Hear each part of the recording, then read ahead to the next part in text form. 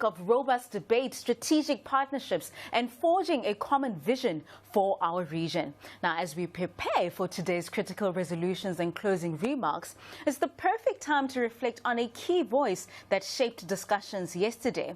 On day 4, amidst the intense negotiations, our anchor Nkosi Ngoma sat down with the distinguished leader of the Namibian delegation, Honorable Sarah Kukhongelwa. Now, in that exclusive interview, she laid out Namibia's stance on the very resolutions that will come before the House today, discussing everything from parliamentary oversight to regional security and climate action. So, as the delegates take their seats for this final push, let's look back at this pivotal conversation. Here is Nkosi with Honorable Sarah Kukhongelwa of Namibia. Stay tuned.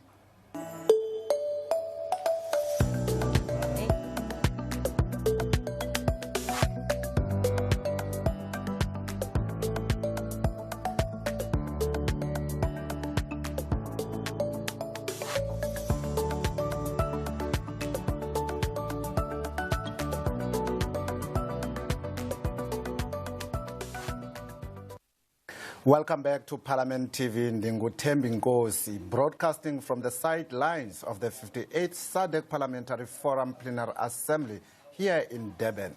We are now joined by the leader of delegation, the Honorable Sarah Kukhongelwa, the Speaker of the National Assembly of the Parliament of Namibia. Honorable Speaker, thank you very much for taking time off your busy schedule to have this discussion with us here at Parliament TV. It's a pleasure for me to be here. Thank you for having me. Just to kickstart this conversation, Namibia's experience is central to the theme of the 58th SADC Parliamentary Forum Plenary Assembly.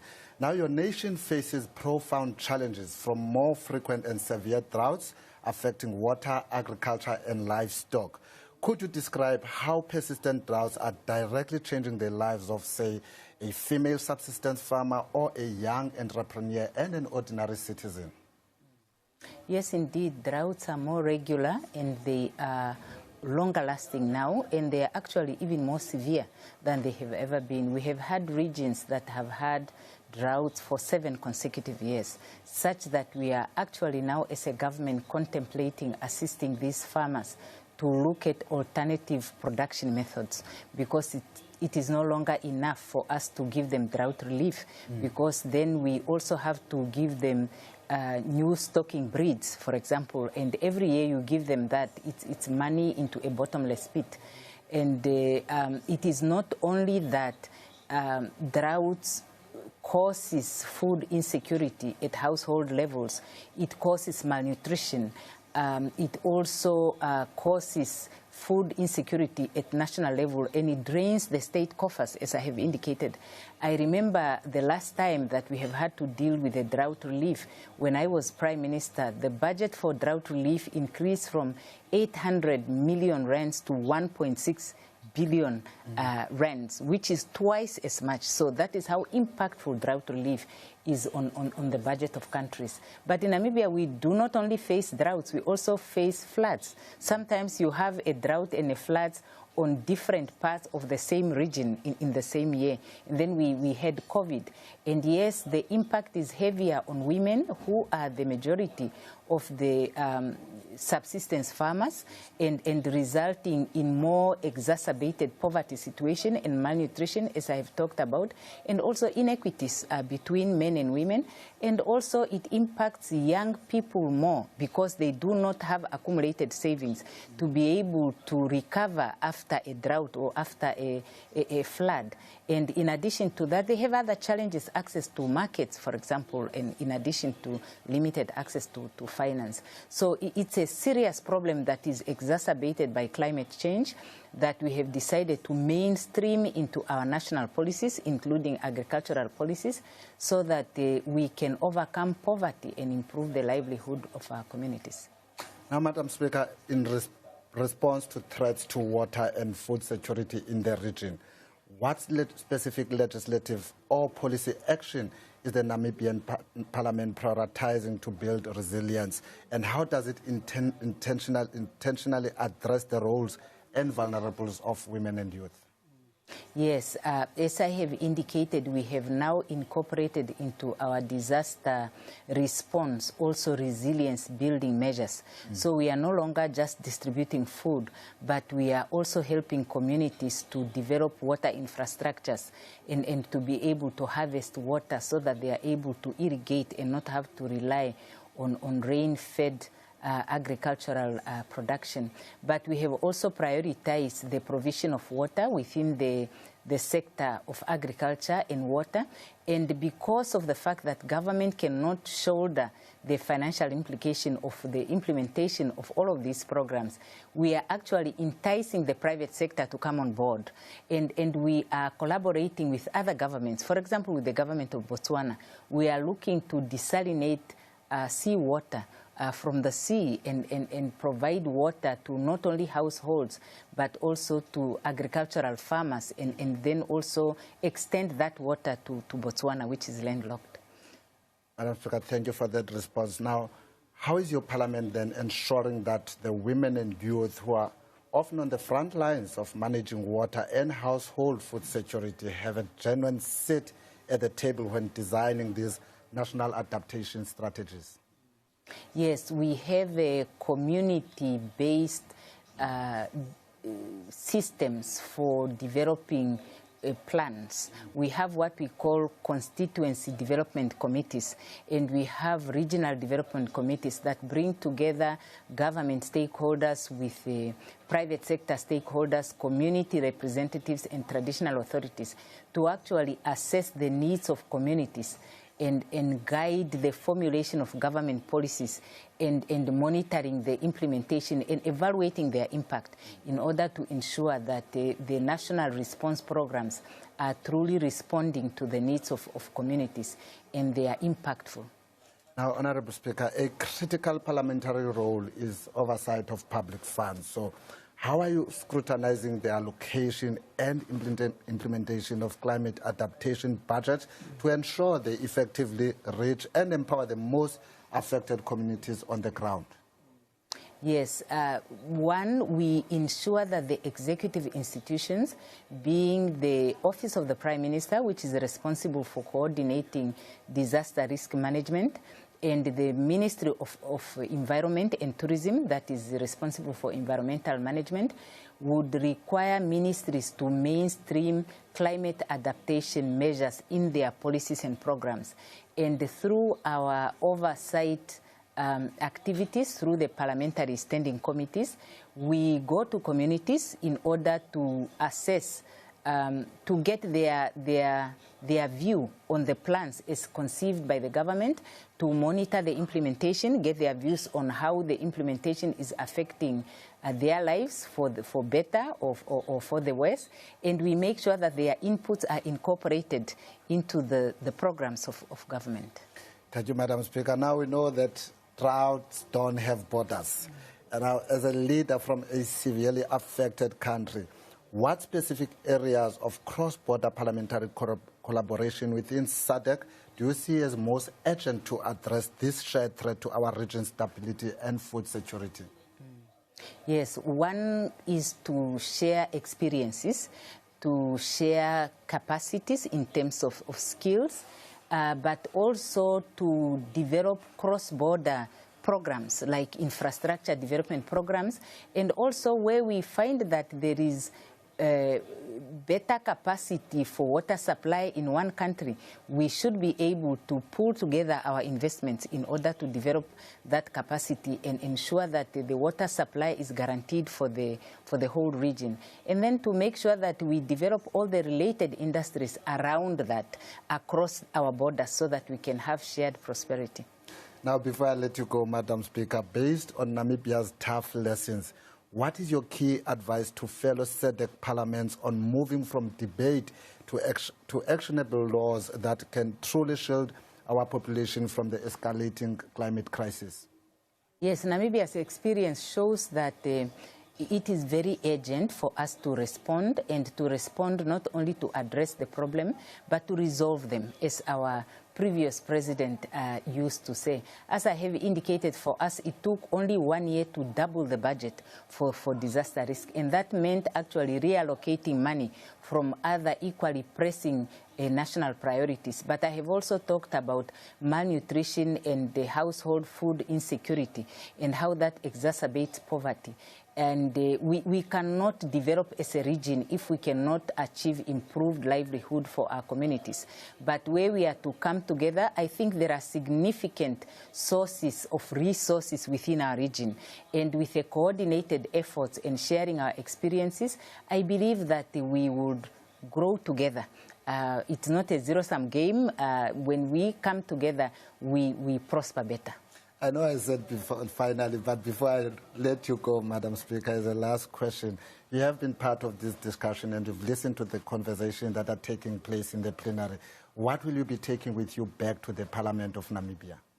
What I'll be taking back to the Parliament of Namibia is actually to say, let us implement what we have agreed upon. When you listen to the presentation that I made here, I think we have made a lot of progress when it comes to identifying the challenges, agreeing on modalities for dealing with those challenges. We even have model laws, but the assessments are showing that there is a little uptake in terms of implementing these model laws. We have protocols that we have agreed upon, but we have not had many countries ratify them or to domesticate them. So this is now time for action, to implement rather than to talk. I think we have spoken enough. And when we come back to talk again, it will be really to look at how we have fared in terms of statistical targets to implement what we have agreed upon and how that has impacted for the better the lives of our people and prospered our region. Madam Speaker, I'd like to thank you very much for taking time off to speak to us here at Parliament TV. Thank you very much for having me. Well, viewers at home, time for action and no more talk. And those were some of the views shared here by the Speaker of the National Assembly of Namibia, of the Parliament of Namibia, Ms. Sarah Kukhongelwa. Please stay tuned.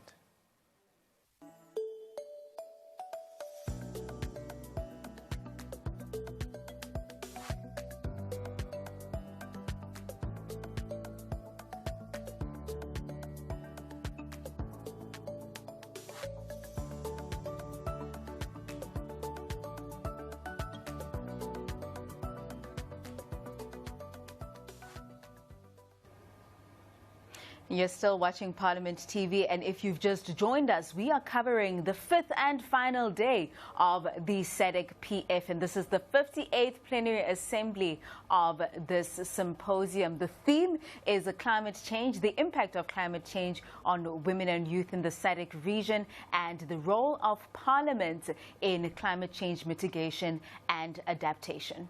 And of course, as Thato has just indicated, it is a day 5 and the final day of this plenary assembly session here at Courtlands Umhlanga Hotel and Conference Center. And as you can see there on your screen, getting ready, delegates starting to move in, and we expect expect the session to start at 9 o'clock. Now, earlier, Teminkosi did mention that the order paper is certain motions. Of course, after those motions, there'll be a presentation of Communiqué for the 58th Plenary Assembly, and then a closing statement by the 58th Plenary Assembly session by the SADC PF Plenary President, and that is the Honourable Speaker, Mr. Thierry. Now, lastly, it'll be an adjournment, sine die, of the 58th SADC Plenary Assembly that is happening here in Durban, KwaZulu-Natal.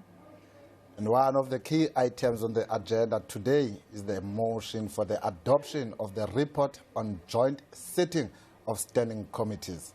The committee is chaired by Lesotho's Honorable Mupekati, who is expected to move for the adoption of the committee's report by the 58th Plenary Assembly of the SADC Parliamentary Forum.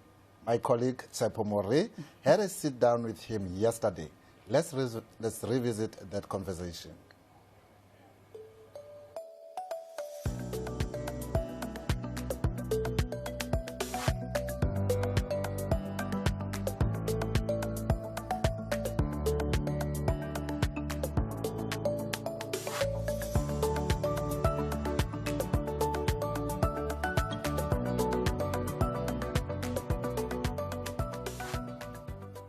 Welcome back to our coverage of the 58th SADC PF Plenary Assembly in Durban. Now, in our studio, we have a distinguished guest facing the climate crisis head-on in his nation. Now, from the Kingdom of Lesotho, a country grappling with the severe increasing impacts of drought, floods and storms, we welcome the Honourable Member of Parliament of the Kingdom of Lesotho, Honourable Mohale. And he leads the country's delegation here under the critical theme of the impact of climate change on women and youth and the role of parliaments thereof. Dr. Khati, thank you so much for joining us today. Thank you very much for having me. Of course, let's start off with informing our viewers. Could you just explain to us how climate change has ultimately impacted the lives of women and youth in Lesotho? Thank you very much for the opportunity to speak about this critical topic, really. Climate change is a crisis that affects women and young people across the globe, Lesotho not being an exception. How young people get affected by this is that they are the most vulnerable groups of people, women and young people. So they are disproportionately affected by the effects of climate change in a manner that, for example, young people are students who go to schools. So climate change actually destroys infrastructure that enables movement of people from one place to another, and young people depend on infrastructures such as bridges, roads, and things like that. So when climate change comes through, and then there are floods, there are all these kind of destructive climate change effects, young people are definitely affected by that. And when we come to women, we know how much of a role women play in our everyday lives and economies as countries. When there are severe droughts, women are the people to suffer first in terms of where do we get water to cook for families. They have to walk long distances to try to access water to get their families running. Access to health care. Yes. Once we have destruction of roads and infrastructure, they are unable to reach health services which are actually keeping our nations healthy. So that's really how climate change does affect the livelihoods of young people and women. And of course, then, from Lesotho's direct experience, what legislative measures has the legislature done in terms of ensuring that you pass legislation or about to pass legislation? Maybe there are bills that are going through the processes of Parliament that talk to climate change and ensuring that people are better equipped when it comes to the disasters that hit the nation. Oh, yeah, of course. Lesotho, currently, as we speak, we have what we call climate change policy, which remains to guide us in terms of how to respond to issues around climate change. We also have what we call Disaster Management Act, which has actually established what we call Disaster Management Authority in the country, which is a body that is responsible really to respond to every event of disaster within the country. But at the current moment, actually, in development is what we call National Climate Change Bill. That is being developed in preparation to be presented in Parliament. What will be good about that bill is that it is now going to translate or convert the policy that we have been using into something more enforceable. Now that it will be a law, it will be an act. So it will then help to make sure that in our every annual budgeting cycles, for example, it will now mandate that there should be inclusion of climate change allocations in the funding and finances. There should be inclusion of maybe disaster management. There should be inclusion of, climate change adaptation and things like that. So the response becomes a bit more proactive. It becomes a bit more intentional. Hence, it will become more effective. So that is what has been happening in Lesotho. I'm hoping that in the next year, we will have the National Climate Change Act bill passing through Parliament to become an act. And that's how we are going to now be able to be guided in terms of how to deal with the issue of climate change crisis. Now, you touched on budget and resources, right? And of course, a key role of Parliament is to hold oversight, is to perform oversight over the executive, right? Hold them accountable. in terms of how effectively they use the resources, and if those resources that were allocated are being used for the very purpose that they were allocated. How is the Lesotho Parliament ensuring that their oversight is effective in ensuring that they hold the executive accountable? Yeah, definitely. That's the role of Parliament. As you mentioned, the Parliament has a couple of roles. One is the role of representation and advocacy. There is the responsibility of appropriation of budget, which is also key. But then there is also the legislative powers that it has. So what Parliament does or should be doing basically is to ensure that they advocate for climate change awareness. They advocate for people to really understand what climate change is and the effects of climate change. That is the role that parliamentarians should be playing. The second role would be this one of appropriation. As we talked about the development of the National Climate Change Act, that is now going to allow parliamentarians to demand in the appropriation of funds allocation that will be very specific to issues surrounding climate change. Right now, dealing with policy becomes quite difficult to play oversight on a policy because it's more of a flexible document that can change positions each and every time. But having a Climate Change Act, it will establish very concrete and enforceable mechanisms through which then Parliament will be able to hold the executive accountable to say, the Act says this about issues of climate change. So I'm very excited to see that bill coming into life. Then, yes, the legislative powers of Parliament will be very specific to the Act. Once the bill comes into Parliament, it is the role of parliamentarians now to make sure that the bill actually passes through Parliament to become an Act and be able to protect the Basotho people against the effects of climate change. So that is our role. That is great, and of course, throughout the engagements that you've been having with the other region leaders, the conversation has been about how sometimes communication between government and communities, it's not as clear, right? Can you tell us about some of the challenges that the Lesotho Parliament faces when it comes to trying to be proactive, trying to vacate people when they do know, when there has been warning signs, trying to vacate people from areas where they know there's going to be disasters? What challenges do you have there in terms of that, and also what challenges do you have in ensuring that people get the message? Definitely the issue of disaster response always boils down to resources.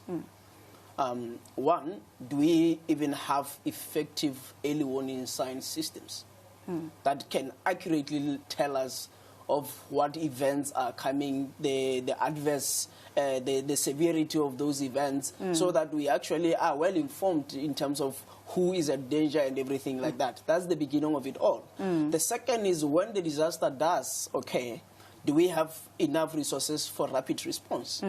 Are we able to actually rescue the people before damage happens?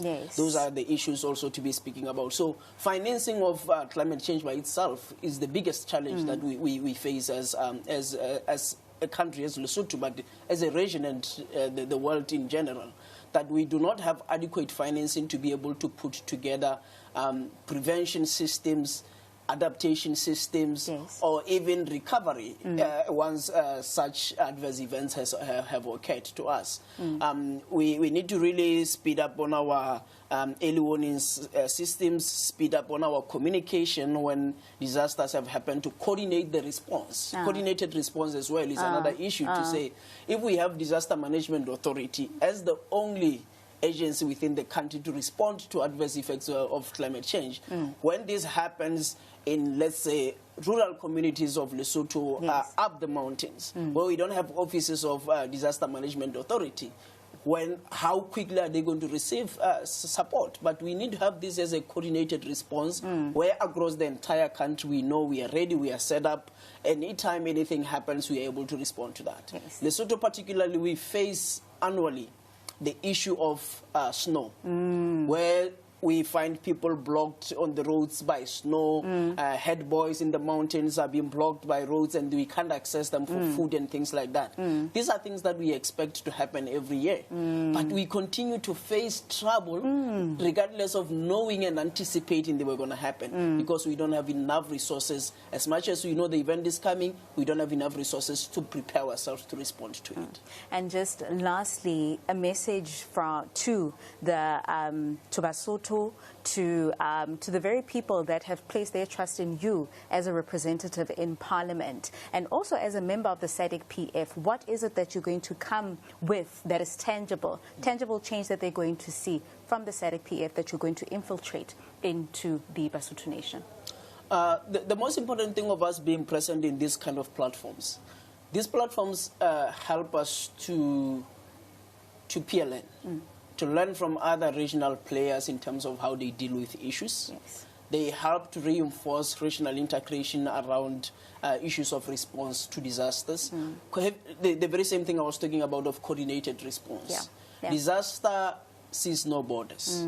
Disaster happens across the borders. Rivers flow across the regions. Yes. So if we are talking about drought and rivers drying out, it means if it dries out from Congo, it will dry out until the last country where it enters the sea.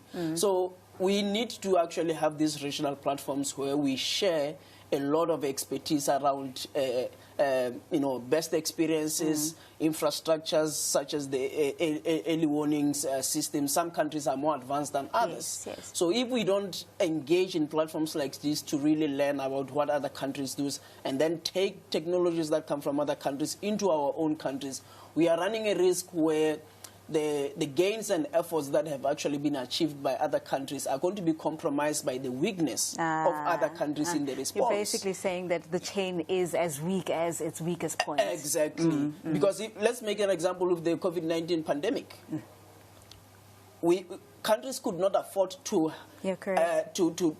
depend on the strength of their own health systems alone and disregarding the weakness of health systems of other countries, because this is infectious. One country's weakness is going to come and infect into the other country that believes it has prepared enough. So it is quite important really to discuss issues at the regional level and then take all those responses and resolutions down to country levels, so that whatever is being done in Lesotho, we know it is up to standard. It actually is harmonized with what is happening in South Africa, what is happening in Namibia and other countries, because it has actually been proven to work.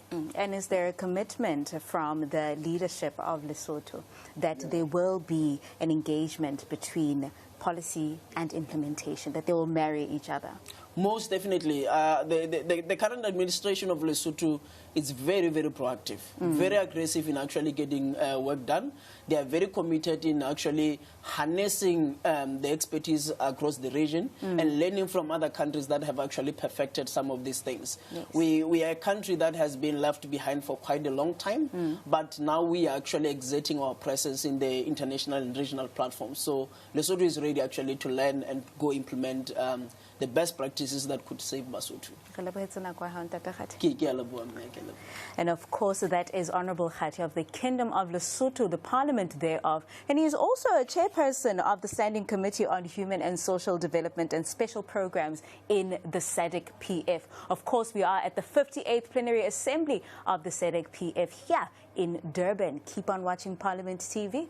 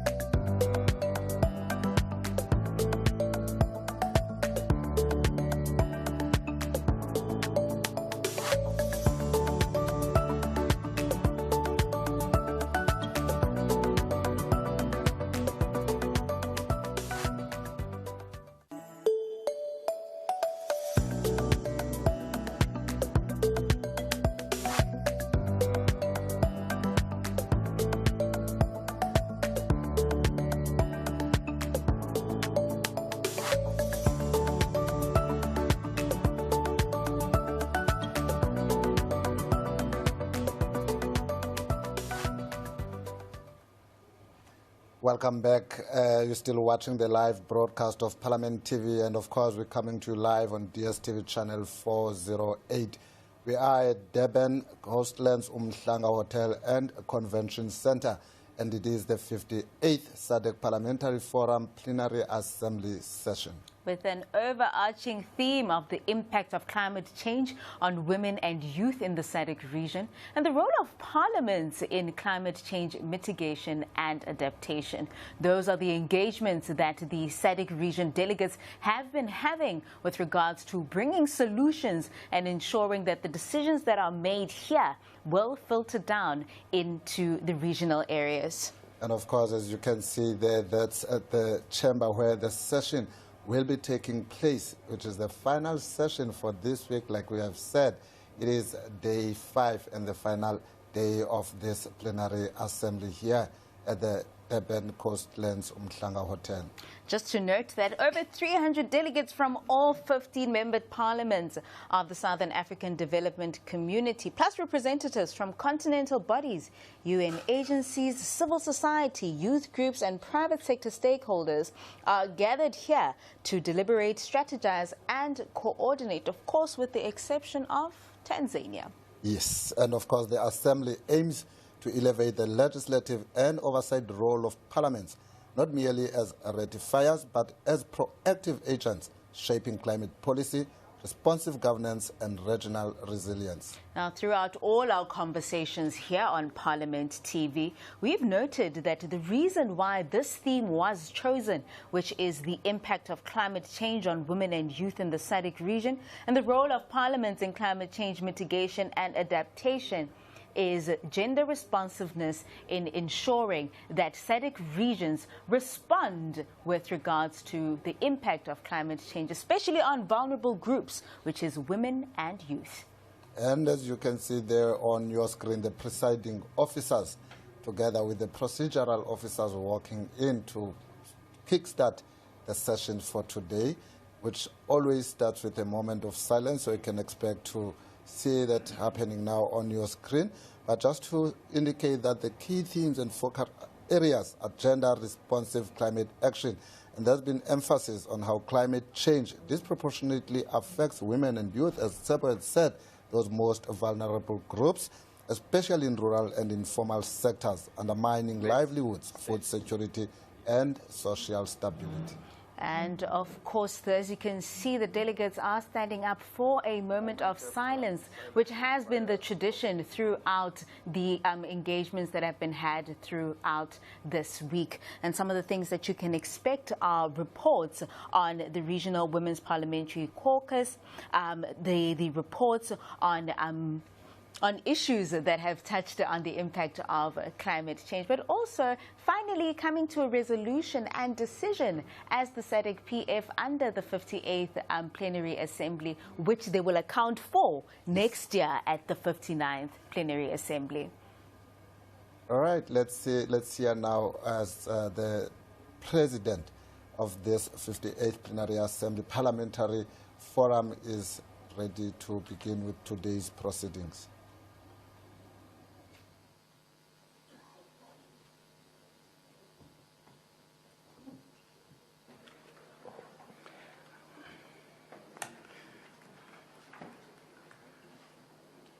I wish to remind the honorable members that our meeting is all 3 official languages.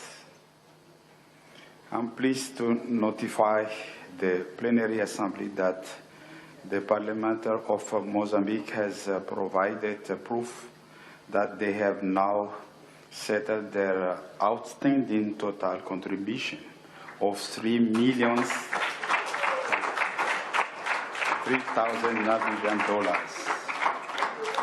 for the financing.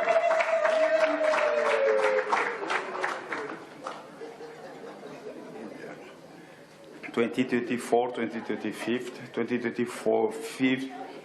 2026).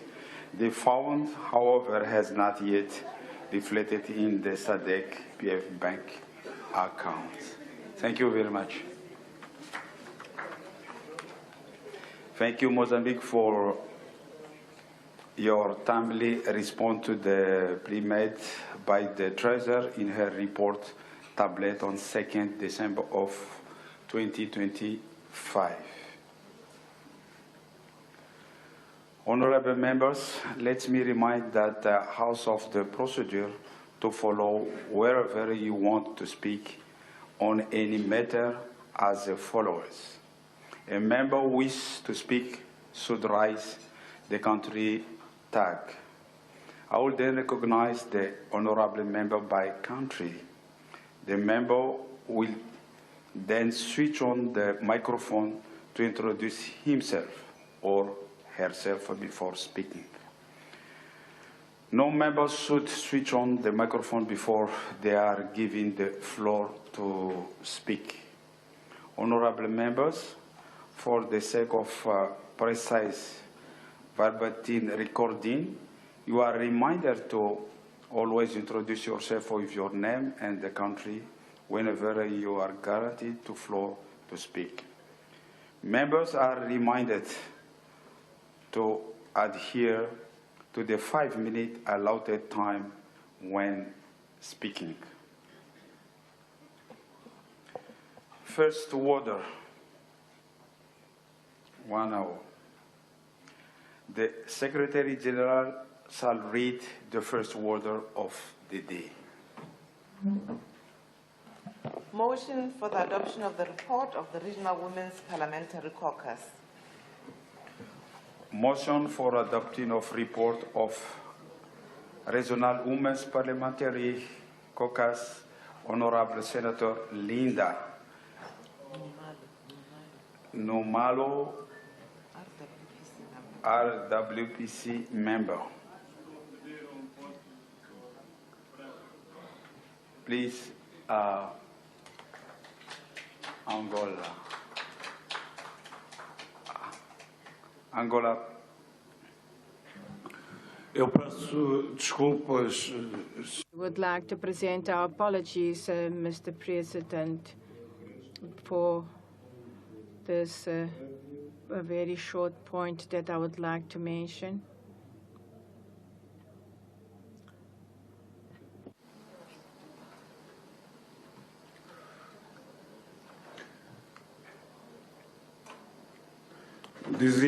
What I was saying, that I was presenting our apologies, Mr. President, for this additional point that has to do with our last day, if we can consider our last day of work. And we feel that we could also add a concern that we have regarding that might be of interest to all our colleagues and also part of our journey. And I would like also that we need to add a little bit of history that for the newcomers that also been joining our forum, so that they can also have knowledge about the journey that we already done, and at a certain time when we start the work of the forum, of the SADC Parliamentary Forum,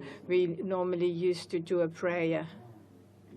And at that time, we used to raise the issue of the prayer, because we have a few people from Catholics, Protestants, Islamic people, and also the others that they actually don't not follow any religion. And then we stop using the prayer, and now we consider the meditation.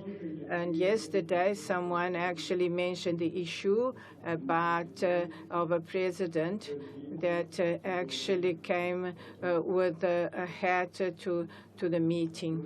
And today I would like to present another issue that, in my opinion, I feel that we also could give the proper attention. Initially, to start our work, the General Secretary we did not used to sit next to the President, actually used to sit here next to the Secretariat members. And then we could also see that the General Secretary that could actually now and again will stand up to go to the President to actually inform about certain issues. And today, and in that time, actually was raised that issue that the General Secretary also was not seated properly because it was not seated in the place where it is seated now. So now we can actually see now that the General Secretary is actually seated now next to the President. And the President actually added to be out of the room, and the Vice President was actually, the Vice Speaker was actually called to replace, and then a Speaker of any Parliament was not called to substitute the President of the Speaker that actually executing the procedures, because that is according to the regulations. Because we feel that our Vice Speakers actually now seated in a proper place, so we need also to take that issue in consideration, because it was actually chosen. So in the same way that the General Secretary that also have the administration memory of all our work, the Vice Speaker also responds for us in absence of the President. Therefore, it's not seated in the proper way that needs to be seated. So I would like to kindly ask and your understanding, so that we can actually correct that, because it should not be seated as we are also at the same level, our level. Actually need also to be changed the place where it's seated. And thank you very much. Thank you, Honorable Member. I will respond accordingly. Thank you for your wisdom.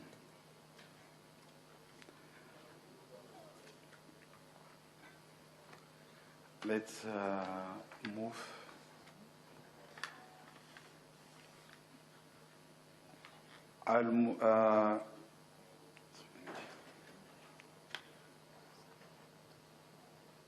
Motion of adoption of report of Regional Women's Parliamentary Caucus. Honorable Senator Linda. Thank you, Mr. President. I beg to move the report of the SADC PF Regional Women's Parliamentary Caucus to the 58th Plenary Assembly hosted by the Parliament of the Republic of South Africa in the eThekwini Metropolitan Municipality, Durban, from the 28th November to the 5th December. I so move, Mr. President. Any seconder? Yes, Mr. President, it is seconded. Thank you. Thank you very much. I call upon Honorable to present the report. Honorable Linda, Senator Linda.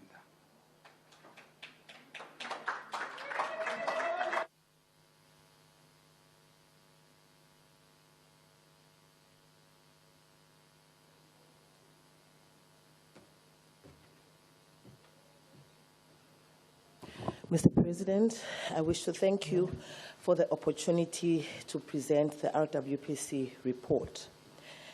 I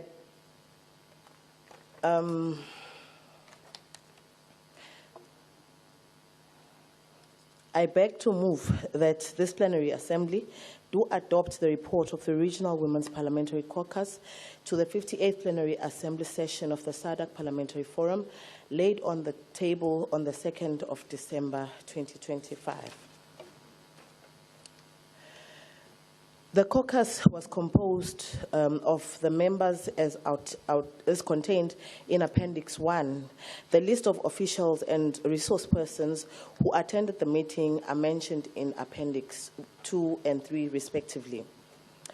And the terms of reference of the Regional Women Parliamentary Caucus, RWPC, are articulated in Article 16, subsection 5 of the Constitution of the SADC-PF and the rules of the SADC-PF's Rules of Procedure.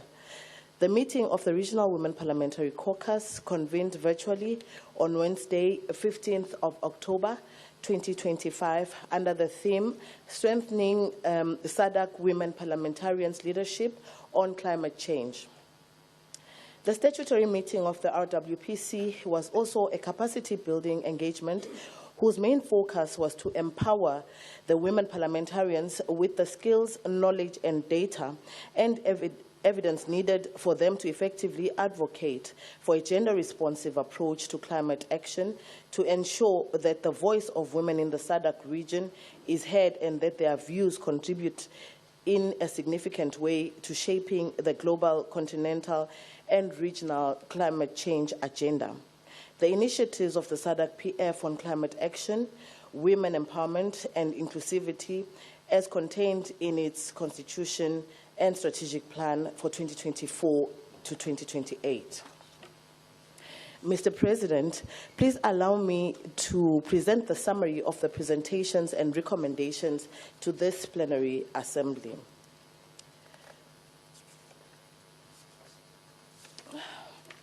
Now, therefore, the RWPC resolved to recommend to the 58th Plenary Assembly to do the following: to encourage national parliaments through their relevant committees to amplify the advocacy calls by the RWPC for increased accountability for member states commitments at global, regional, and continental levels on climate change, and to advocate for gender-responsive legislation, oversight, and budget that address the challenges hindering women from participating and leading on climate action at various levels.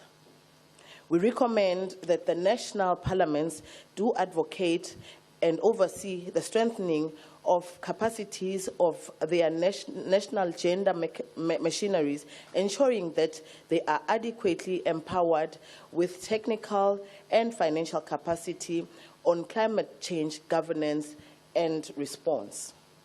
We call upon national parliaments through their oversight and legislative functions to ensure that climate policies, projects, and funding mechanisms are informed by sound gender analysis through an institutionalized mechanism in order to promote gender-responsive climate policies and programs in the Southern African region. We further urge SADC national parliaments to strengthen their oversight by holding implementing agencies and carbon project developers accountable for meeting gender inclusion and social safeguarding standards, and to mandate the use of gender disaggregated data in carbon market project baselines and monitoring. Mr. President, we further urge SADC-PF member parliaments to advocate for gender-responsive legal frameworks and insert clear provisions to ensure fair benefit sharing for carbon trading, access to financial services for women-led projects, protection of women's land and resource rights in carbon projects.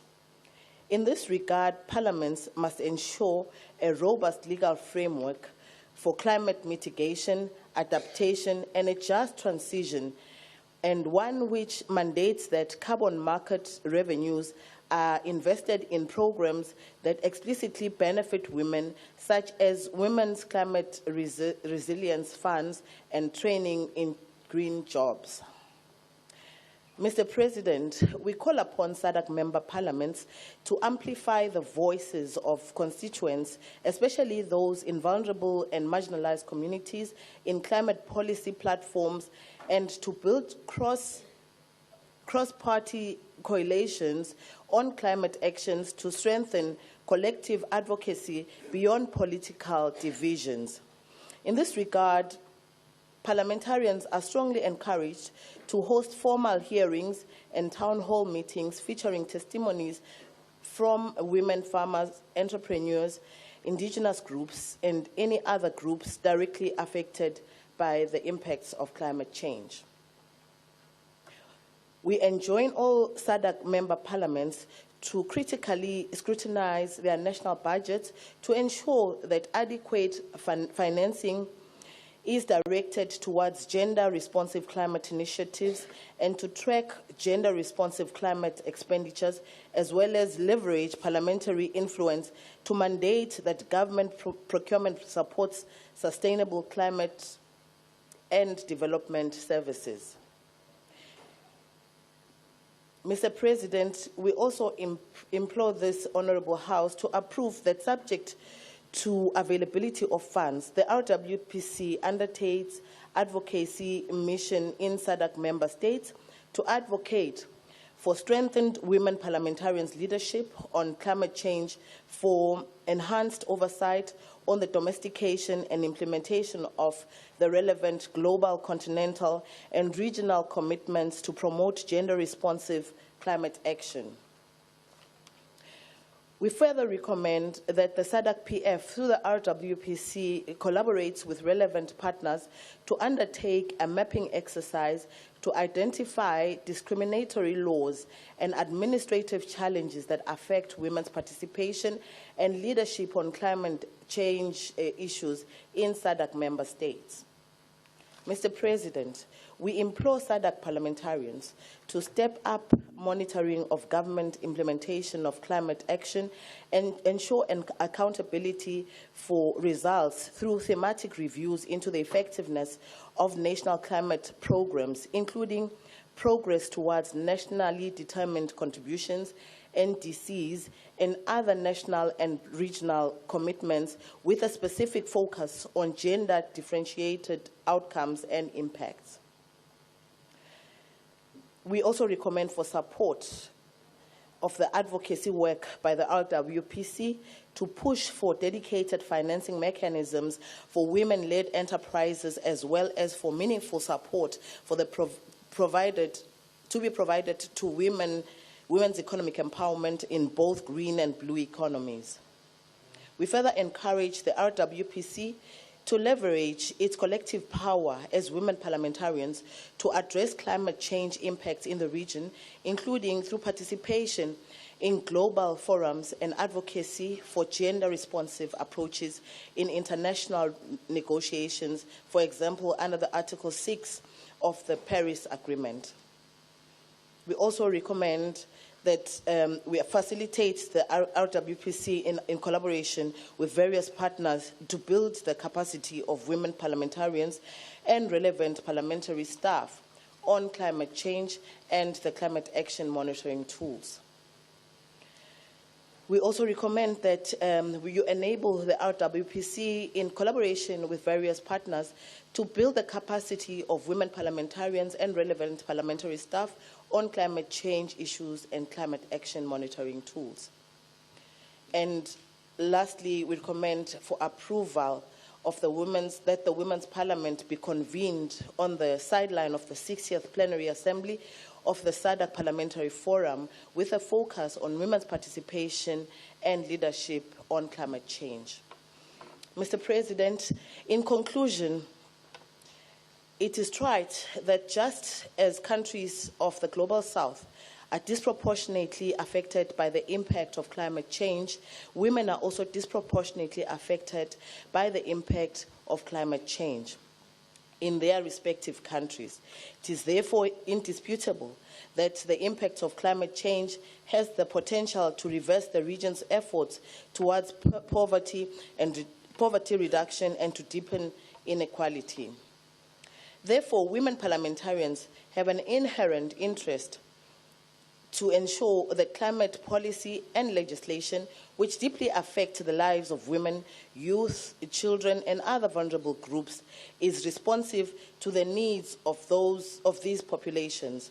It is also critical for women parliamentarians to remain engaged with and learn from various stakeholders and experts, including the private sector, academia, institutional investors, civil society, as well as other political leaders, to build their capacity and add impetus to leadership on climate change, and climate action, as well as to strengthen the SADC regional voice on the global climate agenda.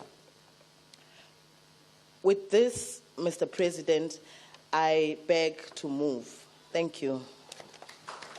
Thank you. Thank you. Thank you very much, Senator, for excellent report. I shall now allow the second Honorable Nyemba to debate seconding the motion.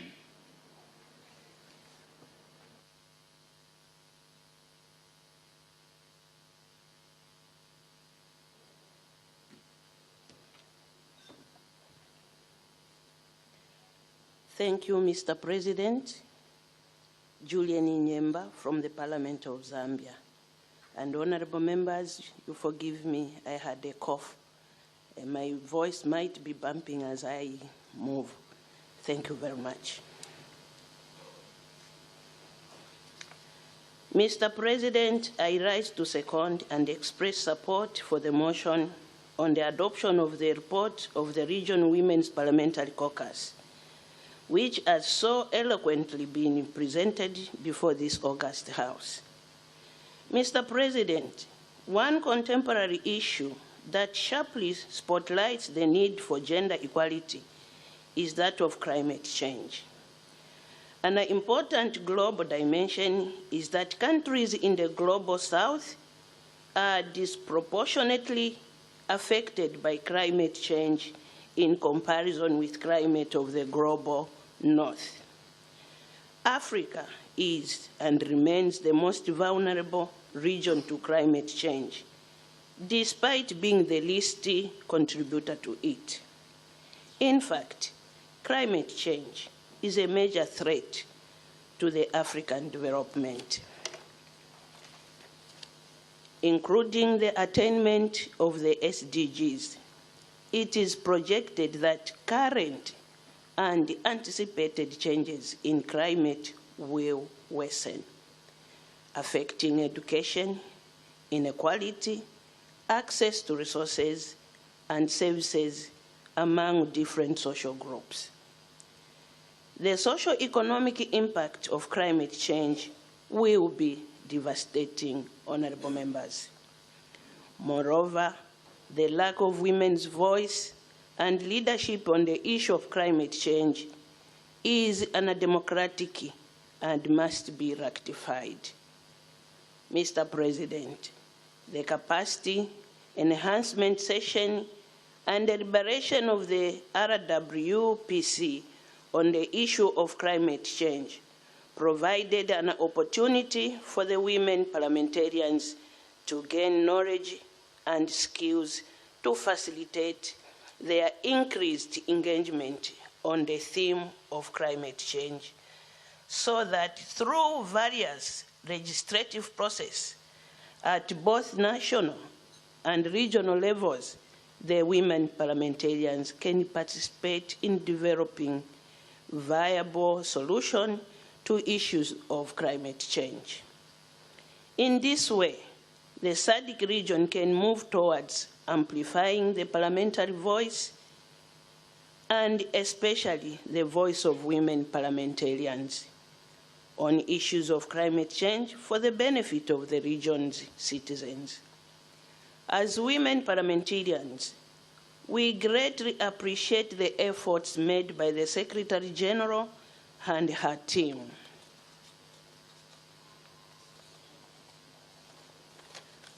To organize this capacity building engagement while organizing the need for increased and deeper engagement on the subject. It is clear that this needs to be done if women parliamentarians are to take their right place at the decision-making table as far as climate action is concerned. We are grateful to all the resource persons who generously shared their expertise with us and enabled us to make the cogent recommendation contained in our report. Mr. President, with these few remarks, I wish to second the motion and I thank you. Thank you. Thank you very much, Honorable Nyemba.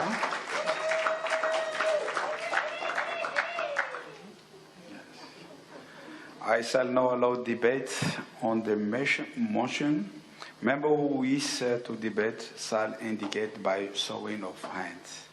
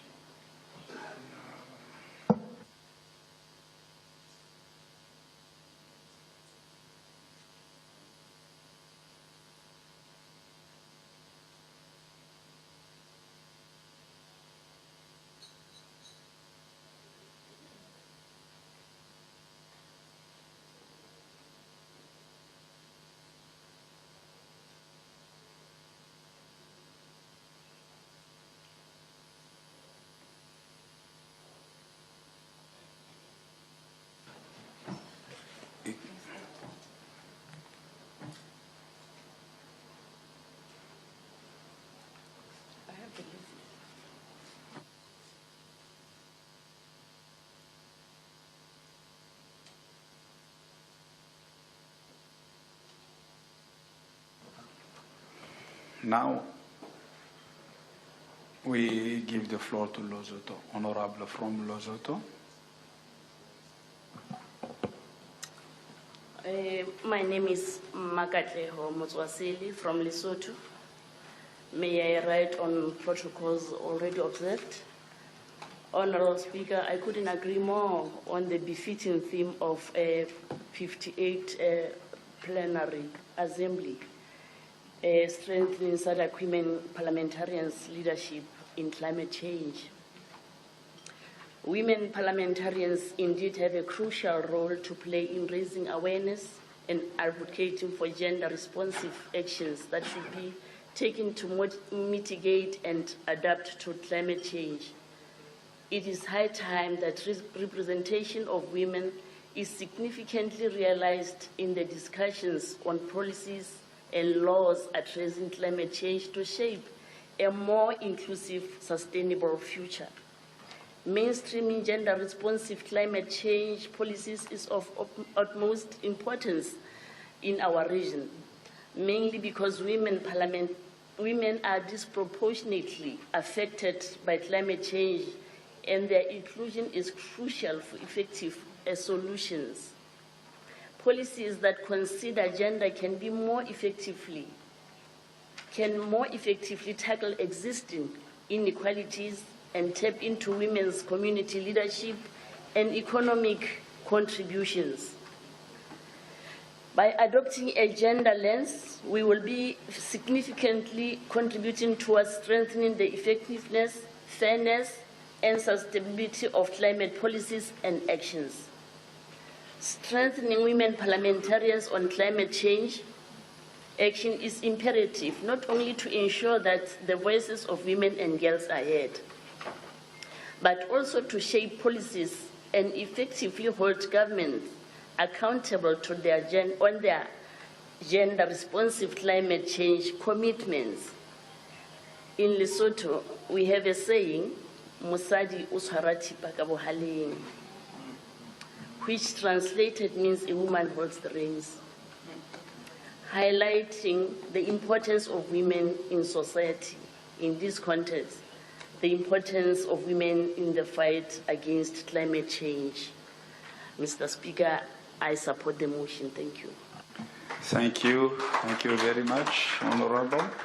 Now we move to South Africa.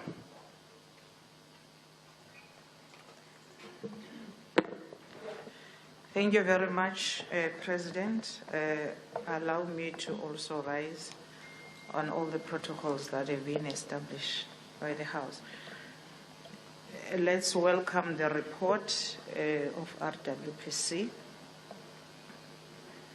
And once more, record a concern that the SADC protocol on gender and development and the accompanying SADC guidelines on gender-responsive budgeting was amended in 2016 on an existing protocol.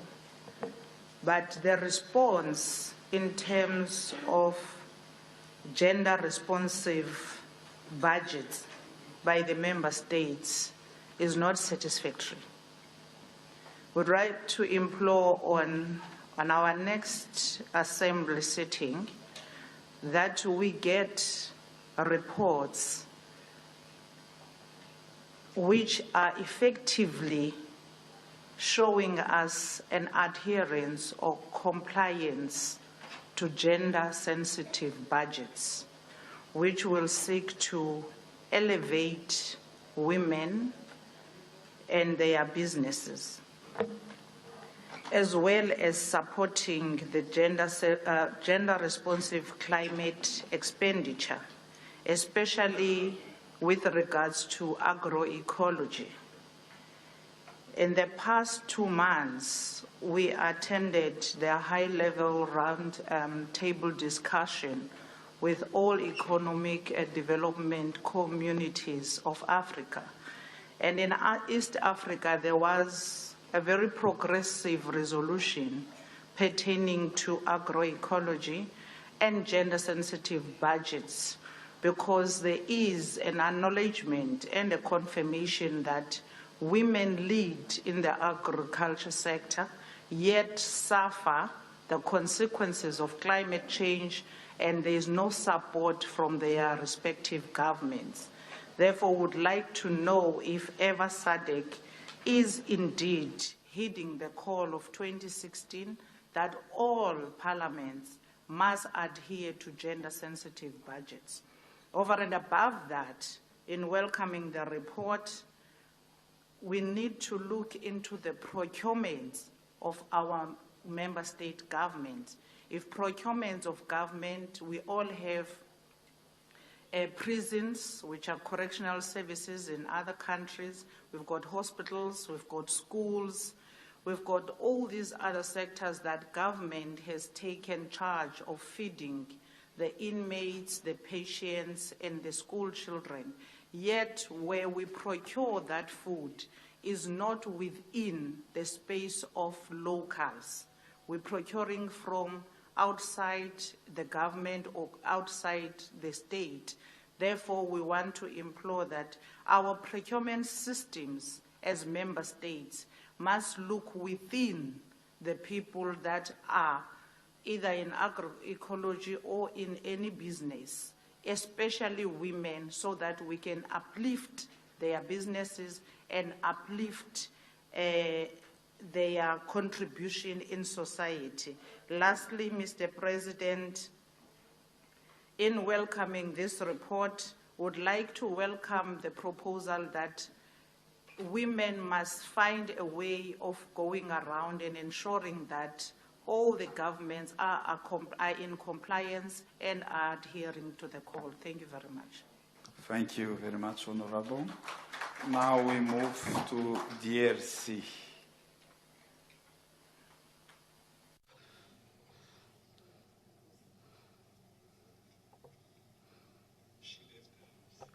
No problem. We can move to she is there. Okay. Please, microphone, please.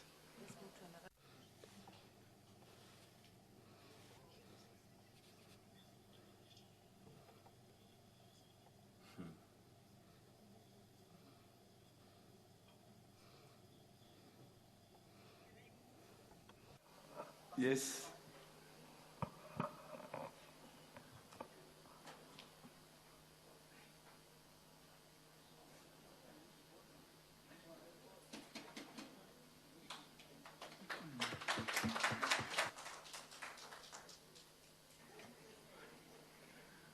The floor is yours.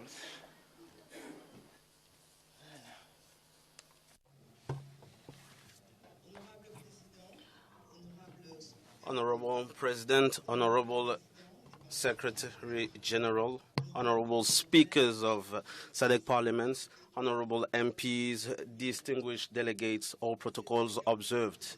It is with a deep sense of honor that I'm talking to you today as representative of the Congolese people, as well as the spokesperson of millions of women that are exposed to the consequences of climate change. Southern Africa is only responsible for 4% of greenhouse gas emission and is at the forefront of the consequences of climate change. And at the core of this tragedy are women and girls. Dear colleagues, in 2024, 60 million of members of the SADC went through food insecurity. We have gone through drought, and 56 million people were exposed to this. Women, 60% of the workforce in Southern Africa, have been victims. We also talk about young girls leaving schools, primary schools closing down, and girls leaving schools not by choice, but by need. In Zimbabwe, Malawi, and Madagascar, I've met women that walk more than 50 kilometers per day just to find water. Women that were able to nourish their communities through their fields that have been victimized by drought, by floods, flash floods, and longer drought periods. Their cultures destroyed, their crops destroyed by climate conditions. It doesn't only destroy crops, it also destroys health. Malnutrition is touching and impacting pregnant women in a disproportionate way. After Ida in Mozambique, we have seen a very concerning situation when it came to birth giving. The climate crisis is also an impediment against the fight against HIV and procuring ARVs. The survivors of Ida cyclone were talking to us and telling us that when I don't have anything to eat, I don't want to take my medicine because I feel like fainting afterwards. This becomes a mountain to climb for many girls in the region, because as soon as there is no longer food, it is girls that are used as money or currency for exchanges by being married. We see young girls, young women that have dropped their studies in order to help their families that have been impacted. Dear colleagues, I have to talk to you about very harsh conditions, a very harsh reality.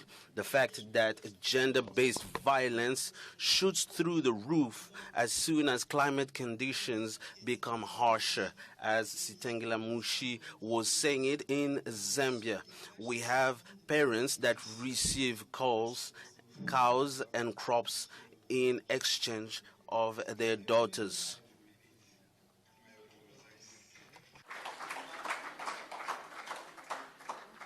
Now we move to Zambia. Thank you. Mr. President, the report by the Regional Women's Parliamentary Caucus has rightly highlighted that while climate change is a global crisis, its impacts are felt most acutely in our region and most disproportionately by women. We are reminded that unless gender-responsive climate action becomes the norm, not the exception, our progress on equality, development, and resilience will be severely undermined. Mr. President, what stands out in this report is the clear recognition that women are not just victims of climate change. They are essential actors in confronting it. Yet their leadership remains underrepresented, their access to climate finance limited, and their voices too often absent from key decision-making platforms. This is a gap we, as parliamentarians, have the responsibility to close. Mr. President, the recommendations before us are both practical and necessary.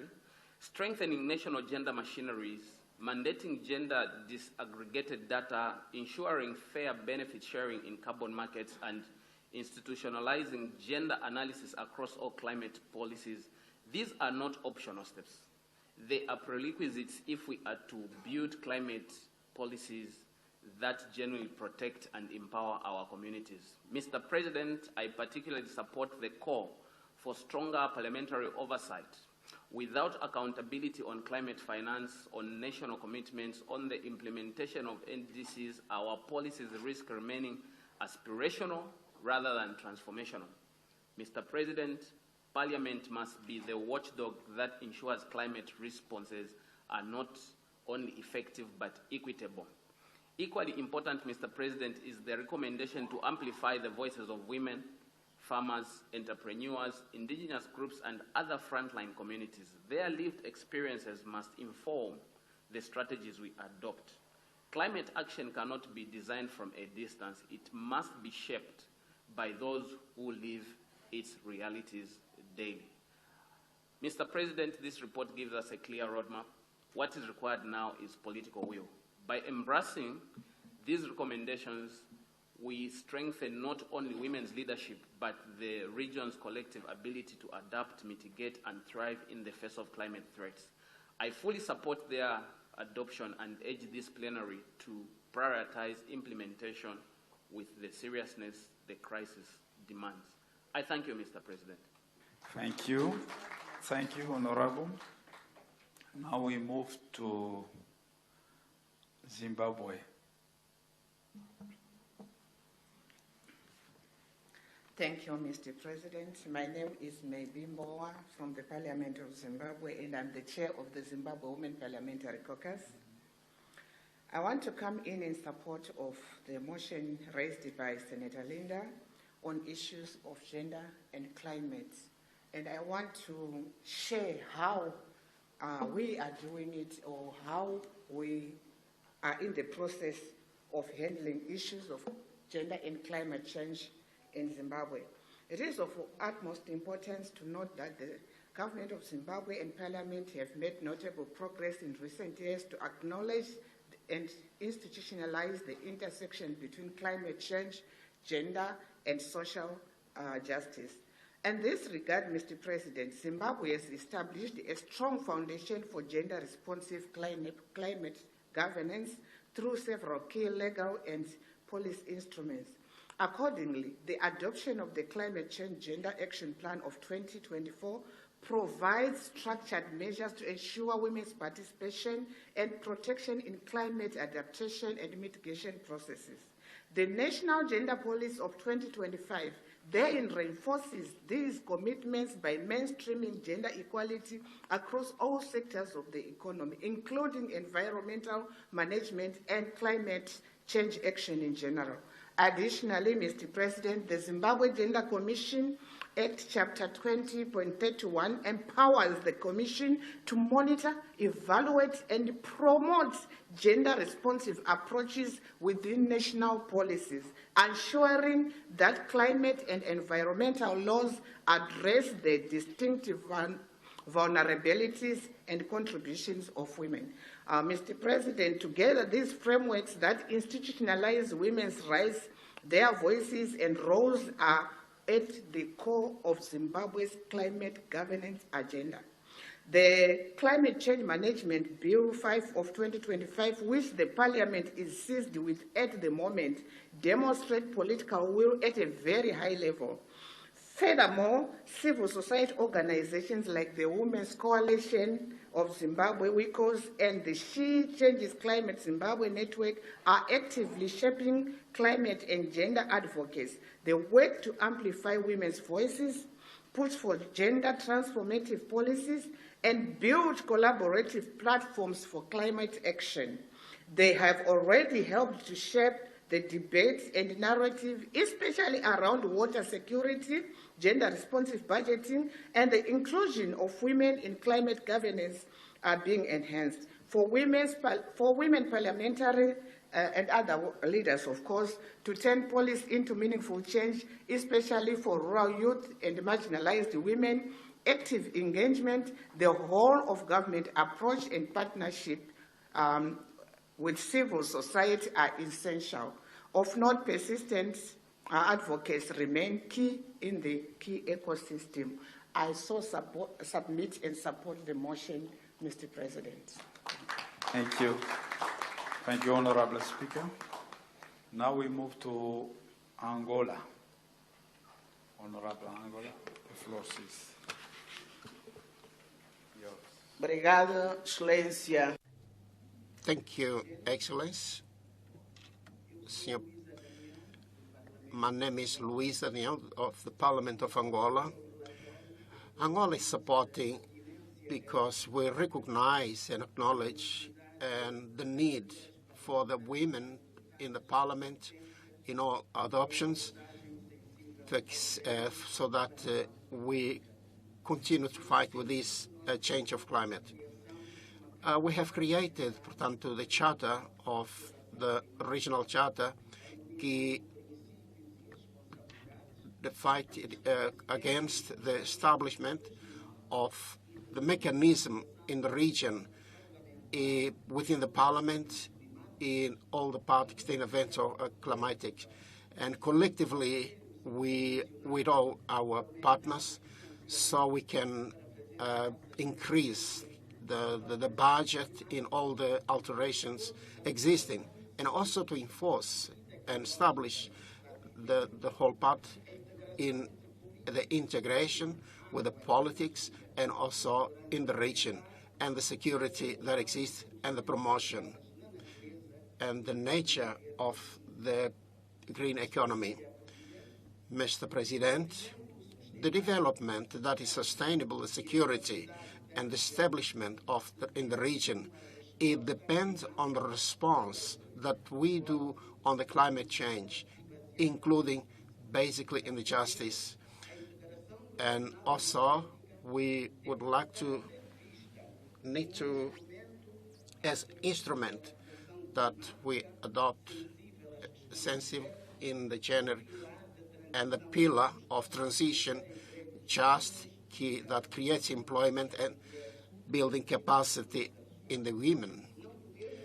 We cannot, Mr. President, ignore all the problems that we are facing and that are composed with resident and 70% of the food distribution within the domestic market. We need to see also the people that are working in conditions that are extremely harsh. We also depend on all the assertive that are able to respond to all the needs and aspirations of the women and young people, and also severely affected about the drought and the security that is, and the migration of that is. Mr. President, honorable deputies, the impacts that are viewed in impacts, families are being abandoned and the communities looking for the means in order to survive. The women and young women are exposed to these problems in order to even to be exploited. We defend also all the judicial ways, the action that has to do with the fighting of the climate change, the budget that responds to the gender equality, and also applying the democracies that are being implemented. Mr. President, we are the continent that are vulnerable, but also the continent that is suffering more and facing more problems than any other, especially into women. We understand that as parliaments, we have to defend and respond to the crucial points that has to do in the fiscalization, also to do with the politics and acquiring the budgets that help in response to the climate change inclusively. We have the historic opportunity to renew our committed politics in order to help in bringing resolutions to these problems. Mr. President, I second the motion. Thank you very much.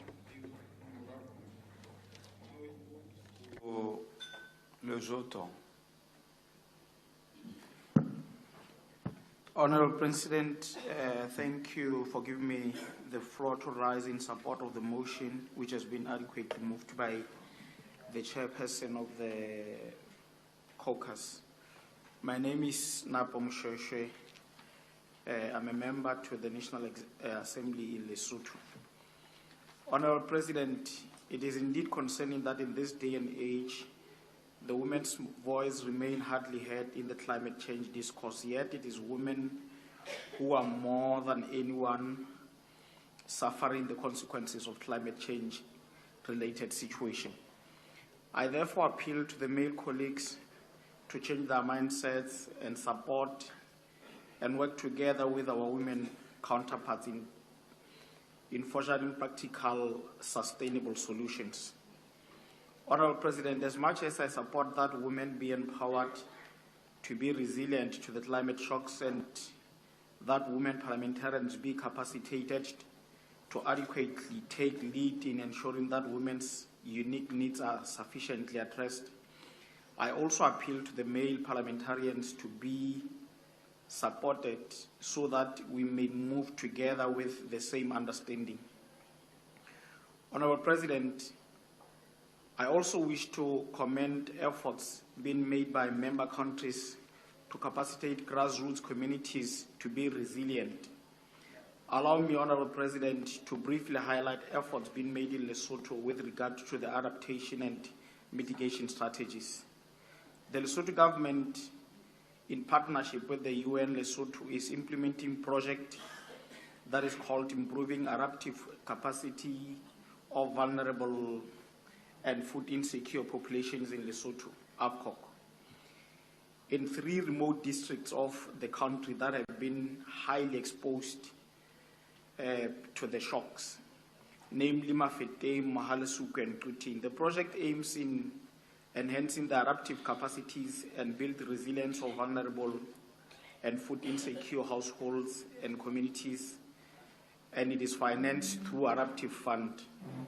Lesotho also has a project called Renoka, which is a transformative national initiative designed to comfort the escalating impacts of climate change by restoring the health and functionality of the country's critical watershed systems.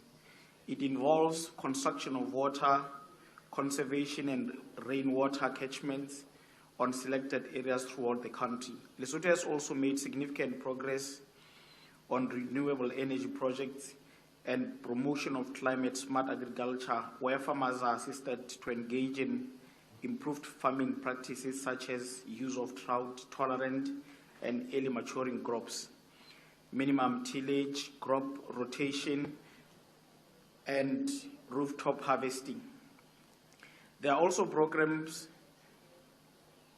on rangeland management, reforestation and land restoration under the Lesotho Highlands and Watershed Conservation Program supported by the Global Environment Facility, GEF, and the Green Climate Fund, GCF. I also wish to commend the SADC PF for supporting our National Women's Caucus under the SRHR project to engage in community consultations regarding the climate change and the sexual and reproductive health rights, including gender needs in the district of Mafeteng, where significant findings were made. Honorable President, with these few remarks, I support the motion. Thank you. Thank you, Honorable. Thank you very much. Now we move to Botswana. Thank you very much, Mr. President. My names are Lesoho Chombo. I'm a specially elected member of Parliament and the Minister of Youth and Gender Affairs in Botswana, currently chair of the STC on Gender Equality and Women's Empowerment at the African Union. And I rise to support the motion for the adoption of the report and to underscore several areas of strategic importance for our region, areas that also reflect Botswana's ongoing commitments and national reforms. Firstly, as Botswana, we strongly align with the Caucus call for dedicated financing mechanisms for women-led enterprises, as well as dedicated procurement, particularly within the green and blue economies, and in Botswana, through our quota system, which reserves a portion of public procurement for women-owned businesses. We have already institutionalized the economic empowerment of women and are undertaking efforts to expand them. And I must note that recently procurement in the mining industry was increased to 35%, and this indeed supports the proposal as presented in this report. Over and beyond financing, we are undertaking programs to empower women, such as our Entrepreneur program, which capacitates women on climate-smart agriculture.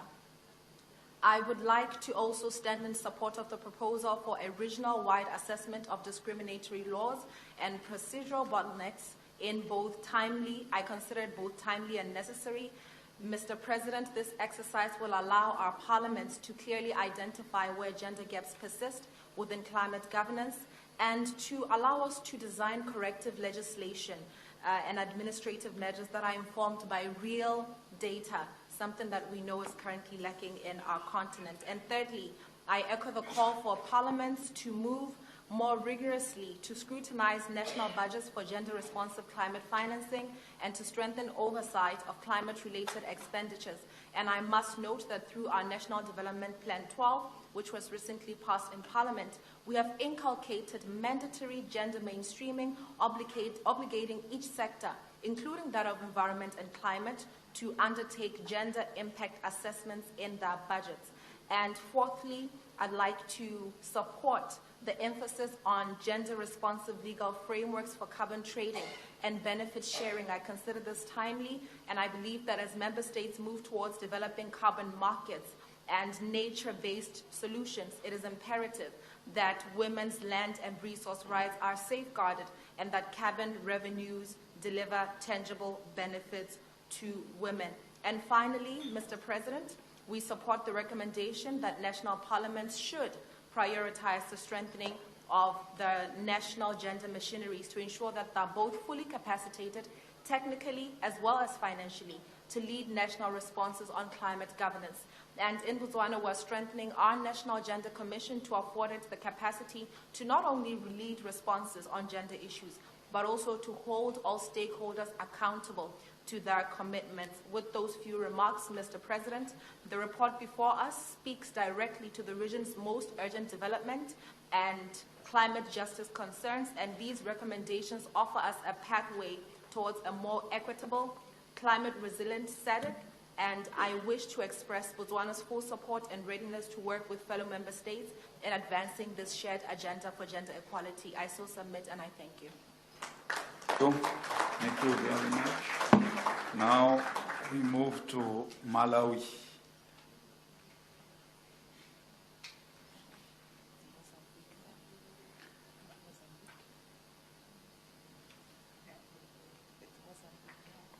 I'm sorry, Mozambique.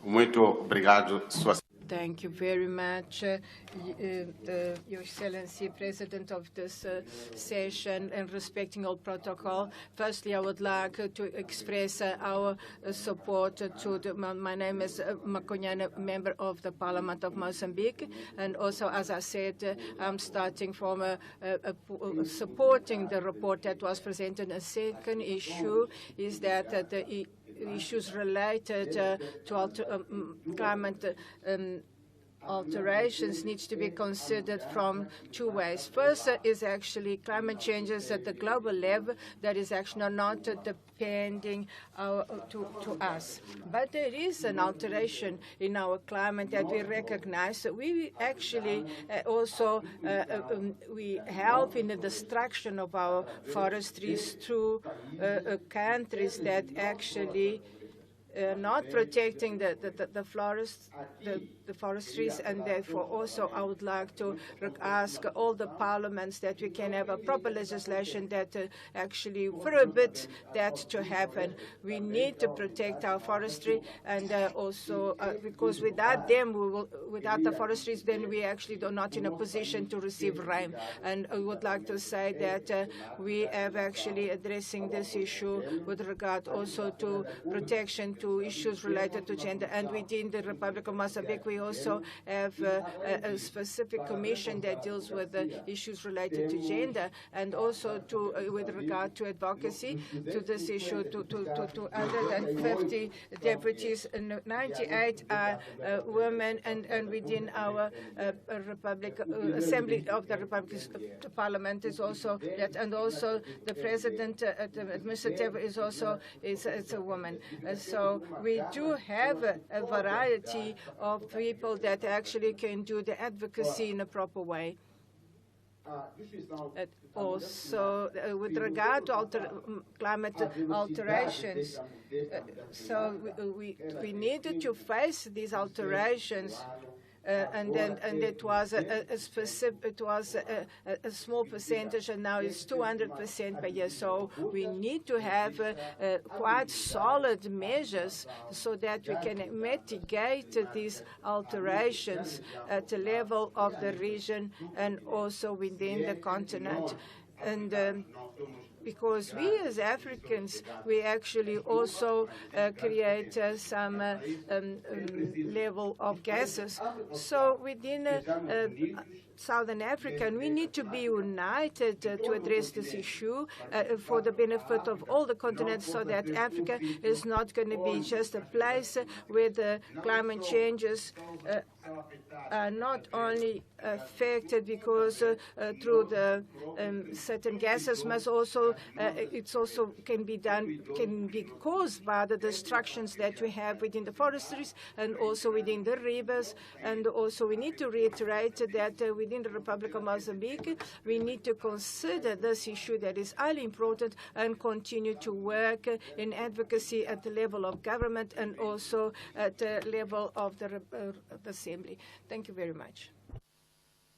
Thank you. Thank you very much. We have 7 minutes left. We still have Namibia and Zambia. So I have to share this 7 minutes for both of you. Honorable Speaker, Namibia. Thank you, Honorable President. My name is Sarah Kugongerwa Madera, Speaker of the National Assembly of Namibia. Namibia supports the report and its well-thought-out recommendations. The recommendations would enable our countries not only to give practical implementation to the gender equality and women empowerment initiatives in our respective countries, but they will also ensure that we leverage regional capacities and resources to ensure shared development at the regional level. The importance of access to finance and markets for women cannot be overemphasized. Further, government procurement offers great opportunities for access to markets and can be leveraged to facilitate access to private finance, as well as state financing through cession of contract income in lieu of security, which many women lack. And we also have quotas for women and youth for public tenders and for financing from public financial institutions in order to support inclusive development. In many countries, women cooperatives have mobilized savings to finance women projects. Climate financing can support women initiatives aimed at savings mobilization and also financing of women initiatives. In Namibia, a women's cooperative called Shack Dwellers Federation is one of the largest mechanisms for providing low-cost housing, which enable many women to move from shacks to decent housing, and for supporting women agricultural initiatives. So these recommendations talk to the aspirations of the women of Namibia, and we support them wholeheartedly. Thank you. Thank you. Thank you very much, Honorable. Now we give the floor to Zambia. Thank you, Mr. President, and I'm greatly honored to contribute to the deliberations of this August forum, particularly on the caucus's recommendation for SADC parliaments to amplify the voices of vulnerable and marginalized communities in climate policy platforms and to build cross-party coalitions for stronger climate action. Mr. President, allow me to briefly share what the Parliament of Zambia has done in this regard. We have established the Zambian Parliamentary Caucus on Environment and Climate Change, which brings together members of Parliament from all political parties. This platform enables us to work collectively on climate issues beyond the political lines. Through the Parliamentary Caucus, we engage directly with communities most affected by climate change, including rural farmers, women, and youth. For example, the caucus recently engaged women and youth farmers using indigenous seed varieties to adapt to climate impacts in partnership with the Zambia Alliance for Agroecology and Biodiversity. Mr. President, this initiative directly supports the SADC call by ensuring inclusiveness and strengthening collective advocacy for people-centered climate policies. With these few remarks, Mr. President, Zambia fully supports the report of the Regional Women's Parliamentary Caucus and its recommendations. I thank you. Thank you, Honorable Mutita. Now, I call now upon to Honorable Nxumalo, it's really difficult, to respond in 2 minutes. Thank you, Mr. President. I will endeavor to respond in much less than 2 minutes. I want to appreciate the overwhelming support for the motion by all the speakers and the distinguished delegates in this August House, and I appreciate the gender-balanced inputs that we have received from both male and women delegates. That to me says indeed the leadership of SADC and all the members are really walking the talk in terms of gender mainstreaming and gender responsiveness. And I also want to appreciate the country presentations. We've had a number of countries who are sharing their success stories, and it is in that regard that we believe that the country missions that we were recommending in our report, the advocacy missions, are going to bear fruit because there's already information that is being shared on successes in other countries. And with that, Mr. President, I thank all the distinguished delegates for supporting the motion. I thank you. Thank you. Thank you. I put the question that the Regional Women's Parliamentary Caucus be adopted. Yes. Are there any objections? Thank you. The report of Regional Women's Parliamentary Caucus is duly adopted. Second order. Thank you, Senator. Second order. The Secretary General shall read the third order of the day. Motion for the adoption of the report of the Standing Committee on Gender Equality, Women Advancement and Youth Development.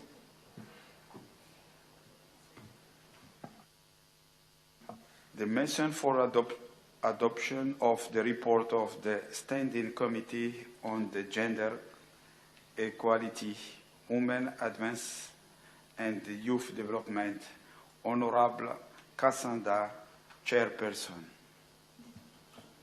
Thank you, Mr. President. Mr. President, I beg to move that the 58th Plenary Assembly do adopt the report of the Standing Committee on Gender Equality, Women Advancement and Youth Development laid on the table on 2nd December 2025. Thank you. Thank you very much. Any seconder?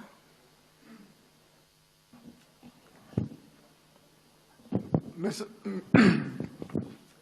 President, I, Senator Thato Mohale from Lesotho, support the motion. Thank you. I call upon Honorable Kasanda to present the report.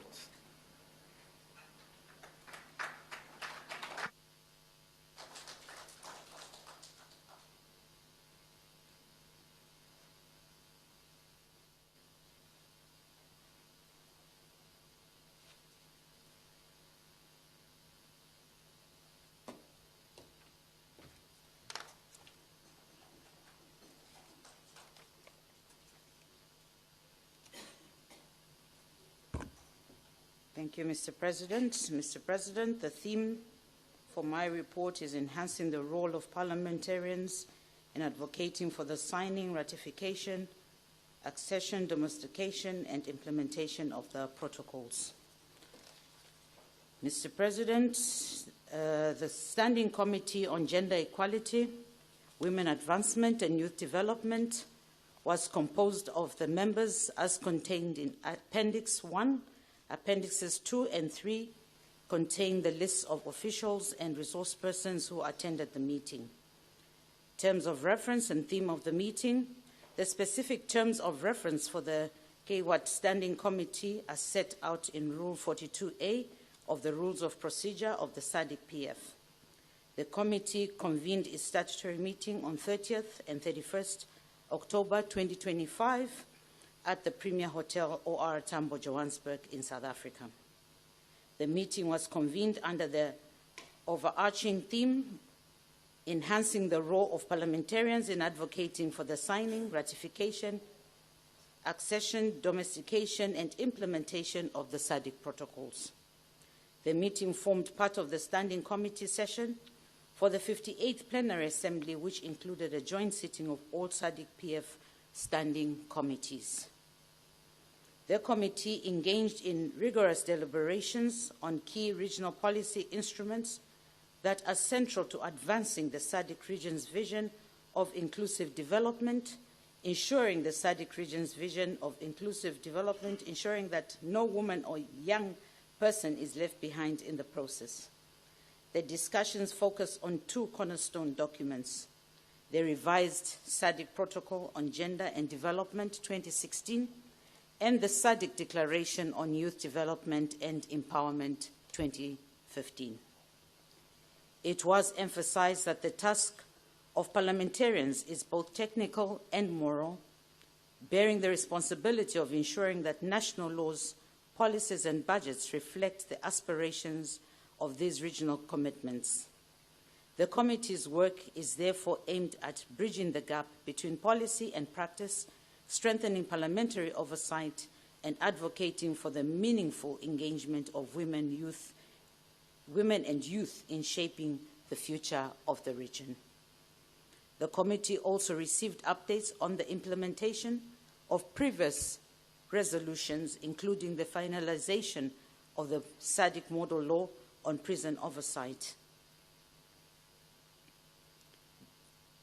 the acceleration of the GBV strategy implementation 2018 to 2030, and parliamentary involvement in implementing the revised SADC framework for achieving gender parity in politics and decision-making by 2035. Following the presentations on the revised SADC Protocol on Gender and Development 2016 and the SADC Declaration on Youth Development and Empowerment 2015, by the resource persons from the SADC Secretariat, Lerato, Moleko, and extensive deliberations, the committee made the following observations and recommendations to the 58th Plenary Assembly. Revised SADC Protocol on Gender and Development 2016, noting that the protocol aims for the empowerment of women, elimination and discrimination, and achievement of gender equality and equity across all the SADC region. Observing that 13 member states have signed the protocol and 11 have have ratified it, but that Mauritius remains the sole member yet to sign. Concerned that implementation of the protocol continues to be hampered by significant challenges, including resource constraints, coordination issues, gaps in legal enforcement, accountability deficits, and low political participation in women.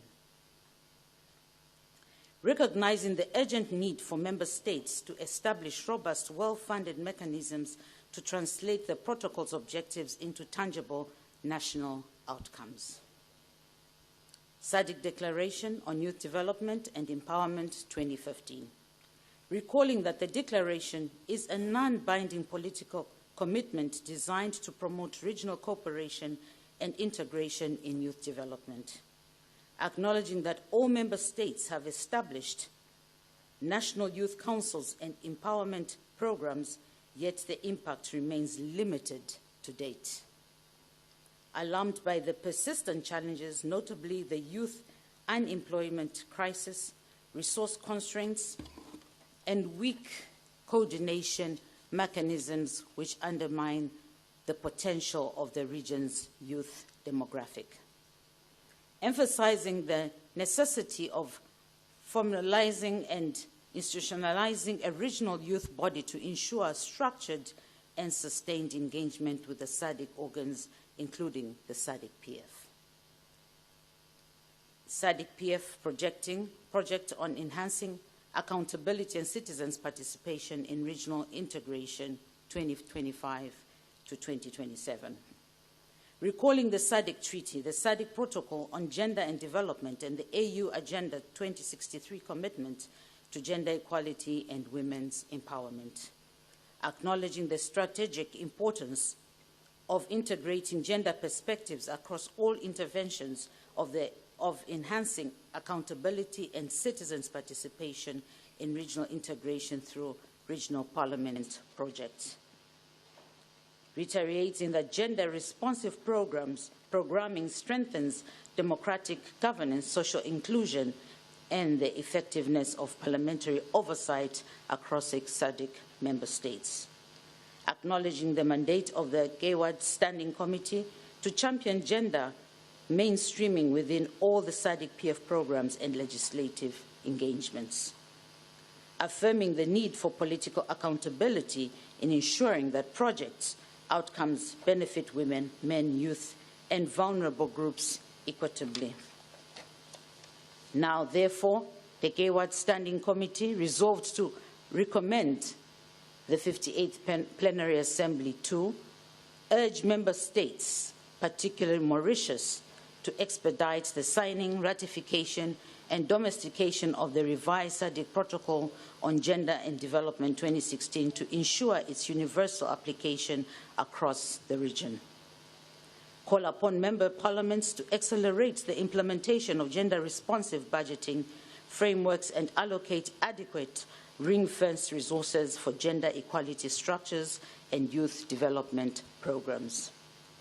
Mandate the SADC-PF Secretariat to work with the SADC organ to champion the formal establishment and institutionalization of the SADC Youth Forum as a regional youth leadership body to facilitate structured engagement with Parliament. Recommend the development and adoption of a youth development scorecard to track progress towards the implementation of youth-specific programs and protocols regionally, ensuring accountability and measurable outcomes.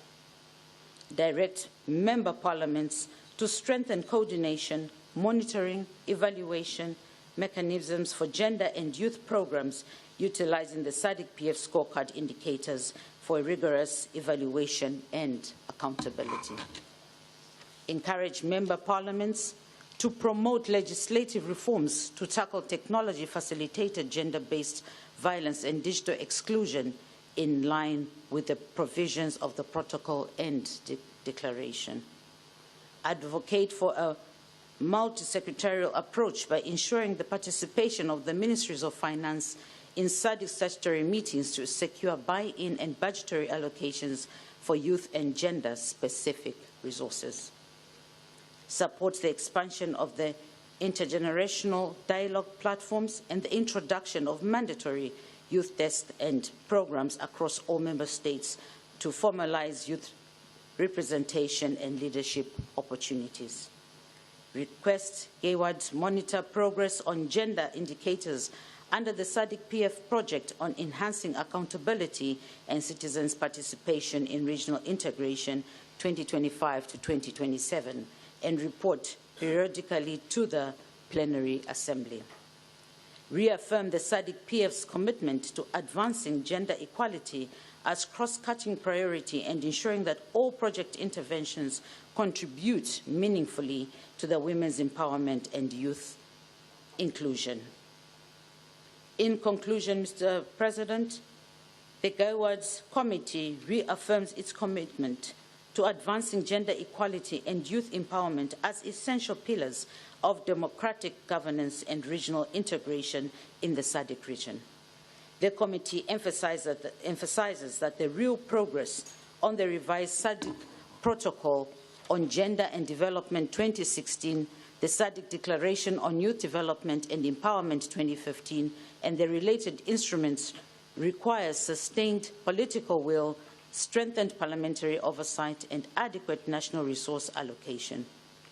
The GAIWAD further underscores its strategic role in ensuring that gender perspectives are fully integrated into the SADC PF project on enhancing accountability and citizens' participation in regional integration 2025 to 2027, including monitoring progress on gender-responsive outcomes.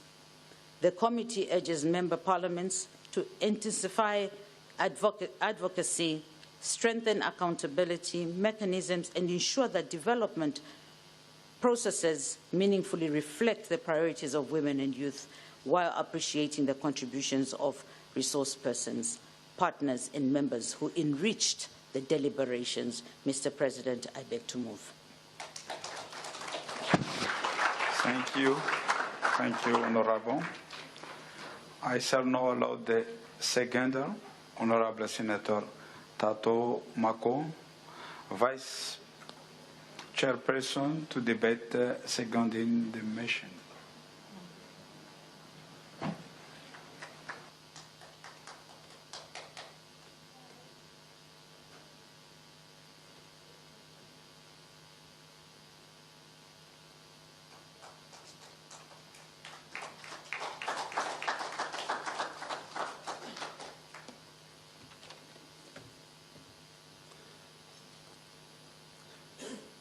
A point of correction, Mr. President. I stand here to second the motion, not to support the motion. Thank you.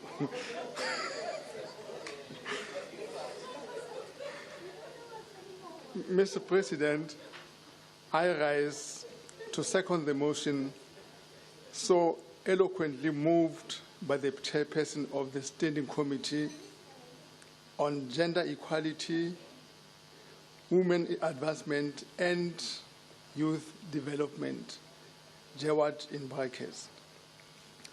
In doing so, I wish to underscore the profound importance of this report.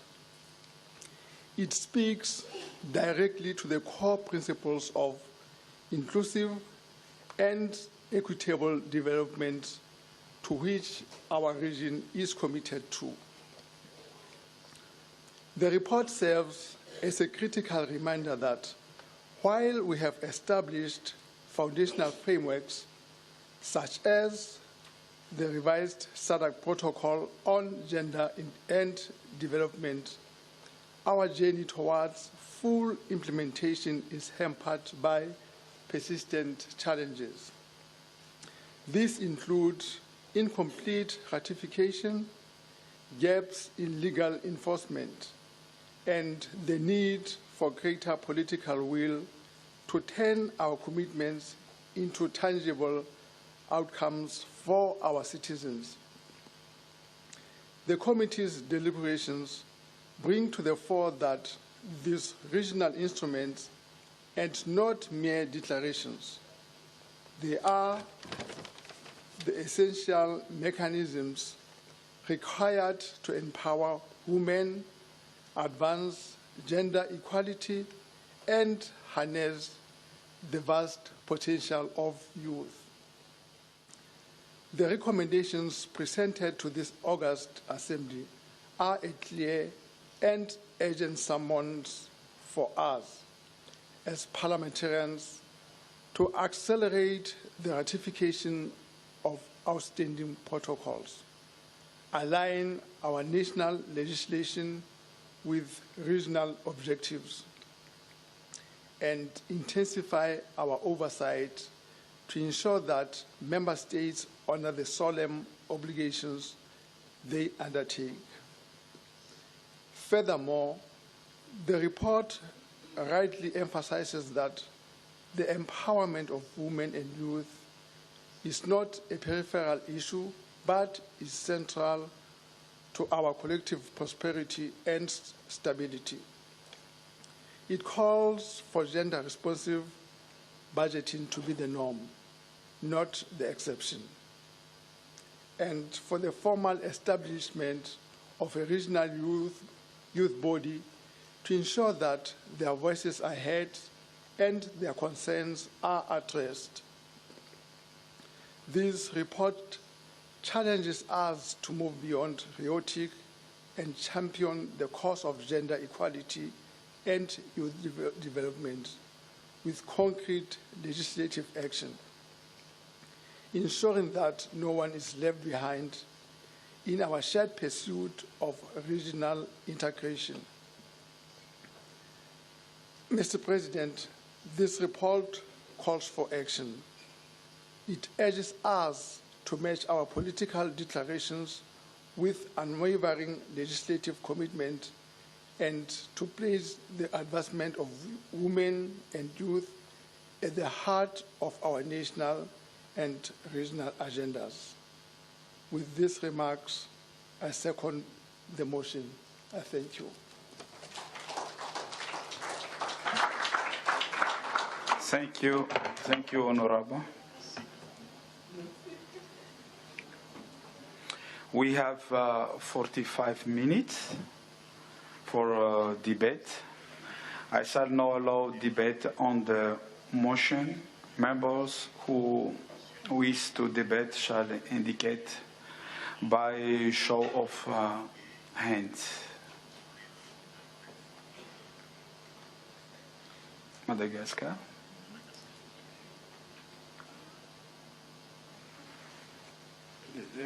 Zambia. South Africa. South Africa. No. It's Mozambique. Mozambique, sorry. I feel home, that's why I always.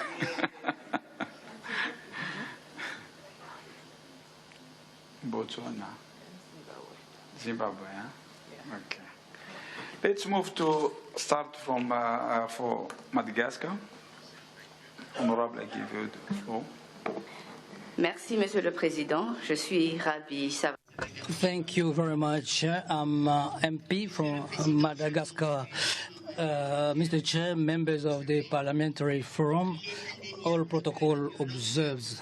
We cannot deny that violence against women is a human rights violation, which is the most wild in the world. Inequalities, particularly access to education, access to health, succession, the right to ownership, and mostly to political participation. So I'm calling on all of us to honor this collective memory, which is asking us to reestablish the woman in a right. Africa is the only continent which has got a specific convention on the rights of women that is promoted at the continental level by African Union. The Protocol of Maputo signed in 2003, for which we are celebrating this year, the 22nd year of its adoption, is a legal African tool which is speaking about a large range of questions which are aiming at promoting the rights of women and girls. In February 2025, Africa has had an important milestone because African Union has adopted the Convention of African Union on the elimination of the violence towards women and girls, and taking the opportunity for the floor that is given me to, as a member of this commission, to do the advocacy to you, Mr. Members of the Parliament, to support us. You are our voice, and we are calling on you in order to support our solicitation for the ratification of these two international tools by Madagascar.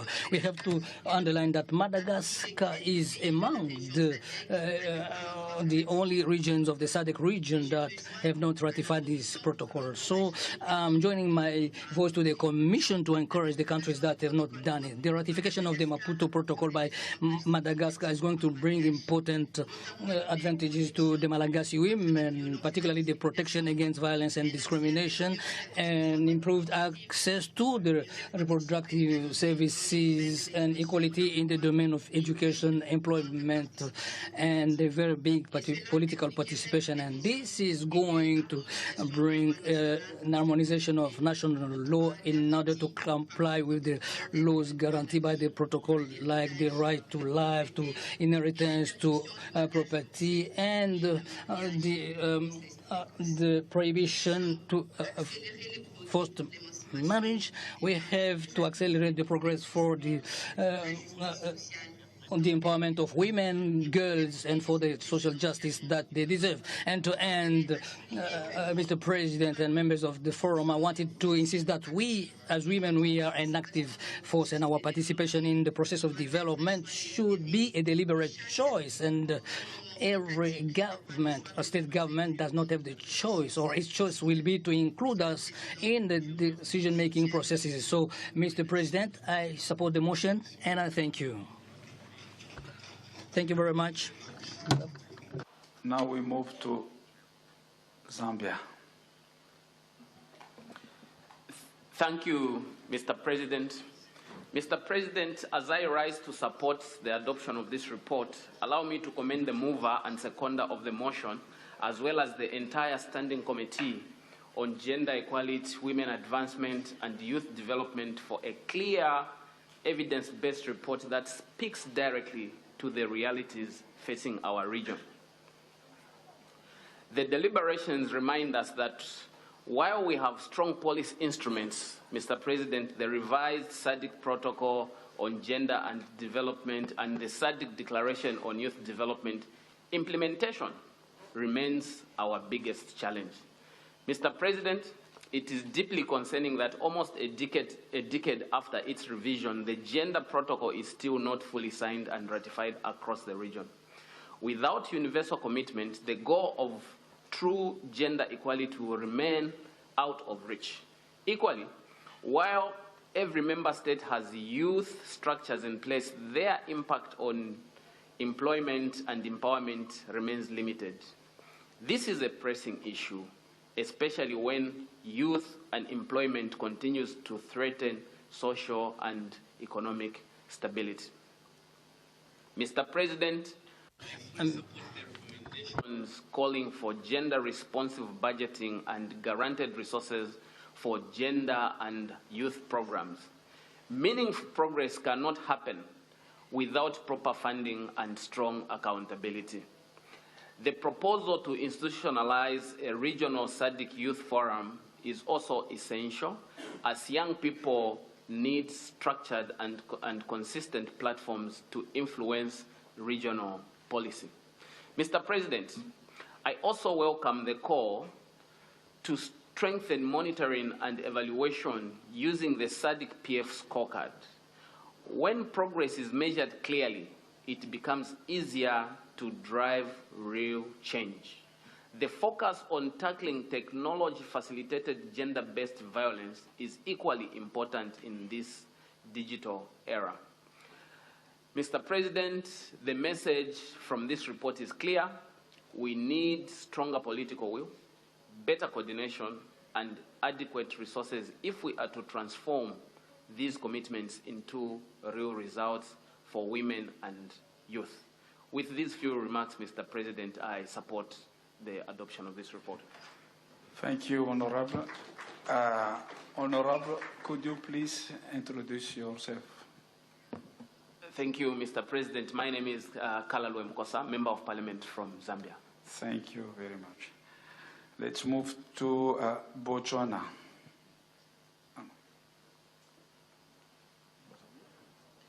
Thank you very much, Mr. President.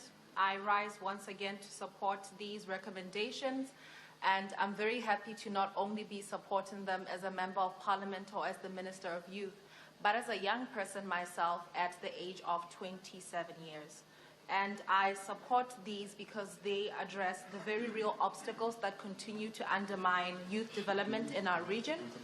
And these are the obstacles that young people face each and every day. Firstly, I support the call to ensure that ministries of finance participate in the SADC statutory meetings. It speaks to a chronic problem. Youth programs across the region collapse not because the ideas are poor, not because young people lack passion and commitment and intellect, but because of the limited champions in the fiscal space. And we cannot continue designing ambitious youth empowerment initiatives, innovation and climate resilience programs only for them to disappear at the point of budget allocation. Bringing finance ministries into these conversations from the very beginning is how we stop youth development from being treated as a peripheral cost, but rather as a strategic investment. And secondly, I strongly support the expansion of intergenerational dialogue platforms and the formalization of youth desks. At the present moment, many of our countries rely on informal youth consultations that depend on personalities rather than institutional mandates. And this leads to inconsistency, it leads to exclusion, and quite frankly, a much despised tokenistic approach, much despised by the young people. And youth frequently express their frustration that their views are often harvested, documented, and then shelved. And as we establish these mandatory structures, we ensure continuity, accountability, and protection from political turnover. It creates a governance home where youth's voices are not only heard, but translated into meaningful policy. And thirdly, the call to accelerate gender-responsive budgeting with ring-fenced youth resources. It speaks directly to another systemic challenge. That's the invisibility of youth needs in national budgets. We speak about digital inclusion, climate participation, youth entrepreneurship, and yet the budget lines meant to deliver these outcomes are either fragmented or too thin to ensure or create impact. And our young women in particular, Mr. President, navigate economic participation challenges with limited safety nets and limited capital. And I say limited as a very diplomatic word, when in actual fact it is below limited. In Botswana, I must note that we are curbing this through our mandatory youth impact assessments as mandated by the National Development Plan 12, and we intend that these should ensure each sector to truly consider the value at which our programs and budget allocations impact youth. We're speaking of youth mainstreaming in each and every sector to ensure that the various programs are indeed impacting the lives of our young people. We continue to revamp various programs, including our Youth Development Fund, which is intended to accelerate youth enterprises by affording them the necessary finance. And fourth, the recommendation to institutionalize the SADC Youth Forum responds to a long-standing gap in regional governance. Our young people continue to remain peripheral to regional integration despite being the largest demographic.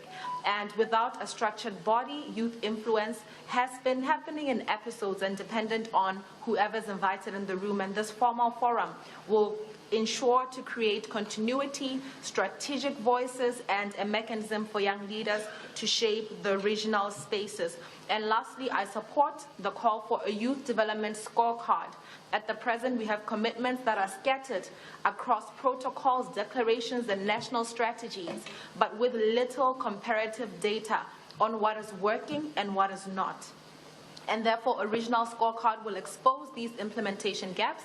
It will spotlight countries that are innovating, and it will also create peer pressure where progress has stalled. And most importantly, it gives our young people a very transparent tool to hold all of us accountable to the commitments that we have made in their names. With that, Mr. President, I consider these recommendations ones that remind us that the greatest barrier facing young people is not lack of ambition. It is the absence of systems that are designed with them in mind. And today we're asked not only to adopt a report, but to confront these systemic failures honestly, truly honestly, and to reimagine a SADC where youth leadership is structured, financed, and protected. I so submit, and I thank you, Mr. President. Thank you. Honorable members, you are reminded that for purpose of accurate verbatim recording, you should always introduce yourself by your name and the country whenever you give the floor. Could you please introduce yourself? My name is Lesotho Chombo from Botswana. Thank you very much. Now we move to Mozambique. Obrigado pela palavra. Bom dia. Thank you for giving me the floor. Good morning, Your Excellency, President of the Forum, Your Excellencies, Speakers of national parliaments, MPs, my peers. My name is Ivandro Masinde, Member of Parliament from Mozambique. Your Excellencies, first of all, I would like to second the motion. Allow me to say the topic under discussion is of great importance for our region. We understand that to strengthen the role of parliamentarians for ratification and accession to SADC protocol is the materialization of our vision for peace, prosperity, shared prosperity in the whole of Southern Africa. Your Excellencies, the impact of the revised protocol on gender and development is positive, especially because it influences to the ratification and domestication of instruments, regional instruments. This results in a better representation of women in politics, decision-making positions. Your Excellencies, we cannot continue to ignore women and youth in our region. The future of our nations, it is not a faraway promise. It is a reality. And that is why I say women and the youth should be enhanced as a key players to social transformation that no longer accept to remain silent. I am youth, and in the name of the youth, I say, we, the youth, are the safeguards of hope and the assurance that we will have a better and equal tomorrow, whereby women and the youth come together in order to break down poverty, misery, and difficulties facing nations, in particular women and the youth. Your Excellencies, Mozambique supports the objective of the protocols, such as the establishment of policies to provide maternity leave and gender equality, equal opportunities of access in the job market, to allow women to have equal salaries as men for the same work. There should be inclusion of youth in the marketplace, and for them to take up positions at the summit and council of SADC. We need to support dialogue in the consultations at regional level. To conclude, allow me to say our commitment before SADC is a commitment towards sustainable development and stability of our countries. We therefore urge all of you to strongly promote our role, because the future of our country and our region lies in the hands of the youth, in particular women. Once again, I would like to second the adoption of the report. Thank you so much, Honorable President. Zimbabwe. Thank you, Mr. President, once again. My name is Mbowa, Parliament of Zimbabwe. Mr. President, I want to come in support of a motion on JOID raised by Honorable Kasanda from Zambia. Mr. President, normally I want to submit or I want to contribute by sharing practical examples from my country, and it helps me maybe to put in a more clearer picture what I'll be contributing. Let me say, at national level, Zimbabwe has aligned its constitution and national gender policy with the protocol, embedding gender equality in law and practice. Firstly, in regards to gender responsive budgeting, Mr. President, after intensive lobbying and advocating by the Zimbabwe Women Parliamentary Caucus and its partners, Zimbabwe formally introduced gender-responsive budgeting into Budget Call Circular in May 2021, when the Ministry of Finance and Economic Development issued official guidelines for the preparation of gender-responsive budgets. Since 2022 onward, gender-responsive budget statements began to accompany the national budget, profiling performance and proposals from a gender perspective. Secondly, Mr. President, on gender-based violence and digital exclusion, our Constitution provides a strong foundation for gender equality and protection from all forms of violence. Section 51 grants every person the right to human dignity, which includes protection from degrading treatment, including online abuse.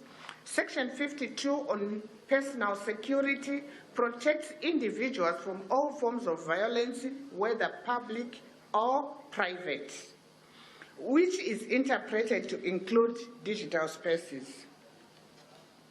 Mr. President, the Domestic Violence Act, Chapter 5.16 covers emotional, psychological, and verbal abuse, which include online harassment. Furthermore, the Criminal Law Codification and Reform Act, Chapter 9.23 prohibits acts such as cyber stalking, threats, and distribution of intimate images without consent, and this includes the online abuse. Additionally, Mr. President, the Data Protection Act 2021 acknowledges the heightened risks faced by women and children and prohibits the use of ICTs to perpetrate abuse.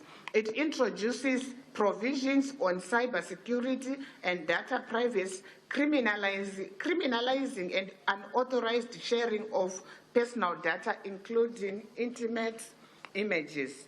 Thirdly, on youth inclusion, Mr. President, Parliament of Zimbabwe has established junior parliaments, junior councils, and a youth caucus in parliament as formal structures to promote youth participation in governance and foster intergenerational dialogue between young people and policymakers. Mr. President, although a lot still needs to be done, these efforts resonate with the committee's call for a regional youth forum and a youth development scorecard as Zimbabwe already tracks youth participation through indicators aligned to Vision 2030. I so submit, Mr. President, and support the adoption of the... Thank you very much. Now we move to Namibia.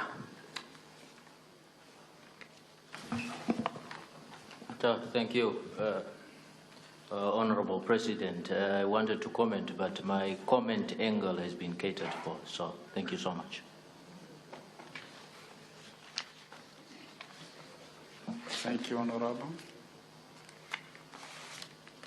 Now I call upon Honorable Kasanda to respond. Thank you very much, Mr. President. Mr. President, I just want to thank all the members that debated and also supported the motion. Clearly from the debates, we are all in agreement that women and youth need to take up key decision-making positions. And also what came out very clearly was that we need to accelerate the progress on women and youth empowerment and development. And from the debates, it was also clear that we need adequate resources. I think resources is something that we need to look at, and without the resources, I think it becomes very difficult to implement, and it slows down the progress. So having said that, Mr. President, I also took note of the youth structures that were spoken about. I think most countries do have these youth structures, but the problem that is there is also the slowness of the implementation. They are there, but they are not. Most of them are not working. So, Mr. President, clearly I have the support of the members. From the debates, it was very clear the support is overwhelming. Thank you, Mr. President. Thank you. Thank you very much. I put the question that report of the Standing Committee on the Gender Equality, Women Advancement, Youth Development be adopted? Yes?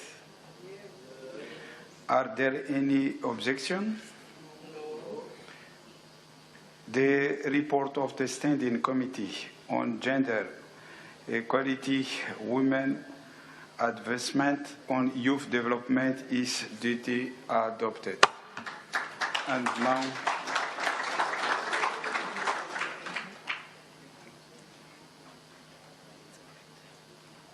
we still have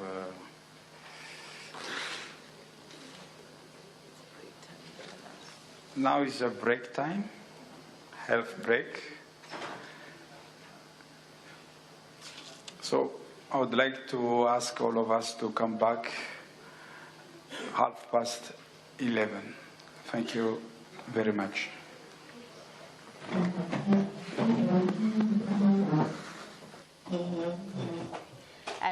And that is the first session of the SADC Parliamentary Forum of the 58th Plenary Assembly of this symposium. And of course, like the President said, we will be coming back at 11:30. However, Nkosi did have an opportunity to speak to Ms. Dina Pule, who is the Chairperson of the Portfolio Committee on Agriculture in South Africa. Let's take a listen to that.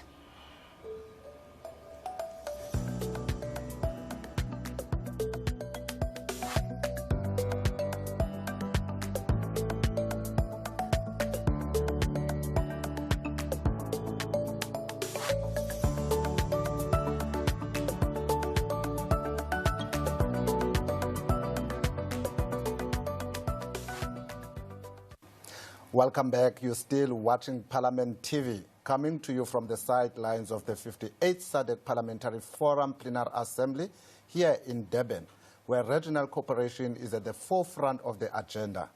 Yesterday, the plenary considered the report of the Standing Committee on Food, Agriculture, Natural Resources and Climate Action. And this report is of particular interest to Ms. Dinah Pule, who chairs the National Assembly's Portfolio Committee on Agriculture in Parliament of the Republic of South Africa. Her committee's work sits directly at the intersection of two major crises facing our region: the increasing frequency of climate-induced disasters like floods and cyclones, and the urgent threat to national and regional food security.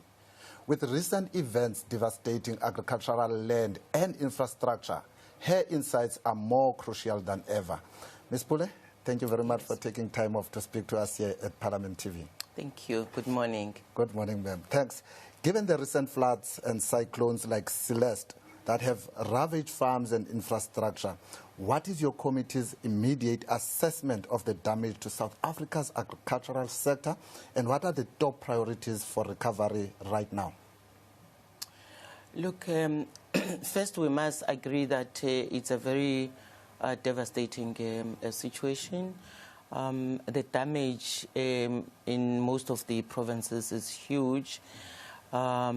We've observed that infrastructure has been damaged, road infrastructure, livestock. Farmers have lost livestock. We also, I think the observation is that even general production of crops and other commodities, they have been damaged. And so what we have done is to look at the needs assessment and the kind of damage that is there, and look at what can we bring together as a recommendation to the department and to the provinces, so that they can then try and assist the farmers. Indeed, it's a very difficult situation.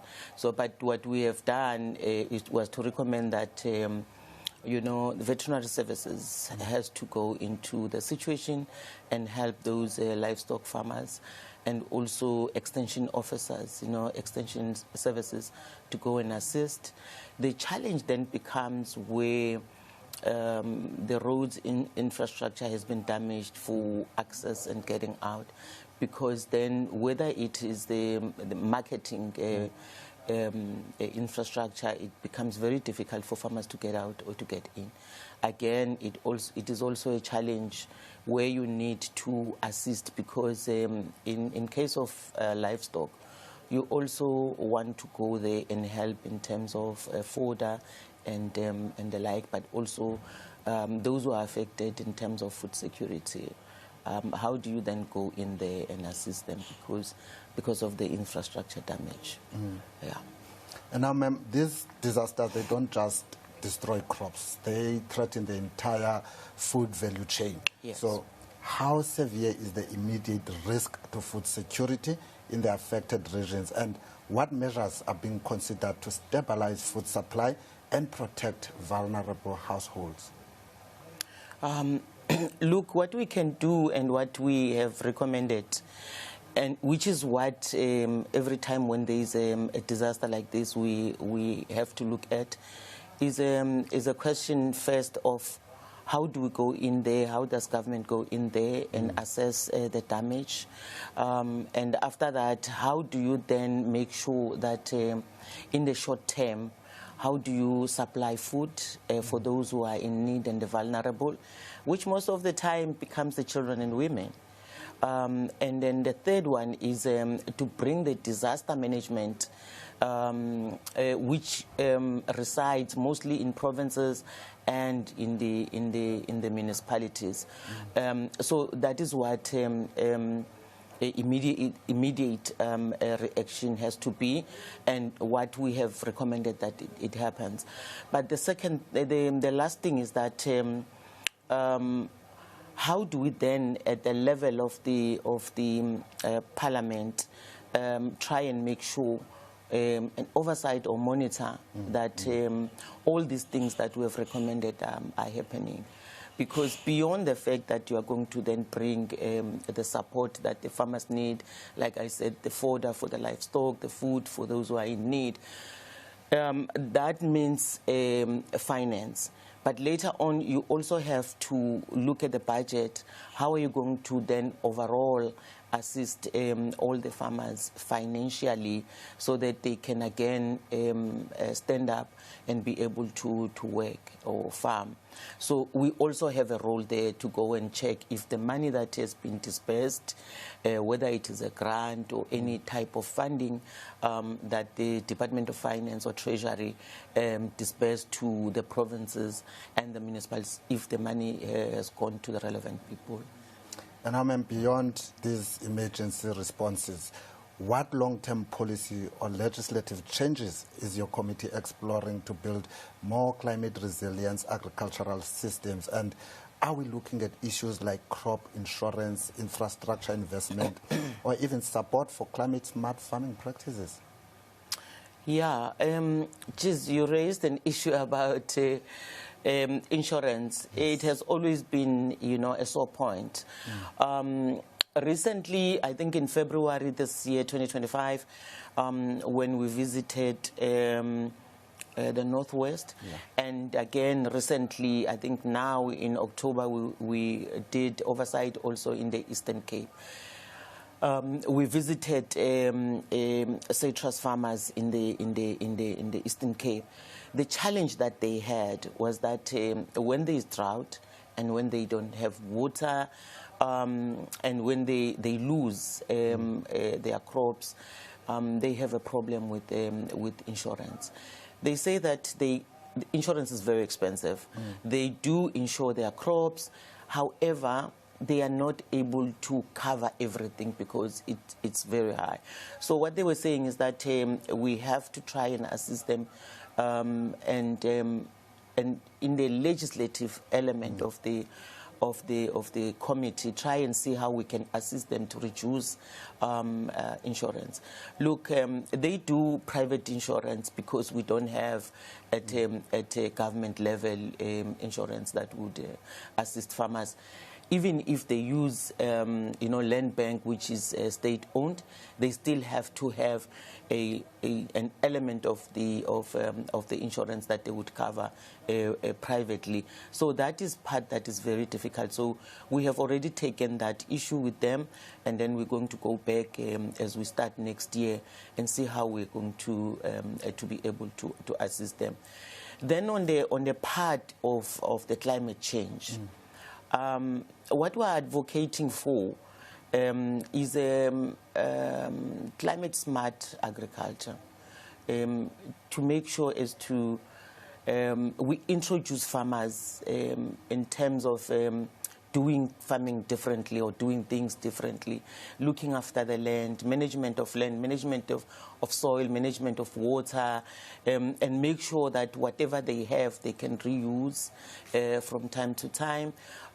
So even here at the SADC forum, we have noted that the Global South has been disproportionately affected by climate change, and therefore we have to change how we work.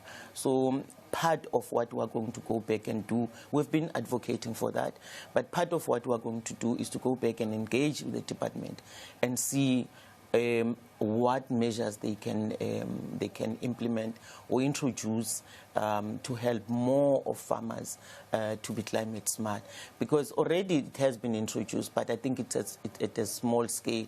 So to make sure that we don't have farmers in their numbers suffering, we definitely have to go back on drawing board and see how we can assist.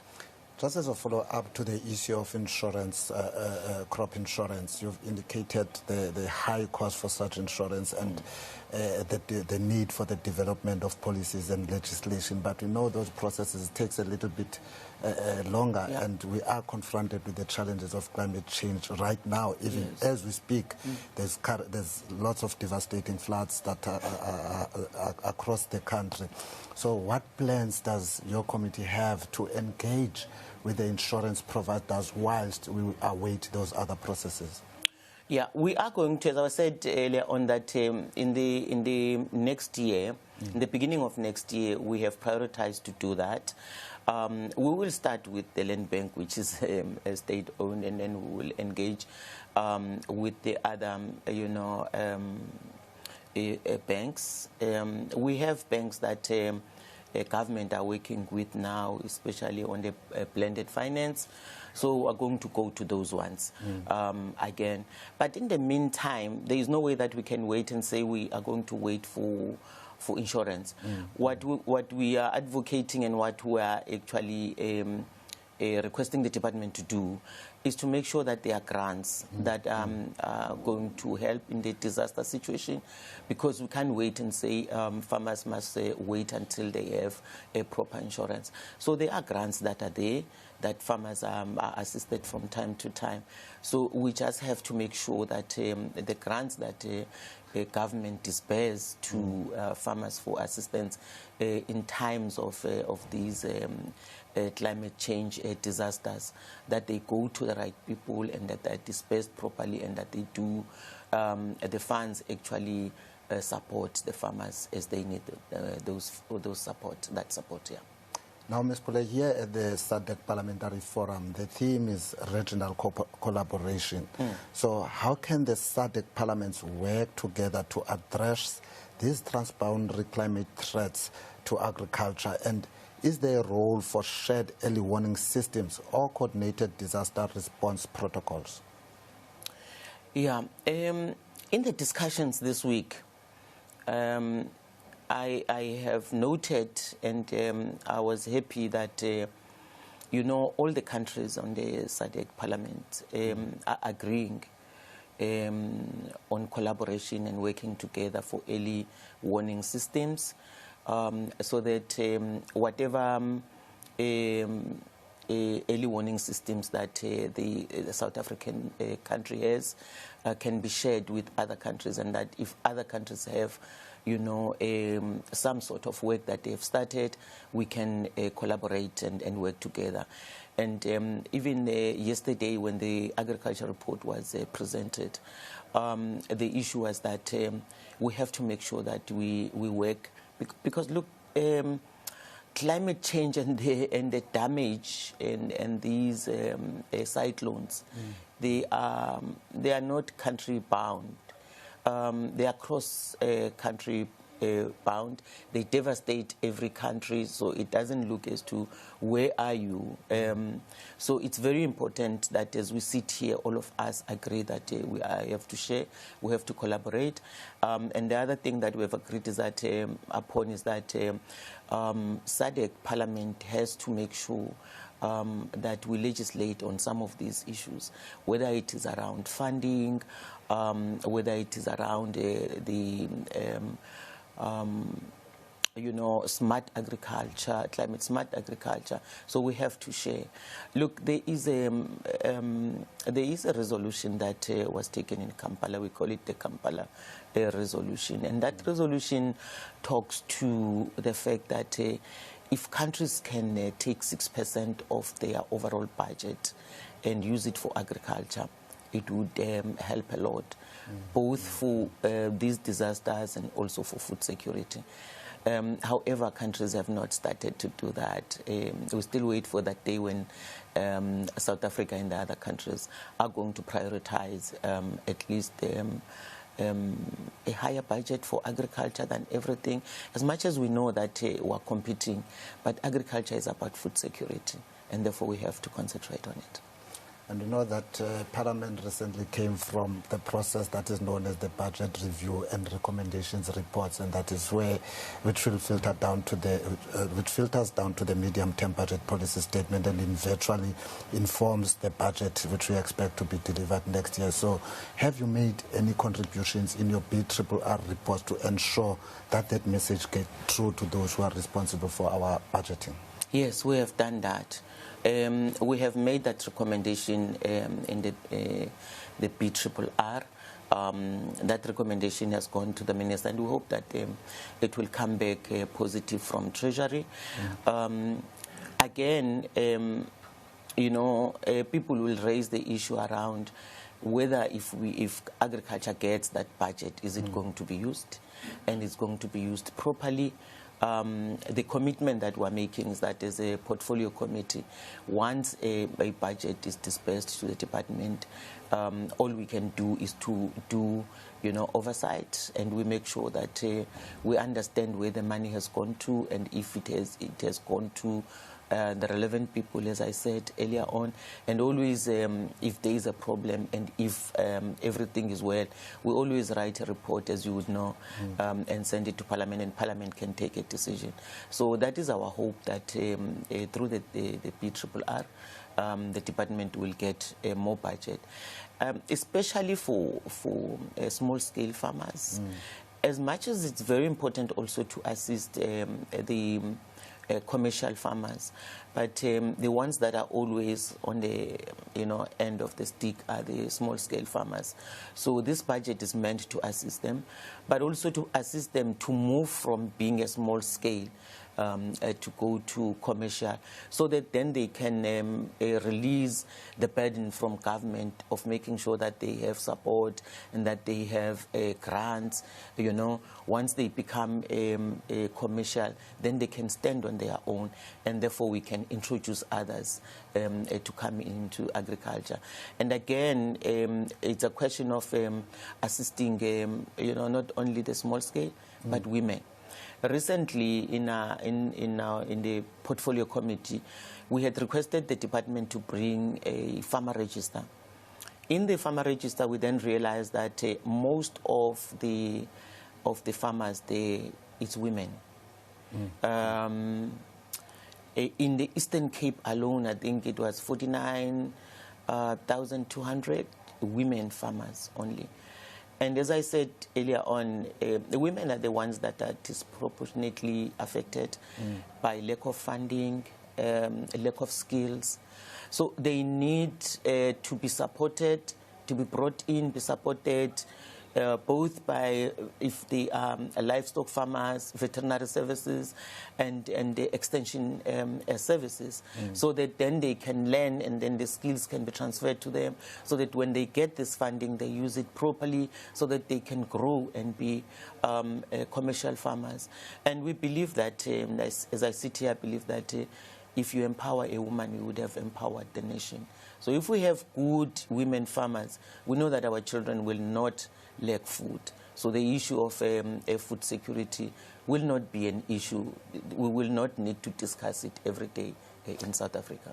I'm glad you spoke to the issue of small-scale farmers and commercial farmers, because they are the ones that often bear the brunt of the losses now.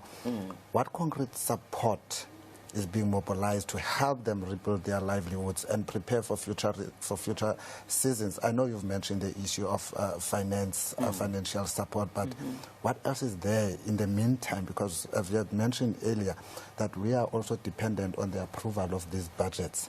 So what is immediate help that is there to ensure that they rebuild their livelihoods and also prepare for future seasons? Look, the department will have to make sure that they disperse seeds.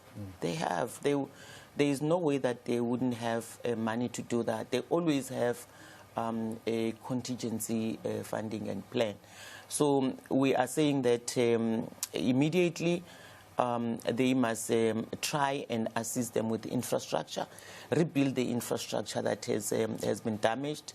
In the meantime, also, assist them with seeds and crops that they can, and maybe concentrate also on the crops that are climate smart, that can be resilient, that can stand the test of time in times of these floods and climate change situations. So we're encouraging the department to do that, and we hopefully hope that they'll be able to do that and assist these farmers to restart again. And as we wait for the budgets, we are saying that whatever contingency finances that they have in the department, they must be able to assist them to stand up again. Now, ma'am, as the chairperson of the Portfolio Committee on Agriculture, how will you then ensure that government's response and recovery plans are effectively implemented, accounted for, and reach the intended beneficiaries? And what is your committee's oversight plan in the coming months? Especially, I'm not sure if it has come to your attention already, but we've recently received the focus areas for the next term, and we know that the last week of February to the first week of, the last week of January to the first week of February 2026 is a period that is reserved for oversight in the parliamentary program. Yeah, we have received, the priorities, and we already have come up with a program. We just have to approve it. On Tuesday morning, on Tuesday morning, we sat as a committee, and we discussed. Part of the work that we have discussed is what are we going to do immediately in the first week, first month and second month oversight, period. One. Oversight is very important for us. So for us to be able to see whether the department is doing work, we always invite them to come and give us reports.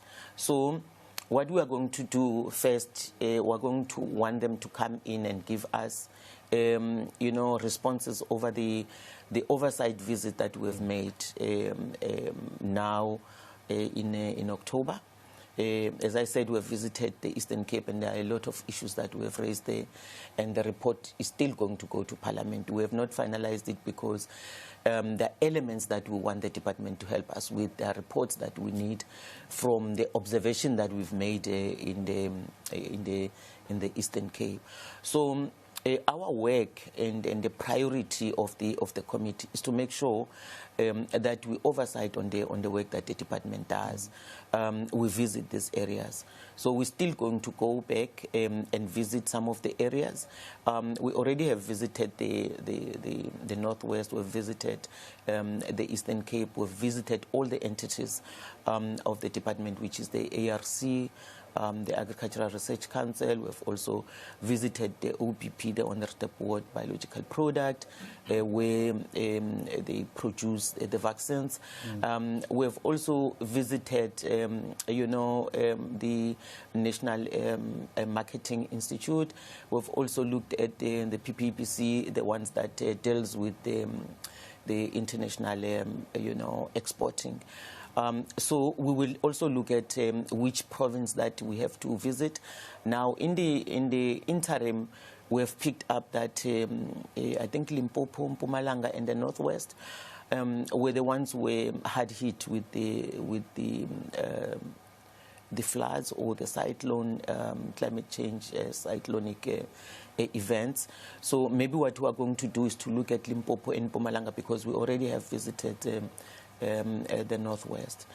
And the challenges that we have picked up in the Northwest and the challenges that we have picked in the Eastern Cape for this year, we really want to say to the department they must pull up their socks and make sure that they go back there and assist these farmers, because there are projects that were found that they were supposed to assist the farmers, and they were supposed to assist South Africa in terms of food security, but they're not doing well.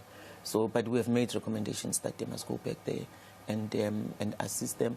Some of them, we're going to bring them to Parliament. Some of these organizations that we're running, these projects that are not working, we're going to bring them to Parliament to come and hear why the money was not used in the manner in which it was, and want to know where the money went and what happened, what was the role of the department, what was the role of everybody else who was involved as partners there. So some of those issues are going to come immediately in the first quarter of the next year or next term. Ms. Pule, you've mentioned that the committee has undertaken a number of oversight visits to various provinces, and there are also plans to go on oversight visits to other provinces. And yes, I'm aware that from these oversight visits, there are reports that are developed with observations and recommendations, which gets tabled to the National Assembly for debate. But do you have a tracking tool or a tracking mechanism that assist you to make sure that those recommendations that you make are not just talk but are actually implemented? And as you speak to that also, during these oversight visits, do you also find time to engage with these communities, apart from engaging with the departments and other stakeholders, but with the communities, especially those that you've mentioned, which are women and children? Yeah, look, let me start with the tool to track our decisions and how we follow up. Definitely we do. First of the things that we thought we should have last year, the beginning of the year 2024, immediately we looked at the legacy report. And when we looked at the legacy report, we realized that there are issues that we had to take over and run with them and make sure that they are implemented or we follow up. So from there, we started looking at how are we going to be able to track these issues, and then we came with a mechanism. So we record everything. Those that we have done, we already have recorded it's done. Those that have not been done, or those that are half done, we record they are half done, not finished. So we also have targeted dates. When do we want to, to finish? When do we want the department to have responded on these issues? So when we give them, for an example, an issue that we want them to respond to, we always give them a deadline. We would either say in 7 days we would like to see that report, or would like to have responses, or in 14 days, depending on the work that we expect from them. So we always have a target date that we have to be done by this. Like I was saying to you now that I think the first meeting, for an example, for next year, we're going to be hearing from the department and the projects, runners of those projects that have not worked very well. So we already know what we're going to do in the first meeting. We know what we're going to do in the second meeting, and we know what we have to have from the department. Then the second part is whether we have time to engage with the farmers, especially women and young people. They are very close to my heart, by the way. We do that. For an example, in the Eastern Cape, we went there, we engaged with the citrus growers, and we found a young woman there who was saying, look, I have been waiting for the department to help me with a tractor for now like 2 months, and the season is going, and I may not be able to do what I'm supposed to be doing. And usually when we go in these oversight visits, we have officials from the department. We inform them this is where we're going, and then you must come and give us responses where we need responses. So we engage both them and the farmers. So this young woman, immediately from there, we then asked the department, do you want to tell us you don't have a tractor anywhere closer? Do you really want this young woman? She said she was 28. And if you have a young woman like that who's willing to be in agriculture, when other young women and young people don't want to be in agriculture, you don't have to discourage that young person. You have to make sure that you support them. So immediately then there we said, wherever the tractor is, we need that tractor to this young woman. This young woman must be an exemplary to other young people to want to come and join agriculture, so that in future we still have agriculture running, because they are our future. And then in another farm, we found a woman who was removed from her farm. And then the department was able to give her another farm. But what we were not happy about is that the farm that they removed her from a very good farm, they took her to a farm that's not, productive. And so it's not helpful. And we said the department must go back and redo, Ma'am, thank you very much for taking time off your busy schedule to come and share these wonderful insights with us here at Parliament TV. Yeah, thank you very much. My appreciation. And to those who just joined us, that was Ms. Pule. She is the chairperson of the Portfolio Committee on Agriculture in the Parliament of the Republic of South Africa. Thank you for watching. Please stay tuned.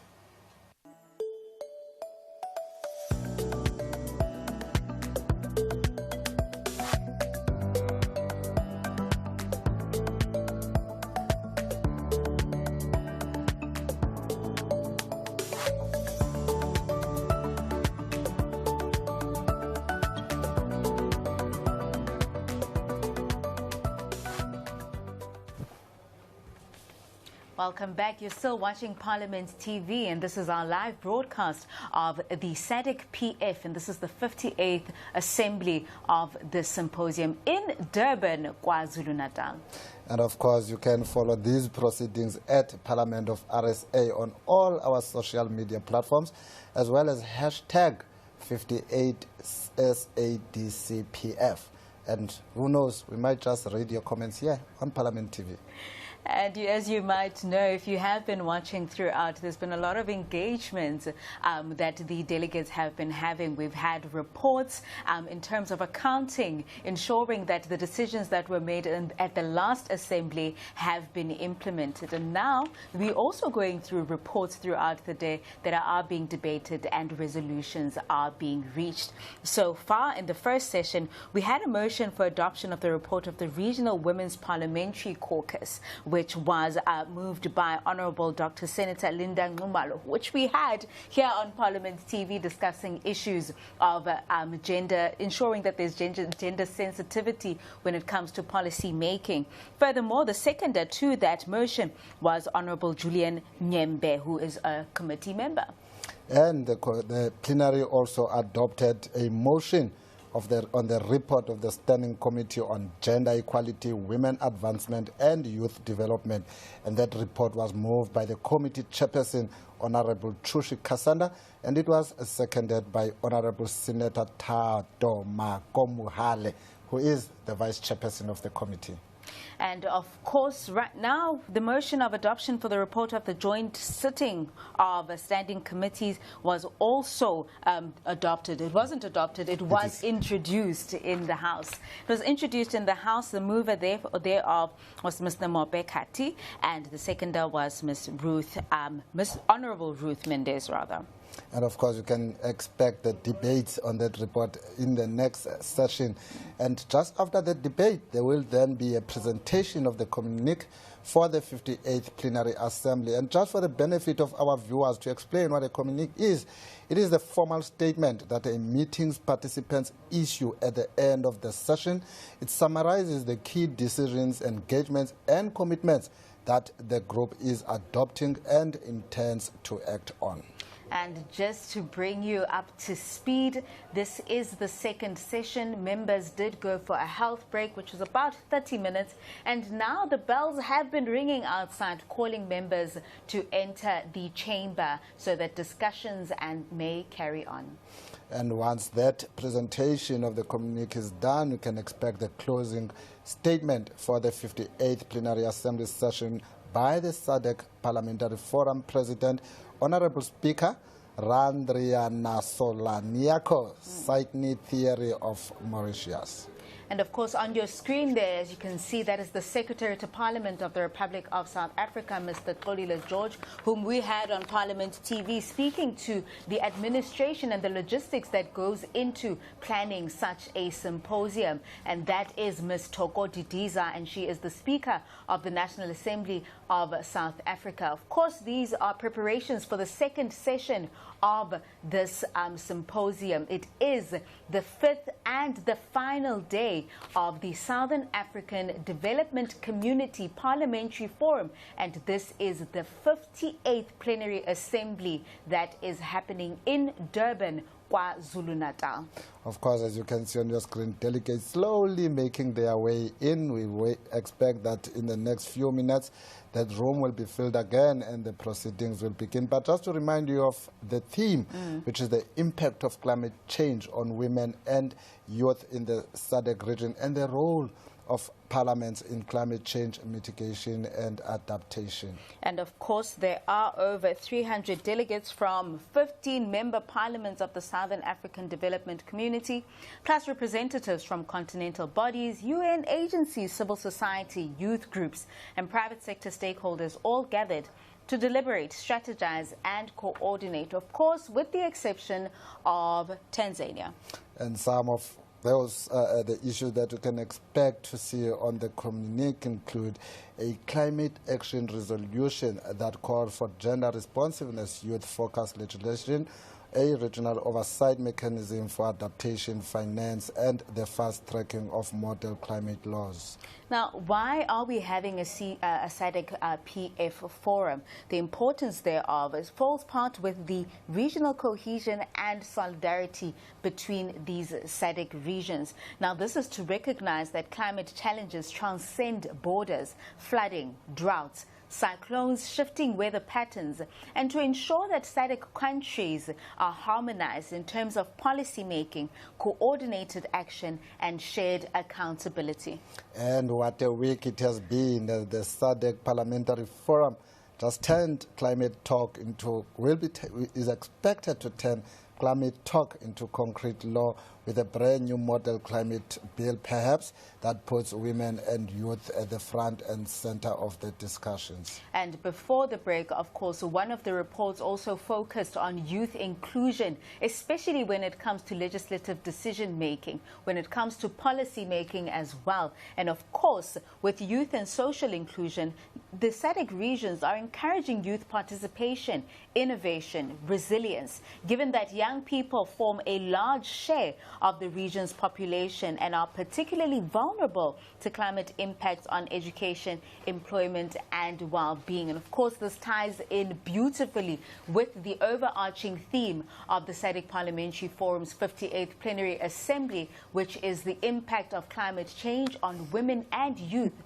and the role of Parliament in climate mitigation and adaptation. Well, as you can see there on your screen, again, delegates still up, waiting for them to settle at any time, and the start of the proceedings of the next session. And as Chairperson just said to those who just joined us, you are watching us at Parliament TV on channel 408. We're coming to you live from Coastlands Umhlanga Hotel and Convention Center. It is the 58th SADC Parliamentary Forum Plenary Assembly session taking place right here in our host city in Durban.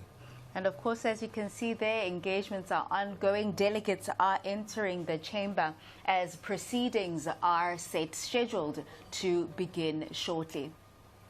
Well, there is on your screen the Secretary to Parliament, Mr. Xolile George, whom we had a chat with him earlier during the course of the week. And we expect that the session will resume at any time. But we await the delegates and the presiding officers to start making their way in so that those proceedings can begin. As you can see, the technology taking over with all the delegates seemingly busy on their gadgets, the phones, the laptops are open. It's been robust discussions, so you've got to know and keep up with all that, with everything that is happening in that room. And of course, while we wait for that session to begin, let's get to see some of the did you knows with regards to the SADC Parliamentary Forum. Stay tuned.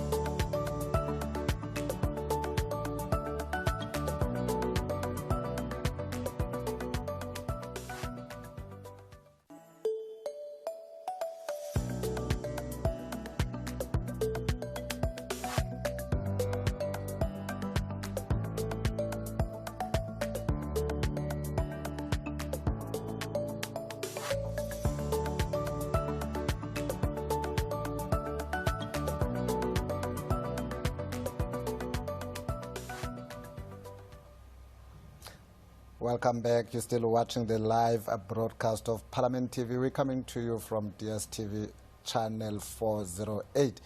And we are at Durban Coastlands Umhlanga Hotel and Convention Center. And as your presiding officers are walking in, just a tweet to read, as we had promised, one from Comrade Kade. What happened to the issues discussed in previous SADC assemblies? Do we just discuss and discuss? No action plans, no objectives, no performance management, just discussions. What are the issues discussed? Can you broadcast those discussions so that we can follow up? Well, to answer that, if the viewer had been watching throughout, we did have what I call an accountability day. And just like today, these reports will also be reported on and accounted on in the next SADC PF. Because these reports that the members are currently going through and adopting would have derived from the previous SADC Parliamentary Forum, the 57th one, which was held in Zimbabwe in June of this year. So if the viewer wants to know more, of course, they can go onto our website, www.parliament.gov.za to get those reports that each member country's reported on in terms of the decisions that were made in the last plenary. Now, let's go to the live session of the 58th Plenary Assembly. Motion for the adoption of the report of the Joint Standing Committee report. Motion for adopting of a report of joint sitting of standing committee.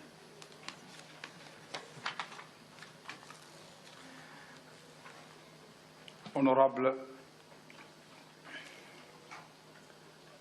Motion of adopting of a report of joint sitting of standing committee. Honorable Tiffy, Chairperson. Mope Kati Tiffy. Thank you very much, Mr. President. I beg to move that this plenary assembly do adopt the report on the joint session of standing committees to the 58th plenary assembly of the SADC Parliamentary Forum laid on the table on the 2nd of December 2025. I so move. Seconder? Any seconder? Angola. Please, Angola. Angola. Mr. President, I am from Angola, and I am Rui Mendes from Angola, and I'm going to present our agreement, with regard to the permanent committee of SADC. Kati to present the report. Thank you.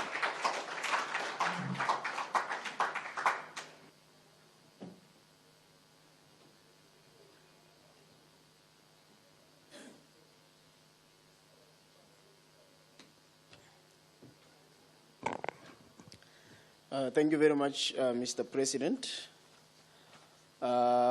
Before I get into the presentation of the report, I would just like to say the youth of Botswana are indeed blessed. Through you, Honorable Minister of Youth, the leadership of young people will no longer be undermined. You are actually proving the two stereotypes that have existed for quite a long time, that young people cannot lead, that women cannot lead, and you're actually breaking both of them. Thank you very much. Congratulations. Mr. President, the report of the joint session of the committees contains a lot of information, but in presenting it here today, I will merely speak to some of the silent highlights of the report for members' appreciation. As the copy of the full report has been shared with honorable members, and it actually deliberates on the issues that have already been addressed by the standing committee reports that we have received over the past 2 days. Mr. President, in the quest to promote regional integration, social-economic development, peace and security in consonance with its agenda. SADC has adopted various protocols covering different thematic areas. Needless to say, the benefits of these regional instruments can only flow to the citizens of SADC, who are the intended beneficiaries. Once the instruments are signed, they are ratified, acceded to, and domesticated and implemented in our member states. It is therefore worrisome that, despite the member states agreeing in principle and commissioning the development of these instruments, the pace of ratification of some of these instruments have been extremely slow. In this light, Mr. President, noting that the parliamentarians have a crucial role to play in the ratification process as advocates and representatives of the people, the Forum Standing Committee convened ahead of the 58th Plenary Assembly in a capacity-building session aimed at empowering and equipping parliamentarians to actively advocate for the domestication and implementation of the SADC protocols in their respective countries, among other things. The overarching objective of this engagement was to enhance the capacity of parliamentarians to undertake their legislative functions with regard of the regional SRHR commitments embodied in the SADC protocols and policy instruments to ensure that they are ratified, domesticated, and implemented in a timely manner for the ultimate benefit of the SADC citizens. The sessions therefore considered the importance of ratification and domestication of SADC protocols as an accountability mechanism for regional commitments. Mr. President, the plenary may recall that in July 2017, during the 41st Plenary Assembly held in Seychelles, the SADC Parliamentary Forum's Regional Women Parliamentary Caucus championed a historic milestone in regional advocacy for adopting the Mohale Declaration on Safe Abortion. Through this declaration, the Plenary Assembly called for the decriminalization of abortion across the region and the development of a model law on safe abortion, calling for harmonization of national laws with regional and international human rights standards. In this vein, the declaration calls for the development of a model law on safe abortion, which is envisaged to place the needs of adolescent girls and young women at the center by advancing age-appropriate, rights-based policies designed to safeguard health and strengthen their autonomy. Mr. President, it is of serious concern that many protocols of SADC, about 9 protocols, have not yet entered into force. It is a serious concern that even the agreement on the operationalization of the SADC Regional Development Fund has only been ratified by 3 member states. Mr. President, the deliberations during the joint session underscored the urgent need for harmonization of legal frameworks and the effective policy reforms and integrated data monitoring systems. Noting the overdependence on donor funding that poses threat to the program's sustainability, there was also a call for budgetary commitments coupled with reinforced accountability systems, including the routine use of monitoring and evaluation mechanisms informed by data and youth feedback. Mr. President, the joint session made the following recommendations to the 58th Plenary Assembly: to urge the SADC Parliamentary Forum member parliaments to advocate for the adoption of legislation of the SADC SRHR strategy as a national roadmap, to implore SADC national parliaments to review and harmonize the age of marriage and the age of consent laws, aligning marriage of 18 years and addressing contradictory provisions affecting adolescent SRHR in their respective countries, as we realize that there are still inconsistencies across different member states. To further urge SADC Parliamentary Forum member parliaments to call on their governments to map and address gaps between GBV laws and available health, legal, and psychosocial services. To reiterate that SADC legislature must leverage their oversight mandates to ensure that SRHR policies uphold human rights principles, non-discrimination, privacy, informed consent, and safe abortion. The committee recommends the plenary to call on SADC parliaments to promote inclusive policy-making process through stakeholder consultations and public participation. It implores SADC member parliaments to enact and amend laws to ensure right-based, safe, and accessible abortion in line with regional and international commitments. The session further recommends that SADC parliaments encourage their governments to ensure adequate budgetary allocations for abortion-related care, contraception, training, and data systems. The committee recommends that the plenary persuade SADC national parliaments to engage in regional dialogue on health and human rights impacts of unsafe abortion and promote legal frameworks across SADC to reduce maternal deaths, enhance reproductive rights, and advance gender equality.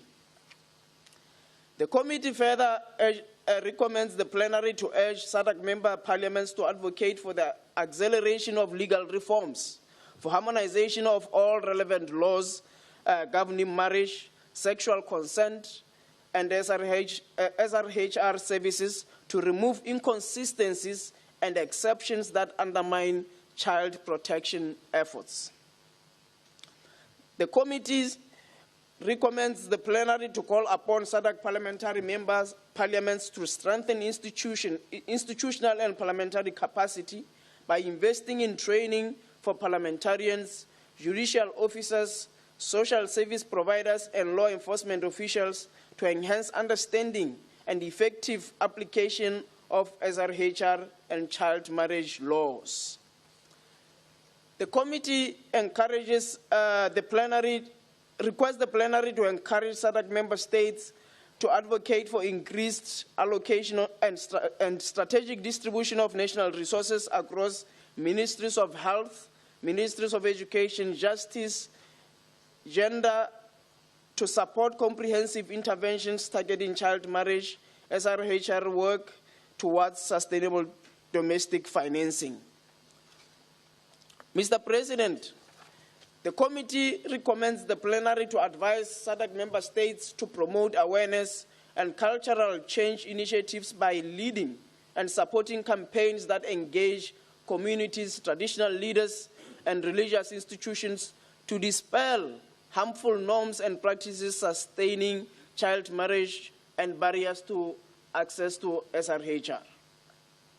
It further appeals to the plenary to request SADC member parliaments to institutionalize meaningful youth engagement through creation of parliamentary frameworks and platforms to incorporate youth voices through policy cycles, ensuring policies are responsive and inclusive of adolescent rights and needs.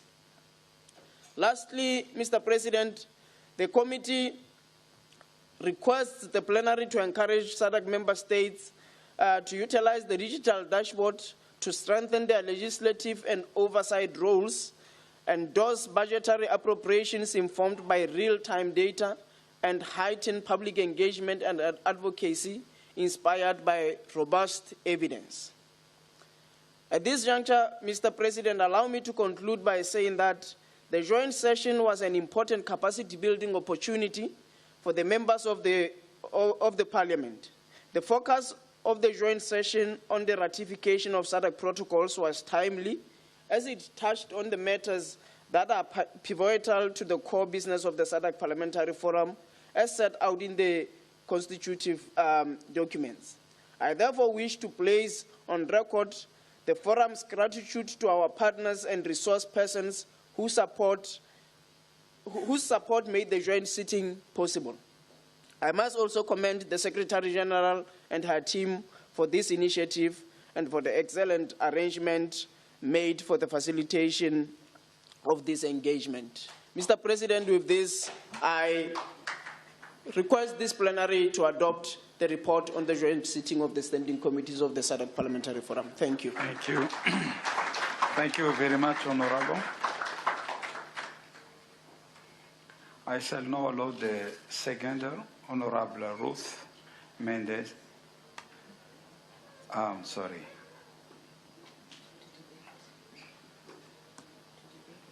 To debate the seconding the motion.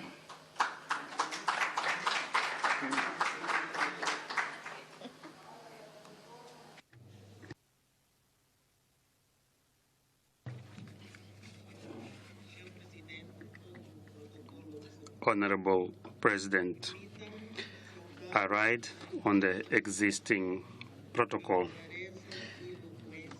In seconding this motion, allow me to pay tribute to the mover who has delivered the motion with such clarity and eloquence. Riding on that clear statement by the mover, I will keep my comments very short. Mr. President, the joint session noted with concern the persistent and critical challenges facing adolescent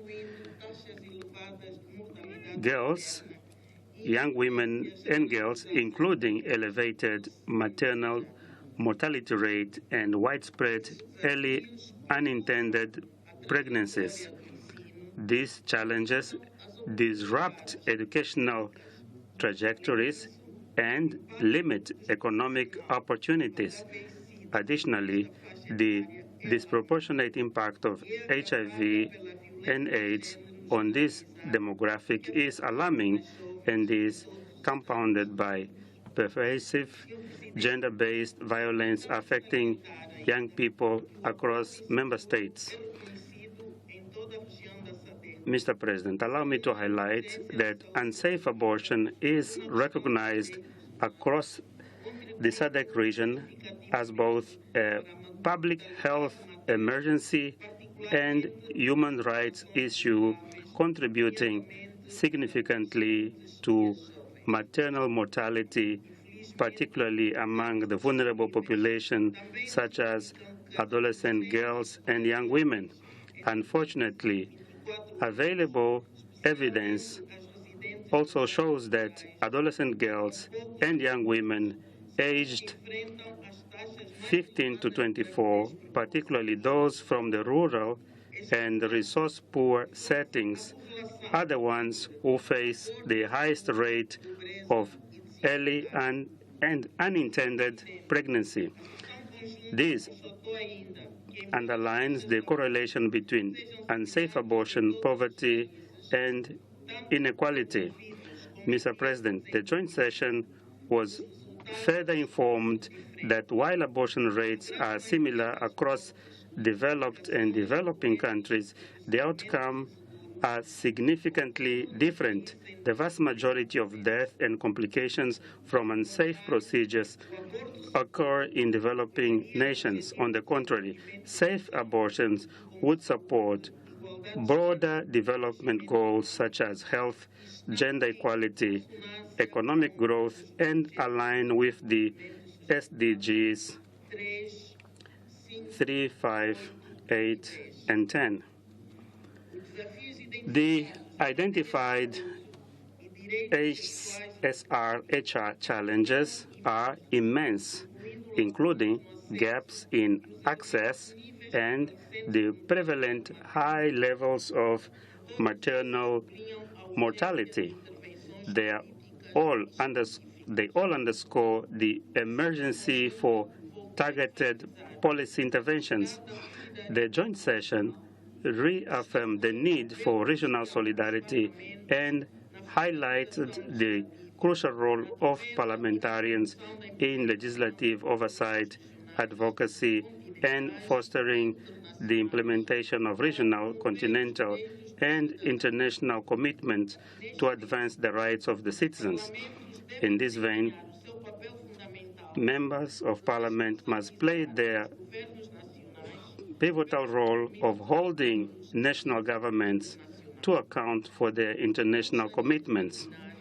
Let me add a word on the monitoring and evaluation dashboard developed by the Forum and its partners as a monitoring tool for implementation of SADC model law on eradication of child marriage and protecting children already in marriage. I call upon all SADC Parliamentary Forum member parliaments to support this initiative by encouraging their national governments to render support through the updating of the dashboard to ensure that it will have up-to-date information from recognized statistical and data bodies in order to ensure its relevance and legitimacy. With these few words, Mr. President, I fully endorse the mover statement and I beg to second the motion. Thank you. I shall now allow debate on the motion. Members who wish to debate shall indicate by showing of hands, please. South Africa. South Africa again. And South Africa again. More. And Botswana. Namibia. Thank you.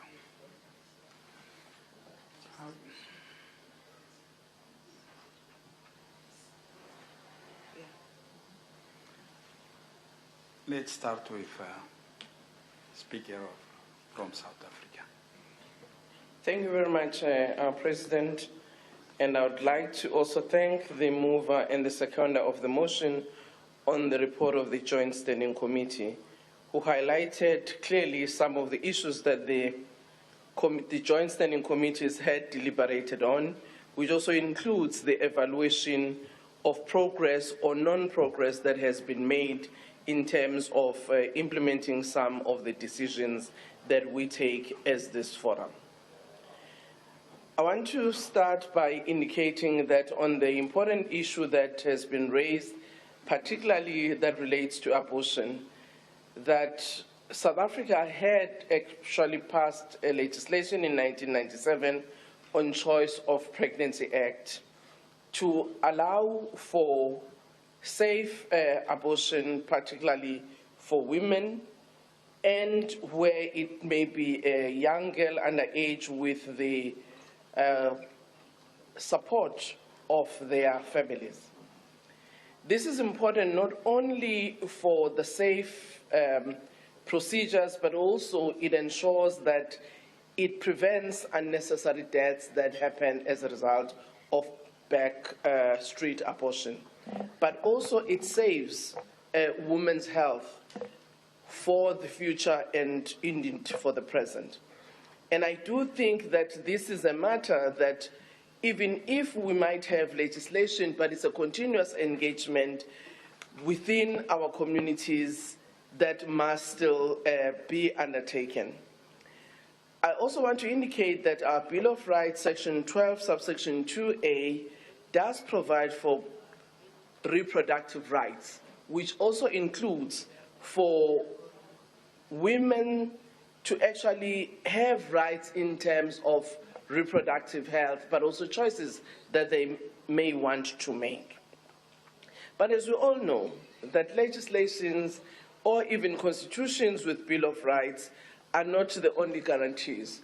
Public education remains important, enforcement remains critical, but also resourcing becomes important, in particular to ensure that facilities such as our hospitals and clinics are better resourced to be able to deal with such needs in terms of reproductive health and choice of pregnancy.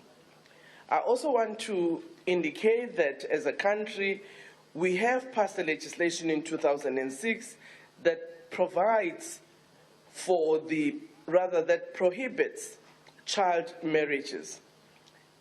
Again, the same will apply, that more education at community level to indicate why such acts actually impede the growth of young women and young children in particular.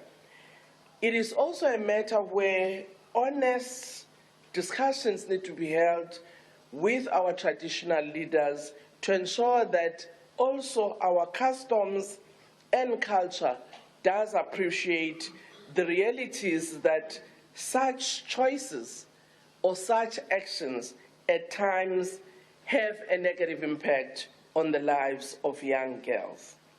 On the promotion of youth development, I want to indicate that as a country, we do have various initiatives that seek to ensure that young people can actually participate at various levels of decision making. For instance, the promotion of having young parliamentarians is one such act. Annually, around June, Parliament has a youth parliament where not only our young parliamentarians from the National Assembly or provinces, also youth formations do participate so that we can actually take into consideration the views of young people.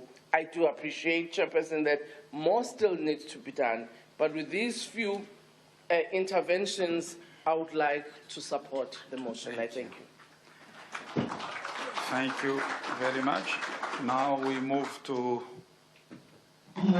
South Africa. South Africa again, please. Thank you very much, Mr. President. Again, my name is Bonginkosi Matikizela. I'm a member of South African Parliament. I also rise in support of this report and want to add from where my speaker left off. And I think there was a lot of controversy when this law was passed, allowing teenagers to access health clinics without the consent of the parents. But I think what we have been witnessing is that there are a number of young girls who suffer in the hands of their fathers, their uncles, their relatives.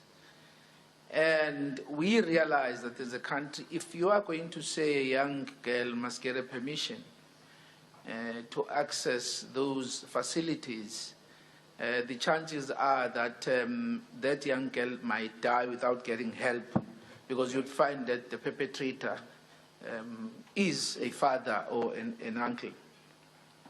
And I think, again, on the issue of the child marriages, I appreciate the report, again, by the chairperson.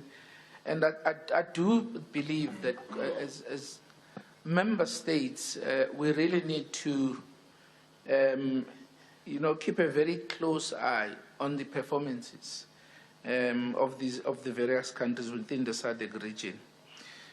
Because even though we have committed as this body to end child marriage and we have adopted a non-binding SADC model law on eradicating child marriage and protecting children already in marriages.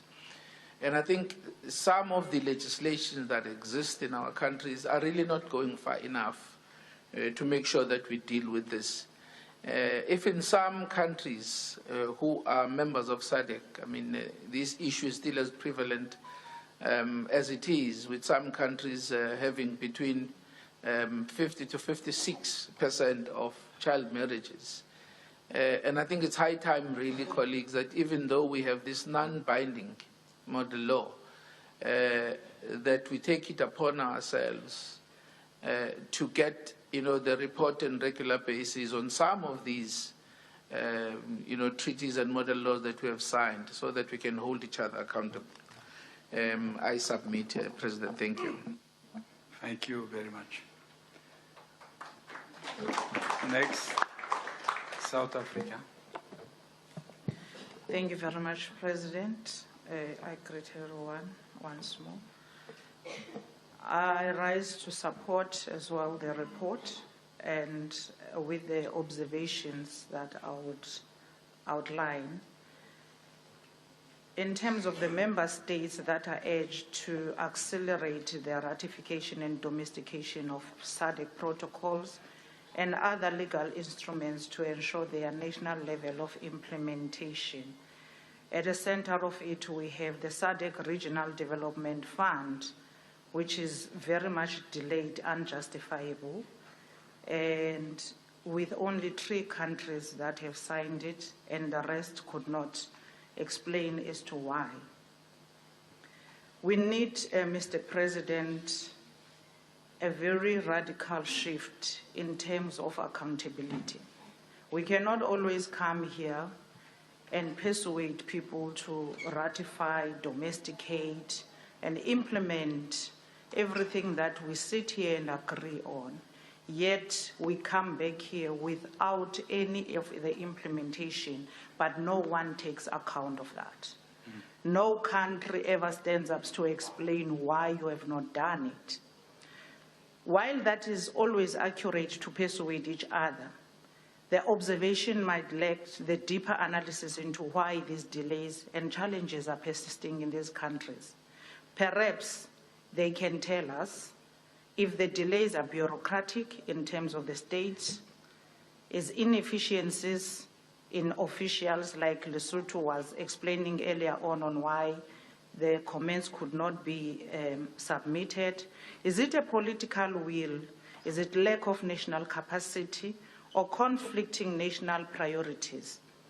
How do we remedy that situation? Does it require our intervention or a resolution that we can take and persuade our heads of states to persuade each other and to realize that a cause that we are on is of a serious cause? For instance, unsafe abortions are killing our young girls who fall prey of perverts, monsters, and molesters who get away with murder by not decriminalizing abortions. True insistence of coupling safe abortions with exceptions that will give you a safe abortion in an exception of.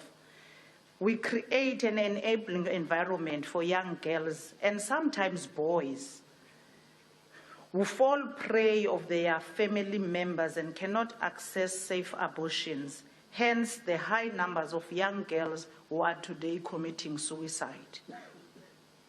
We are not creating an enabling environment for our young girls to be free, to be liberated, to take decisions. Again, if we want to create a space for advocacy, we need to be very clear. What are we advocating for? If we advocate for resource allocation, it is a common call that resources are very limited. But why and what are we going to place them to? Therefore, I would like to implore on our drafters that every report must carry the detail of strategies in terms of how do we overcome potential national budgetary limitations or the competing priorities within the member states, so that we can find a common ground on how do we approach, or rather a guided document on what are the priorities in the immediate. Then also when we resolve on what is going to benefit in the immediate, we must have measurable targets in terms of if we come in the next session, what targets should we have already achieved? We don't want to come to the next session at Seychelles and still be told there are young girls who cannot access safe abortion. So we need measurable targets, we need measurable results. We don't only need to hammer on things must be done, yet people come back here with nothing done. Thank you very much. Thank you. Thank you very much, Honorable. Now we move to Botswana.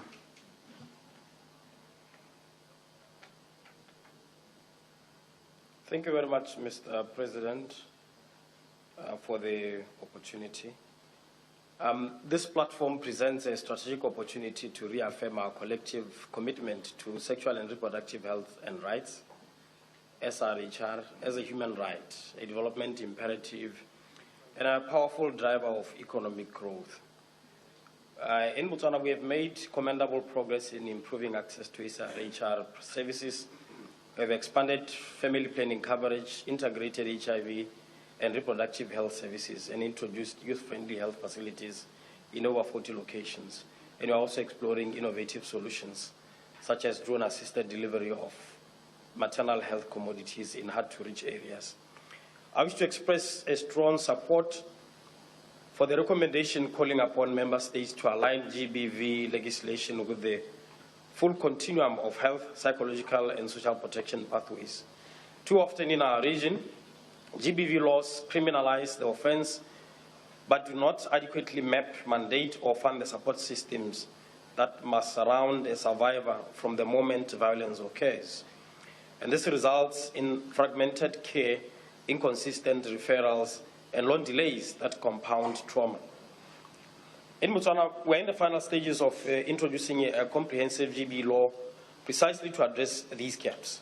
And the new frameworks seeks to unify our response architecture, ensuring that legal provisions are directly tied to the availability of multidisciplinary services, emergency medical support, mental health, and psychosocial counseling, social protection interventions, shelters, and coordinated case management.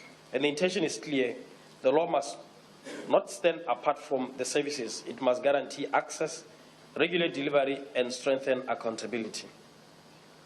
We nonetheless continue to face persistent challenges, including our maternal mortality ratio, which remains unacceptably high at 175.5 deaths per 100,000 live births, as recorded in 2022. Teenage pregnancies are also rising, with over 7.5 girls aged 10 to 19 falling pregnant in 2023. And there's also challenges of access to contraceptives and HIV prevention tools, particularly among adolescents and young women. And this remains limited, and stigma around emergency contraception and sexual health services continue to hinder progress. We are proud of several initiatives that reflect Botswana's commitment to innovation in health service delivery. Integration of family planning with HIV care, the rollout of the HPV vaccine and cervical cancer screening, the strengthening of maternal death surveillance and response systems, capacity building for emergency obstetric and newborn care, and establishment of youth-friendly health centers, and our partnerships with WHO, UNFPA, and civil society for technical and programmatic support. But of course, we still have a challenge with the marriage amendment. There are instructions from a private member with the intention to rectify this issue of child marriages, so that marriage can only occur at 18 and that there are no exceptions, as it is currently the case in our laws. Affiliation proceedings also on the DNA will also be amended so that DNA can be done for as long as the child is below 18, because there is currently a restriction that caps the age at 5. And of course, the recent labor law, which has been passed by Parliament, has increased maternity leave and has introduced parental and paternity leave. For the first time in the history of our country, we have paternity and parental leave. On safe abortion, the law is still backward, like in some countries. The male-dominated parliaments are still refusing to legislate for safe abortion for especially our young women. And this has put a burden on our healthcare system, which continues to treat such cases of unsafe abortion attempts. The Superior Court of Record in Botswana recently has pronounced on the LGBTQI+, that it's now legal in Botswana, in spite of what the written law says. That law has been struck off as unconstitutional, and now the rights are there. The fighting against period poverty continues, with the government having taken a decision to provide sanitary pads in schools. Thank you so much. Thank you very much, Mr. President. I submit. I really appreciate it. Okay, thank you for. Now we thank you. Now we move to Namibia. Thank you, Honorable President. I'm Sarah Kugongerwa Madira, Speaker of the National Assembly, Namibia, and I would like to record Namibia's support for this report. The matter of abortion, unfortunately, polarizes many of our communities, with those that are in support of it and those that are vehemently against it. The need for abortion, unfortunately, arises for the most part because of a number of factors, such as limited or lack of access to reproductive health services to empower our communities to make the correct choices, because of things like rape, including statutory rape, that result in unwanted pregnancies, and thus the demand for backyard abortion, even if we continue to criminalize abortion, unfortunately, and because of poverty. It is thus of utmost importance that our policies address the underlying factors that drive the demand for abortion. Without doing that, there is a risk of dangerous backyard abortions that pose a risk to the lives of many young people, young girls especially. It is also important that the adoption systems in our countries are strengthened so that those young people that may not be prepared to become parents have an alternative to give up these children for adoption, and that young women are supported to return to school if they give birth, because some of them are afraid if they don't terminate a pregnancy, then they can no longer continue with their education. Furthermore, our development programs should recognize the importance of support to vulnerable communities through social grants by the government to those who cannot take care of themselves, but also by mobilizing the corporate sector to invest in social corporate responsibilities to bring along our communities who are an asset to them in the economy. So Namibia supports the report. Thank you. Thank you very much. Let's move again to South Africa. Last debate. Thank you, Mr. President. My name is Kasanda David. I'm the Member of Parliament of South Africa. I just wanted to say that the issue of child pregnancy in South Africa, especially with adolescent girls, is a cause for concern, in the sense that the prevalence has increased, from sub-Saharan Africa to where we are sitting now here. And I must say that it can be prevented, as well as we are encouraging boys' child as well, not necessarily girl child. And, the social fabric has collapsed.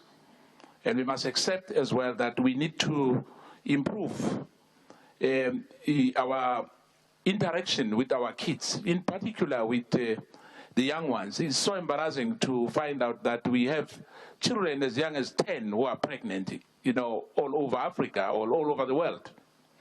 But I must emphasize that we are adopting this report. On the hindsight, we have to improve, as one of my colleagues has already said, that when we meet again, hopefully this message which we are discussing here will filter into our society as well. It should not end up here. We need to encourage government departments. There must be a social cohesion in this matter. Otherwise, we'll be complaining for many decades to come, and it won't stop. But for us to protect the young ones, in particular, because they are children. You can imagine having a child, you know, at the age of 10 or the age of 15. Other countries, some are getting married too early, but I must say that the cultures are not the same. But indeed, we have to prevent and protect the young ones. And as parents and as SADC as well, we need to make sure that we are preaching this to our society and for those who are vulnerable, who are not with us here. Thank you, Chair. Thank you very much. Now we move to Eswatini. Thank you, Mr. President. Again, maybe I'm the last one. Sorry. Mr. President, I reckon with appreciation on the progress that has been made on the prison modern law, and also child marriage, which I see it has benefited a lot, and also the redress on GBV, which has been a pandemic to anyone. But, Mr. President, I think according to me, this is my own opinion, but I'm just debating. Abortion is a complex and a very sensitive issue. According to our cultural and religious belief, I wonder if it will work for us truly. In as much as I understand the choice of termination of pregnancy on South Africa on their law that they are mentioning 1996, I agree with that. But according to us, religiously, as Christians, as we label ourselves under this congregation, I'm asking, will it work?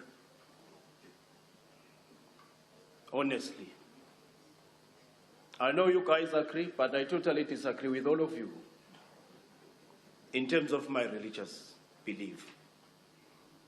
And yet, I would maybe just propose that we just move from criminalizing it, make it in a way that one would understand it. But then, going back to my country, I know it's a very religious country, very cultural beliefs. South Africans, they know where I come from. I would request for us to domesticate this, to domesticate abortion. Mr. President, we met MSG. You better come to Swaziland, then we talk about it. Because I'm a member of Parliament, elected. And I know as soon as I start talking about this, you won't see me again, I'm voted out. I'm telling you, I'm just looking at the larger proportion of the congregation, the pastors and everyone, according to my beliefs as well. I must promise you, I'll be out of Parliament as soon as I start about this issue. And pertaining this issue of climate change, they'll reference to this. They will tell you the climate change is because God is against us. This is what we're doing. So, Mr. President, if you want this to go ahead, you better come into my country, Eswatini. You advocate for this, MSG, I'll just follow you. Then we can domesticate it afterwards. Thank you. Thank you, Mr. President. Thank you. Thank you.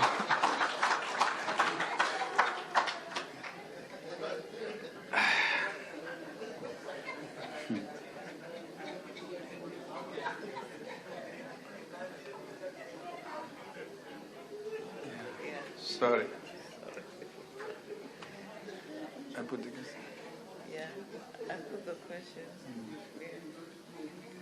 I put the question that the report of joint sitting. No. I had to respond. I'm sorry.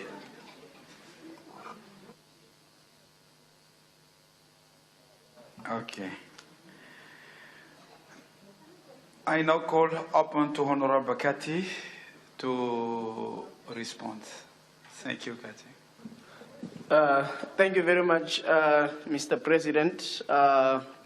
First of all, I would like to thank Honorable Mendes, who seconded the adoption of the report, and thank all honorable members who engaged in the debate around the issues that were raised in the report. I would particularly want to perhaps highlight on a few things that were mentioned and reiterated by specific honorable members. Speaking of the comment that came through the Right Honorable Speaker of South Africa, where she really emphasized on public education, enforcement and resourcing of our legislative efforts. And I believe this by itself will then answer the question and the skepticism that the honorable member from Eswatini just raised right now. That honorable members, we are dealing with topics of social concern, topics that actually become very difficult to engage with, but we need to put so much emphasis and importance on engaging our communities, the electorate, our community leaders, our religious leaders, to really make them understand how pertinent these issues are, regardless of any reservations that may come based on our culture differences and everything. But the social and economic impacts that we witness every day that are brought in by these issues around abortion, we really need to be very, very, very firm about that. Not decriminalizing abortion does not get us to a point where abortions don't happen. And I think it is of a view that if they are happening, we need to ensure that those who need those services are getting them safely in a way that we do not continue to lose lives as we are doing. But we acknowledge the fact that this is a very sensitive topic that needs further engagement, further education for us to be able to achieve the results.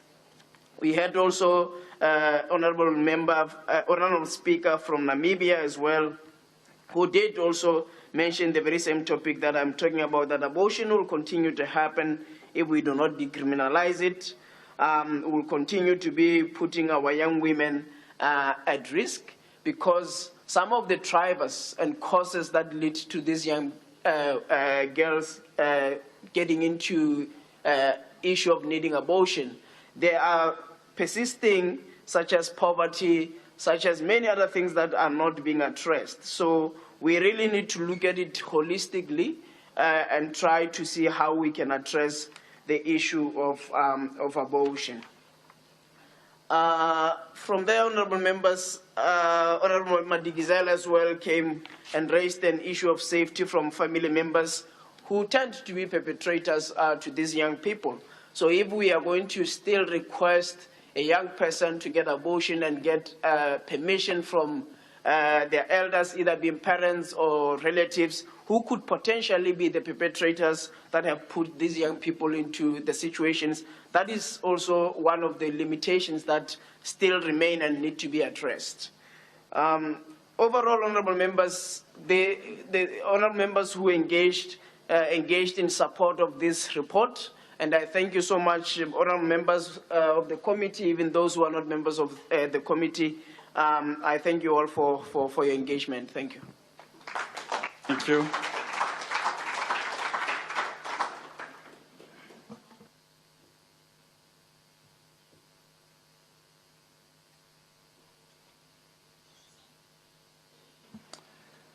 I put the question that the report of the joint sitting of standing committee be adopted. Yes. Are there any objections? The report is duly adopted.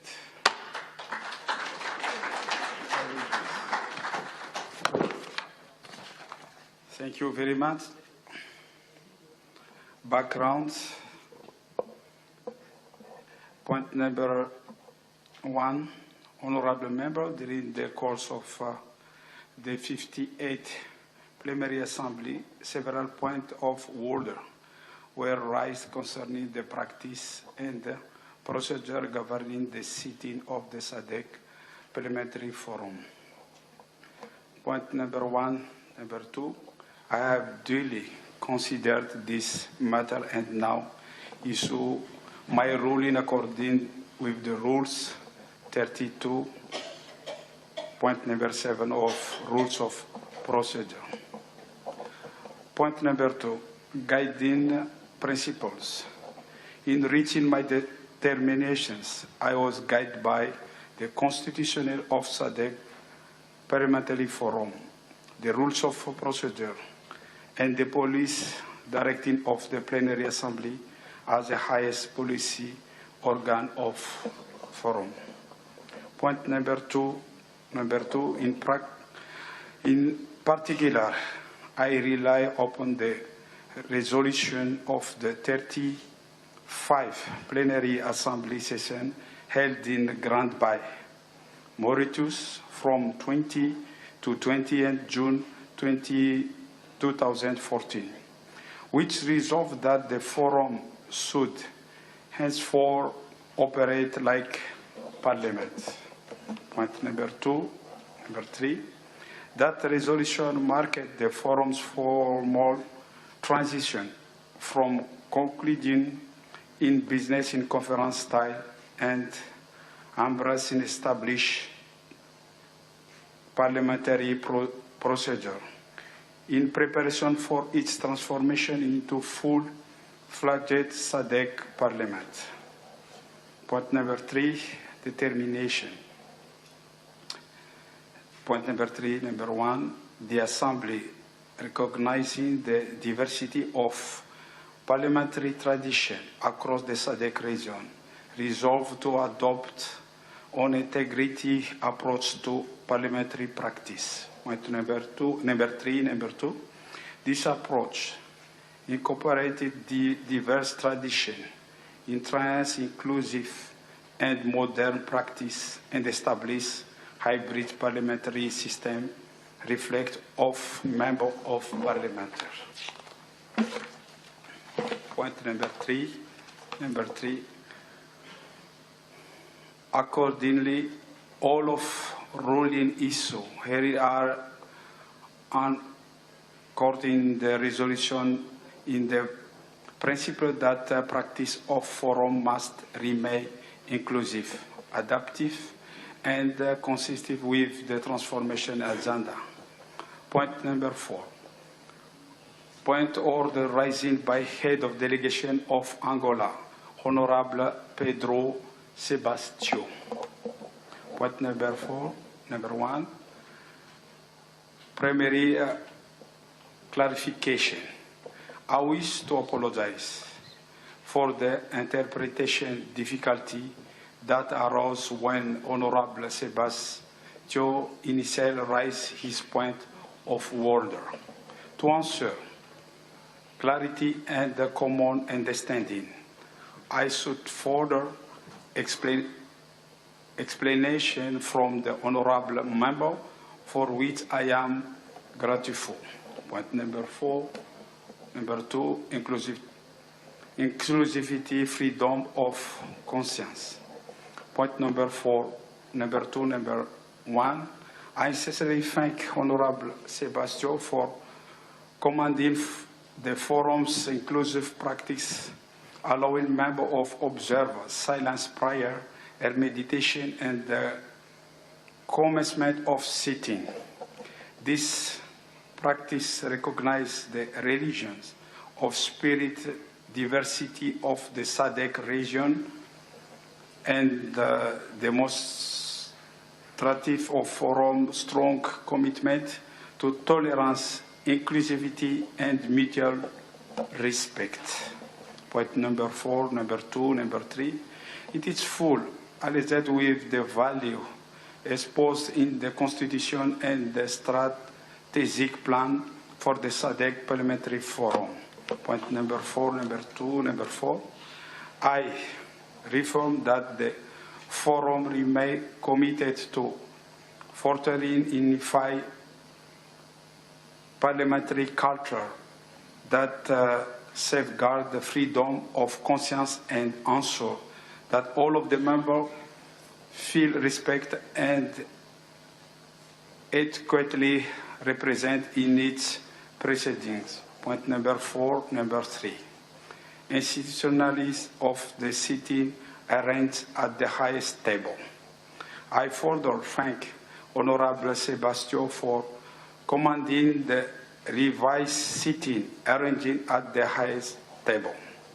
Under the current arrangement, the Secretary General sits in close proximity of the President, enabling timely, discreet, and seamless consultation during the sitting. This replaced the provision arrangement where the Secretary General sat with the clerk at the table and the was request sat between positions. This refined arrangement enhanced procedural efficiency, preserved decorum, and strengthened institutional coordination. Sorry. Point number 4, number 3, number 5. I have ruled that this practice has been formally institutionalized with the immediate effect. Point number 5, sitting arrangement of Vice President. Point number 5, number 1, concern raised. I acknowledge the concern raised by Honorable Sebastien regarding the sitting arrangement of the Vice President of the Forum. This concern is valid and is appreciated of the constructive contribution toward strengthening institution of protocol. Point number 5, number 2, guiding consideration. The matter is receiving acting consideration with the view to ensuring that the sitting arrangement reflects both the statute and the functional rules of the Vice President. Point number 2, point number 5, number 2, in so doing, due regard shall be given to establish parliamentary practice. Point number 2, number 3, the Forum shall draw from the diverse parliamentary tradition of members of parliament to inform harmonized protocol practice. Point number 3, point number 5, number 3, determination. The sitting arrangement of Vice President shall be reviewed. Any adjustment shall uphold decorum, heresy, and institutional efficiency. Point number 5, number 3, the Assembly is assured that this matter will be addressed with due regard to parliamentary integrity and evolving best practice. Point number 6, point of order raised by honorable member from South Africa on dress code. Matter raised, the honorable member from South Africa raised a point of order concerning the wearing of the cap in the House. The matter was duly considered in light of the rules of procedure. Applicable rules. The current rules of procedure are silent on the matter relating on the dress codes.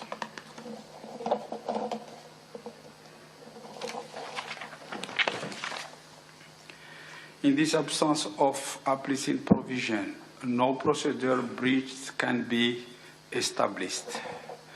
Nonetheless, members are reminded that Parliamentary decorum requests conducting befitting dignity of the House. Determination, while no breach according under the existence rule, the concern raised is both valid and constructive.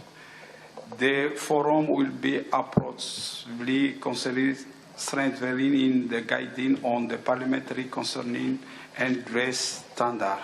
In doing so, point number 6, number 3, in doing so, the forum shall draw up applicable tradition from across the region. Point number 6, number 3, number 4, a formal proposal will be submitted at the plenary assembly in accordance with established procedure. Point number 6, number 3, number 5, the objective of the reform will be approved informally, dignity and respect in the conducting of procedure. Thank you very much. Now we have a break time for 10 minutes.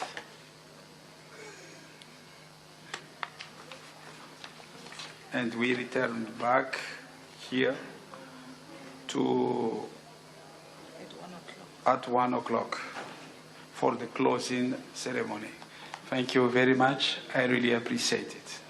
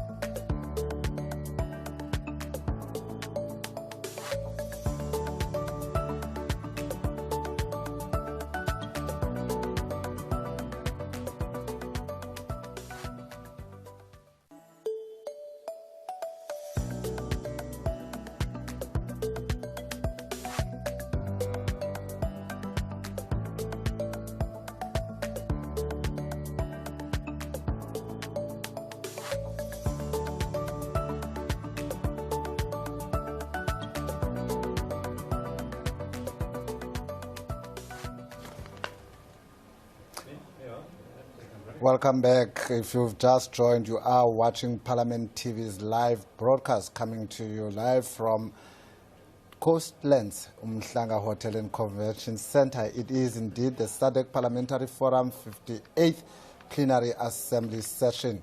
And as you can see there on your screen, members of the session are up as they are busy there preparing to go on a comfort break. And of course, just to remind you that the theme of this SADC PF gathering is the impact of climate change on women and youth and in the SADC region and the role of parliaments in climate change mitigation and adaptation. And just to recap on what has happened since the opening ceremony, we know that the first day started with an opening ceremony on high-level signals and strategic position. And the assembly opened with strong political messaging from regional leaders, emphasizing the gender responsiveness, climate change, youth inclusion as a strategic imperative, also regional solidarity in the face of worsening climate impacts, as well as the essential role of parliaments in climate oversight and policy alignment. And of course, that set the tone for the rest of the week, which started on the 1st of December. And of course, today, this is the 5th and the final day of the symposium. Now, the reason why this theme is so important is because the speakers drilled into how climate change disappropriately affects women, youth and rural communities, the economic and social costs of floods, droughts and extreme weather, the role of climate-smart agriculture, renewable energy and early warning systems. Of course, throughout the week, parliaments have repeatedly challenged to shift from policy observation to policy orchestration, which is what we've been talking about in terms of ensuring that policy meets implementation.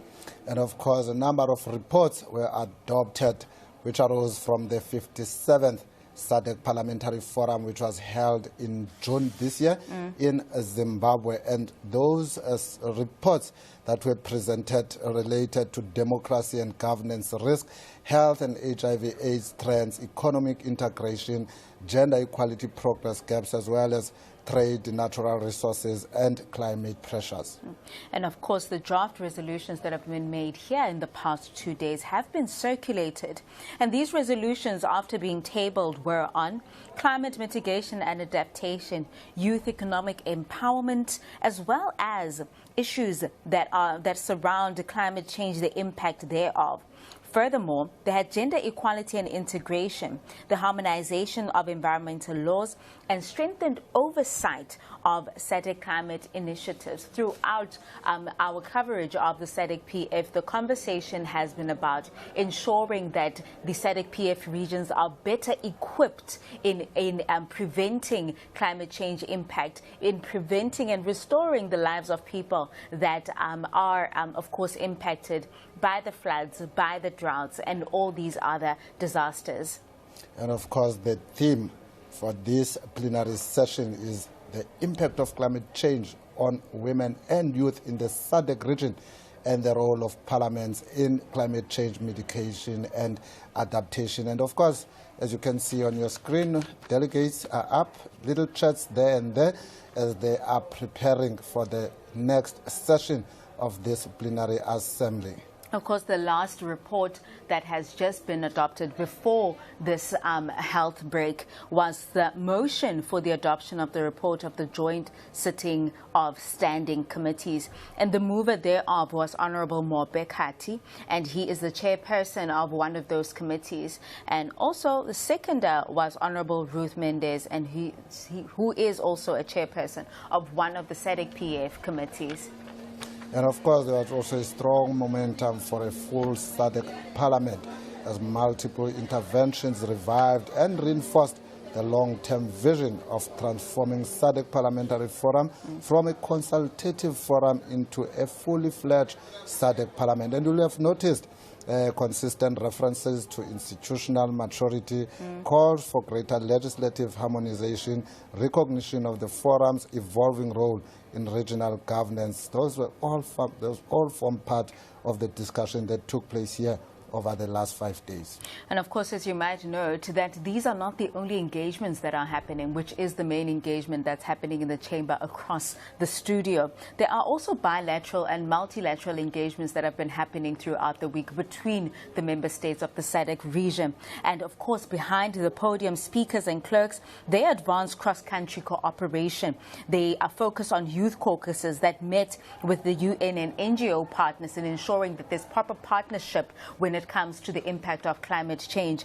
And delegates also explored joint climate initiatives. And also furthermore, South Africa positioned itself as a regional leader in climate governance, in climate advocacy, and ensuring that issues of preventative measures also, and should be sustainable measures, are also put on the table. And looking ahead, we can expect the final communique and adoption of the resolutions. So what you can expect over the next session will be the consolidation of all committee outcomes, the official adoption of the plenary resolution, a forward-looking communique setting SADC Parliamentary Forum's agenda for 2026, commitments on climate governance, gender mainstreaming and youth inclusion, as well as a renewed push for institutional transformation. But for now, let's have a look at some of the quick facts.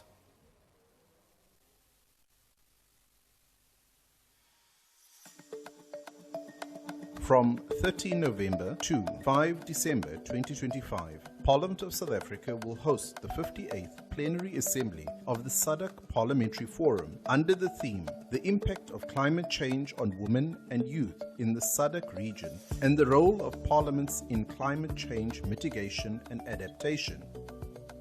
For 5 days, speakers, members of Parliament and experts from across the SADC region will convene in Durban, South Africa, to move beyond debate to action, forging strategies, sharing best practices, and strengthening the various parliaments' collective power to pass laws, allocate resources, and hold governments accountable. The SADC PF is a regional interparliamentary body composed of 15 parliaments representing over 3,500 parliamentarians in the SADC region.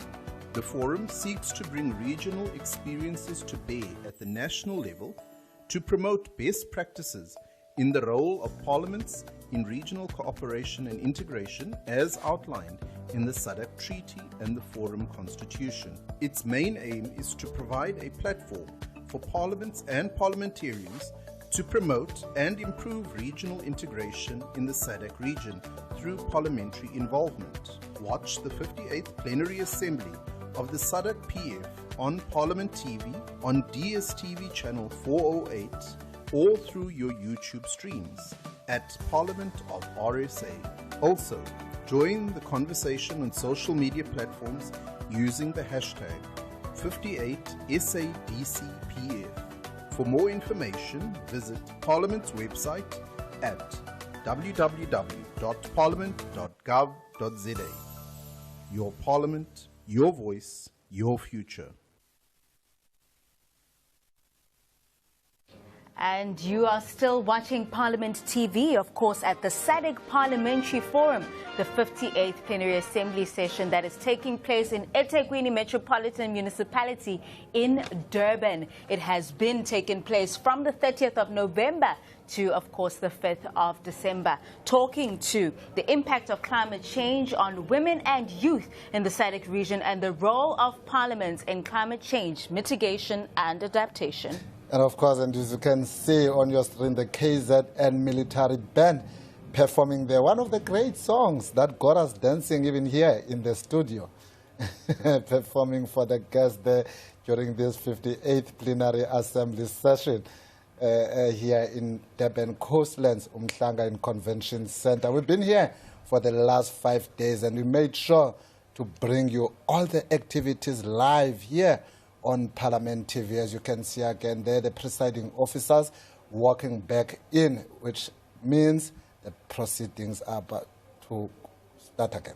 And of course, we have only 3 agenda items, and that is the presentation of the Communiqué, the closing statement, and of course, the adjournment sine die of the 58th SADC PF Plenary Assembly that is underway. It is the 5th and the final day of this symposium.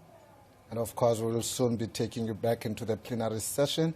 As you can see there, the President having taken his seat together with the presiding officers, those 3 right in front of him, and the lady that is seated next to the President. Let's hear what's happening in the room.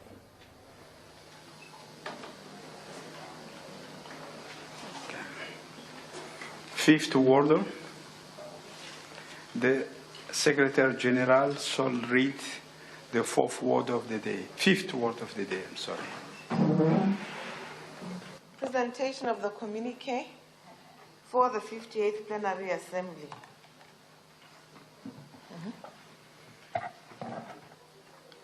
I invite the host speaker, Honorable Angela Didiza Tukuzila.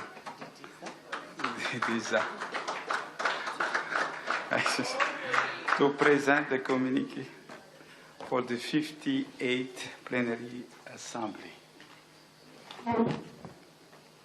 Thank you, President, Vice President of SADC Parliamentary Forum, members of the executive of the SADC Parliamentary Forum present, all speakers of the SADC parliaments present here, all South African speakers or deputy speakers or delegates from the provincial legislatures, members of parliament, secretaries of parliament led by Secretary Powema, who is the secretary of the SADC Parliamentary Forum, honored guests, ladies and gentlemen. I present to you the communique of the SADC Parliamentary Forum, 58th Plenary Assembly, which started here in KwaZulu-Natal Province, eThekwini Metro, from the 30th of November to 5th December 2025.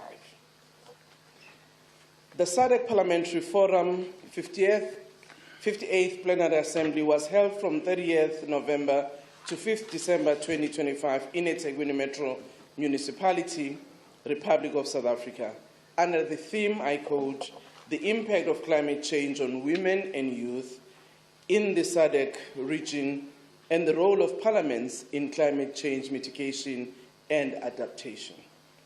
The Plenary Assembly was attended by 14 of the 15th SADC PF member parliaments, namely Angola, Botswana, the Democratic Republic of Congo, Eswatini, Lesotho, Madagascar, Malawi, Mauritius, Mozambique, Namibia, Seychelles, South Africa, Zambia, and Zimbabwe.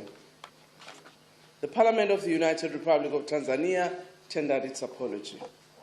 The Plenary Assembly was also attended by representatives from the partner organization, including civil society, members of Parliament from Parliament of South Africa, who participated as observers, delegates from the KwaZulu-Natal legislature, the South African legislative sector, eThekwini Municipality, Toyota South Africa, who presented on the theme, as well as the academia, including the Thabo Mbeki African School of Public and International Affairs at UNISA.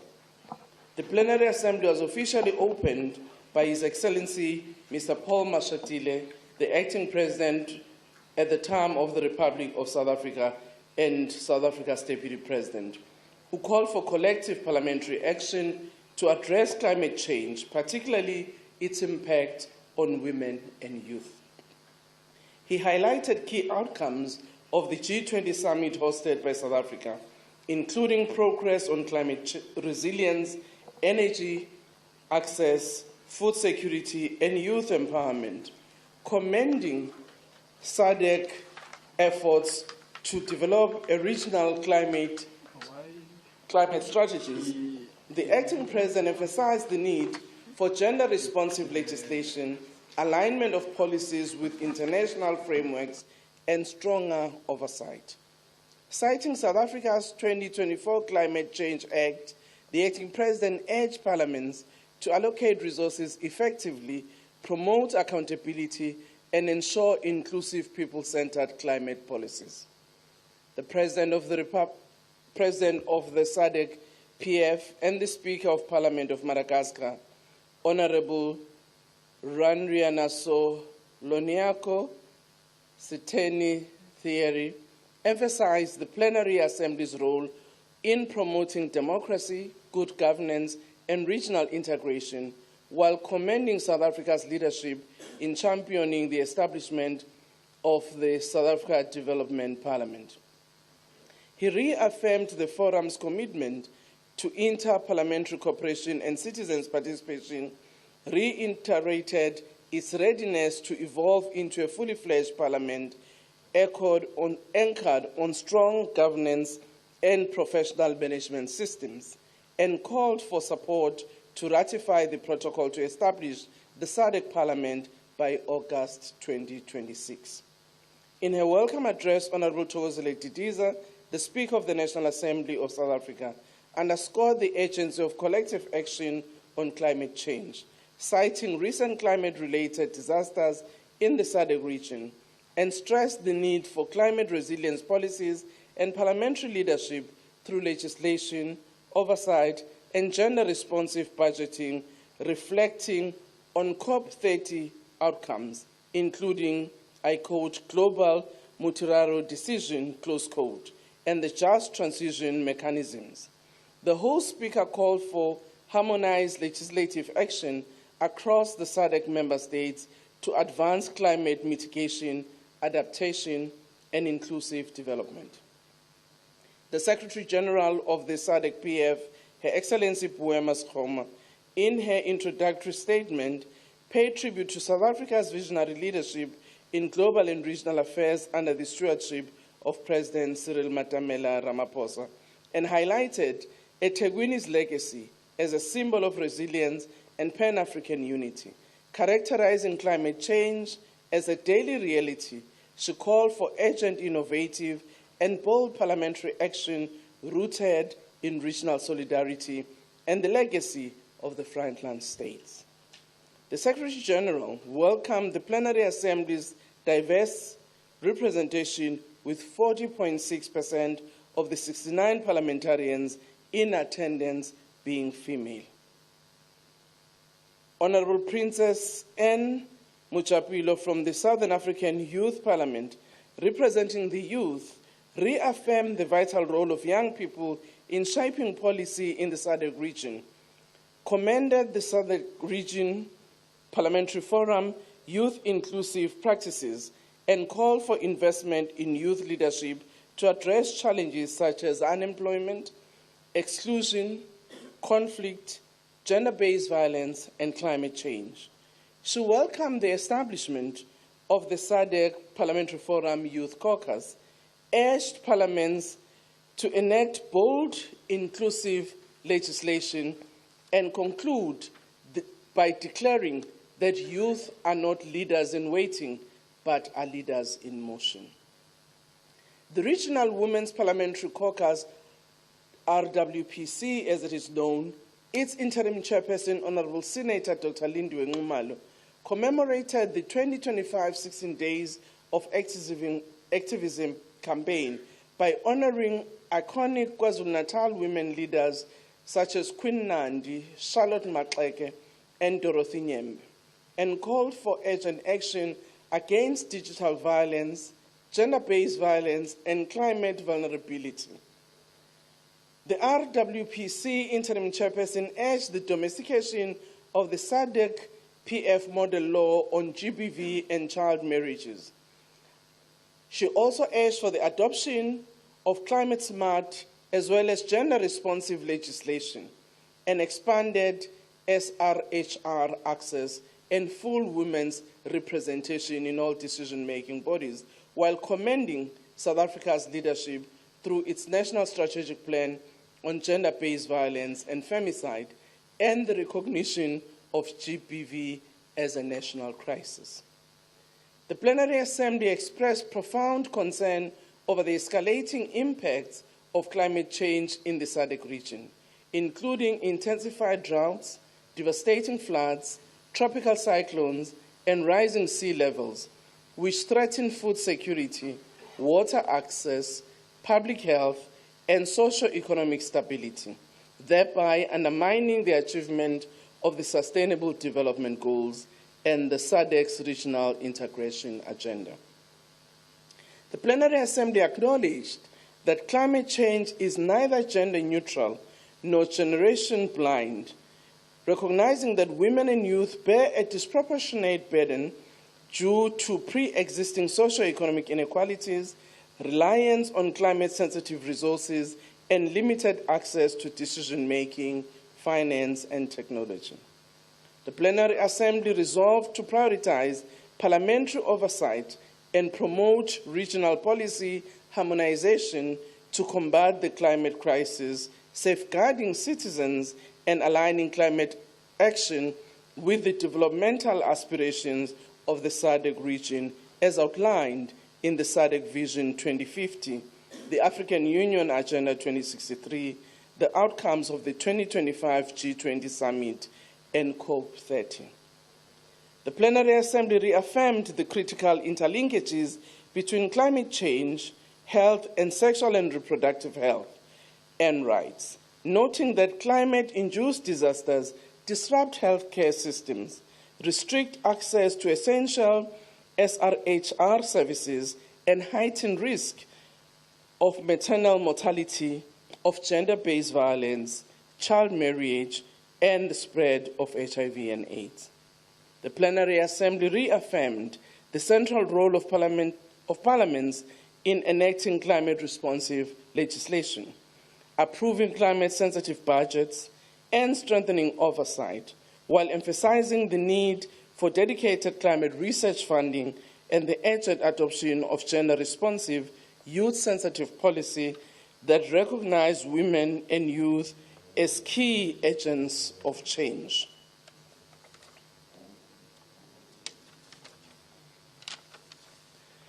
The Plenary Assembly underscored the importance of strong parliamentary oversight to ensure transparency and accountability in climate finance, while promoting innovative financing for a just transition, and urged member parliaments to integrate climate resilience into national policies on agriculture, water management, and energy in response to threats to food sovereignty and water security. The Plenary Assembly commended member parliaments for their progress in implementing previous resolutions and exercising effective oversight over the executive. It further applauded the comprehensive country reports presented, reflecting a strong commitment to peer learning, mutual accountability, and advancing the SADC-PF strategic objective of strengthening the implementation of capacity of the SADC.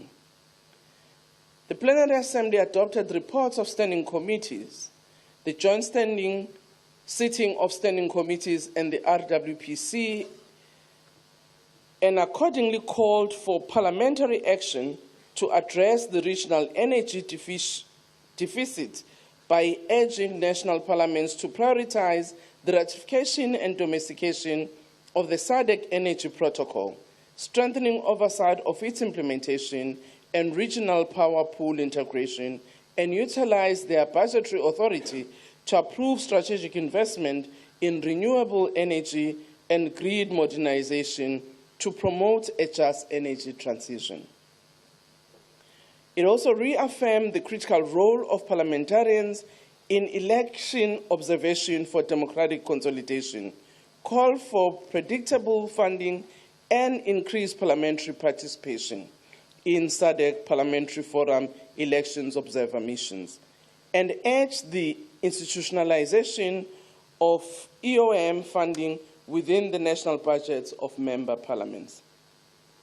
Encouraged member parliaments to strengthen oversight of anti-corruption strategies, advocate for the ratification of the SADC Protocol on Politics, Defense and Security Cooperation, and lead the revision of the SADC Model Law on Elections to address contemporary challenges such as cybersecurity, digital disinformation, and the conduct of elections during public health emergencies.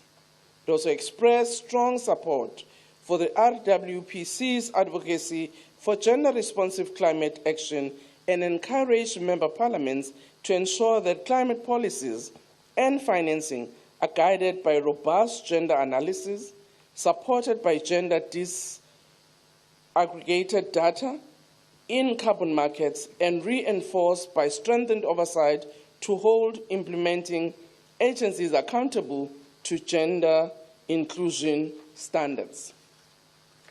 It also commended the landmark benchmarking visit to Lesotho by the Regional Parliamentary Model Law Oversight Committee and urged member parliaments to institutionalize similar peer learning processes to support the domestication of SADC model laws, strengthening legal drafting capacity, enhance multi-stakeholder collaboration, and establish dedicated budgetary allocation and robust monitoring frameworks to translate model laws into tangible outcomes for the SADC citizens.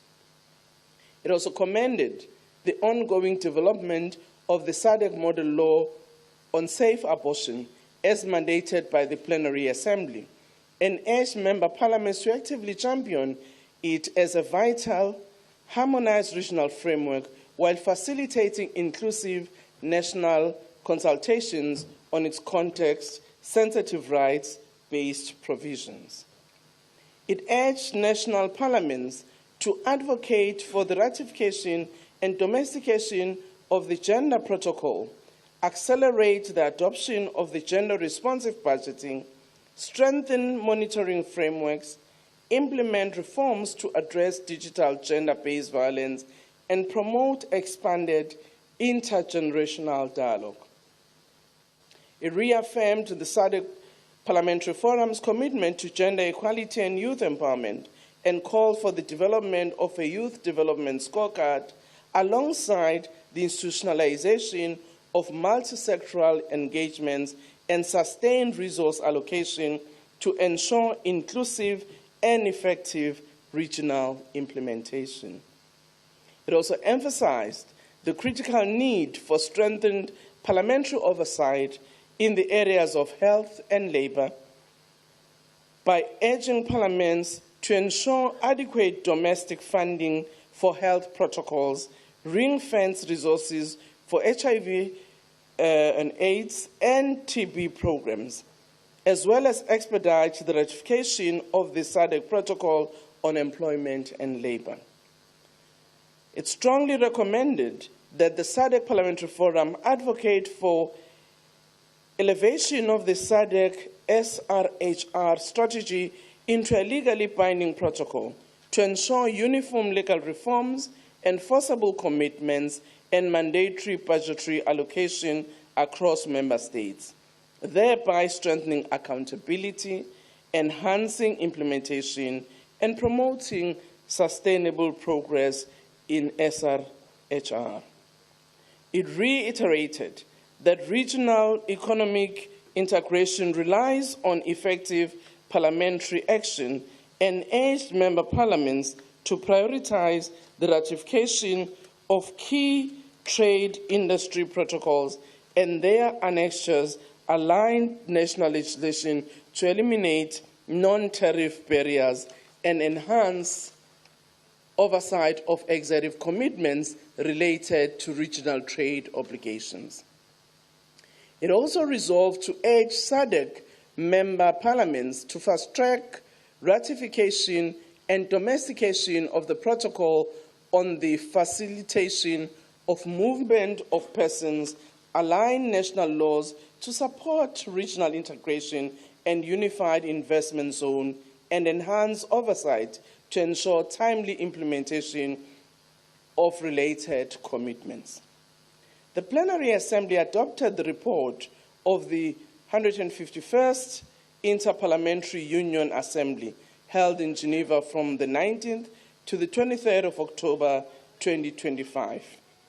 It also welcomed the active participation of SADC member parliaments, acknowledged key outcomes, including the Geneva Declaration on Humanitarian Norms, resolution on illegal international adoptions, and the call for a female United Nations Secretary General, and commended both member parliaments for their continued engagement in global processes and the SADC Parliamentary Forum for its effective coordination, which ensures a unified SADC voice within the African geopolitical group.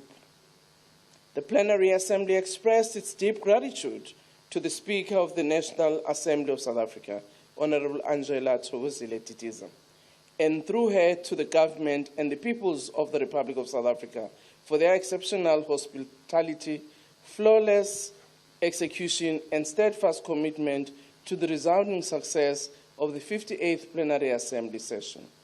The Plenary Assembly also expressed its appreciation to the National Assembly of the Republic of Seychelles through Honorable Speaker Azarela Jolinda and Esther for offering to host the 59th Plenary Assembly schedule for the second quarter of 2026. This communique was presented at the eThekwini City, South Africa on 4th December 2025. I submit.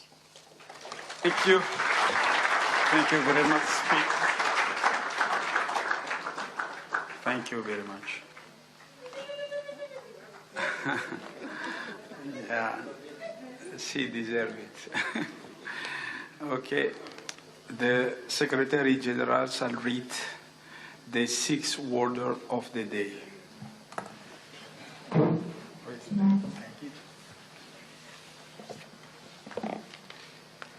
Closing statement for the 58th Plenary Assembly Session by the SADC PF President, Honorable Randriana Solonaiko Setiniteri, and handover of gratitude letters to the South Africa Presidency and host Parliament.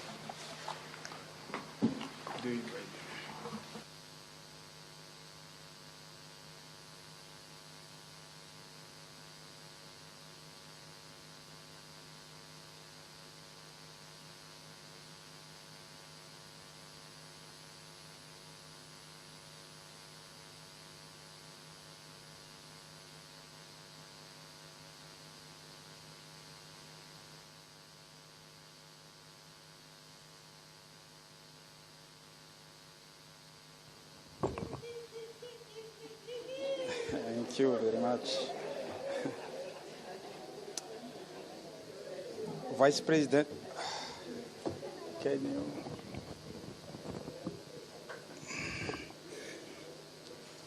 Vice President of Forum, Sylvia Isaacs, our host, Honorable Angela Didisa, Speaker of National Assembly of Republic of South Africa, honorable speakers and head of delegation, all honorable members of SADC, member of Parliamentary, Secretary General of SADC, Parliamentary Forum, and all of SADC PF staff, and the Secretary General of SADC, member of Plenary, all of the staff of National Plenary, Parliament, distinguished invited observer, ladies and gentlemen. We have successfully transacted all of the business on the agenda of the 58th Plenary Assembly hosted by Parliament of Republic of South Africa. Here is the serene eThekwini Metropolitan Municipality in the marvelous coastal city of Durban. Honorable members, distinguished ladies and gentlemen, I must from outset reiterate our gratitude to His Excellency Mutamela Cyril Ramaphosa, President of South Africa, who assigned the acting president, His Excellency Paul Massatil, to grace and address our official opening ceremony. You will agree with me that the acting president address was both insightful and encouraging for all of us. Honorable member, distinguished ladies and gentlemen, in the short time we have been here in Durban, we have covered all of impressive amount of parliamentary business. To be specific, we have considered 2 reports of executive committee, one on administrative matter and the other on finance issues. Through deliberation of this report, the Plenary Assembly has been updated and has guided the forum on the board arising issue affecting its operations.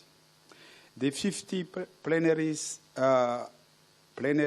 Assembly has reinforced our resolution stand to promote resolution solidarity More critical, the Plenary Assembly has highlighted the crucial role of parliamentary in legislative oversight and advocacy for the ratification and implement of region, continental and international commitment of advance of the right of citizens.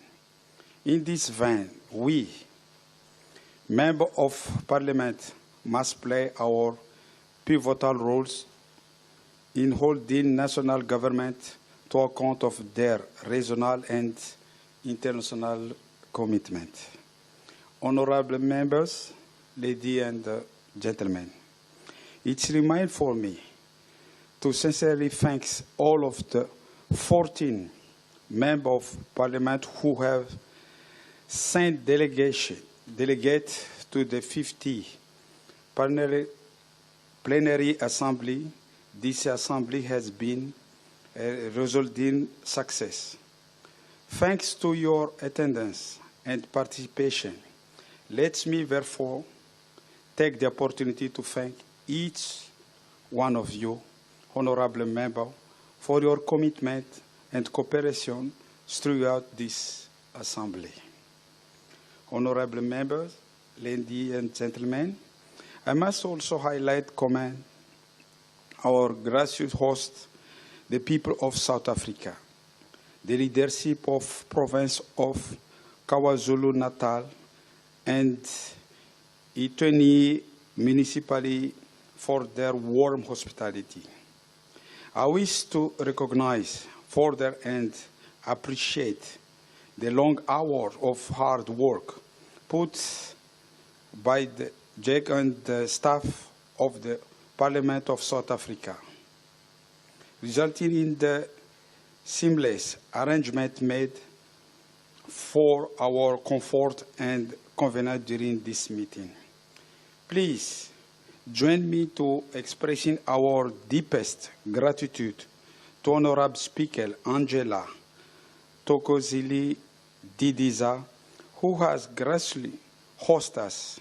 Honorable Didiza, I believe I speak for all of the delegates when I say you have been a true representative of South Africa hospitality.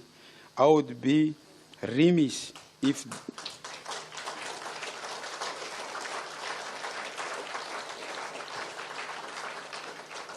I did not praise you for treating us to excellent cuisine, drinking, and music during numerous dinner and events you have organized in honor of delegate. We might need a few weeks at the gym to work off the extra kilo gains here in Kize. I also wish to thank the Secretary General and her team, as all clerk and the Secretary General of Parliament and their staff, for their unwavering support to all of us. Without each, our meeting would not have run as smoothly as it did.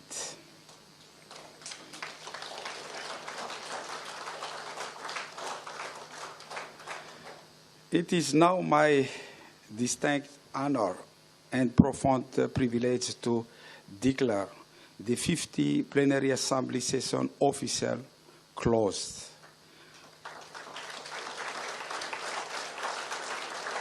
Thank you very much.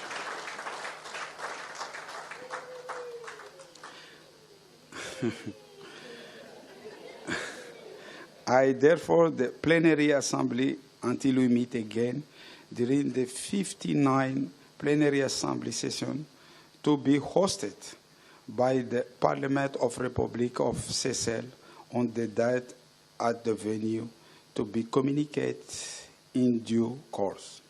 I wish you all safe travel as you return to your respective country.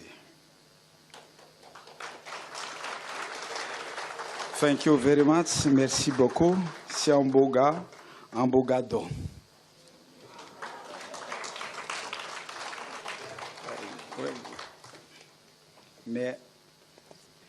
May I invite the Vice President and South Africa speaker for the recognized letter. Again, thank you very much for hosting us here in this beautiful city. Please. I think here is the bed.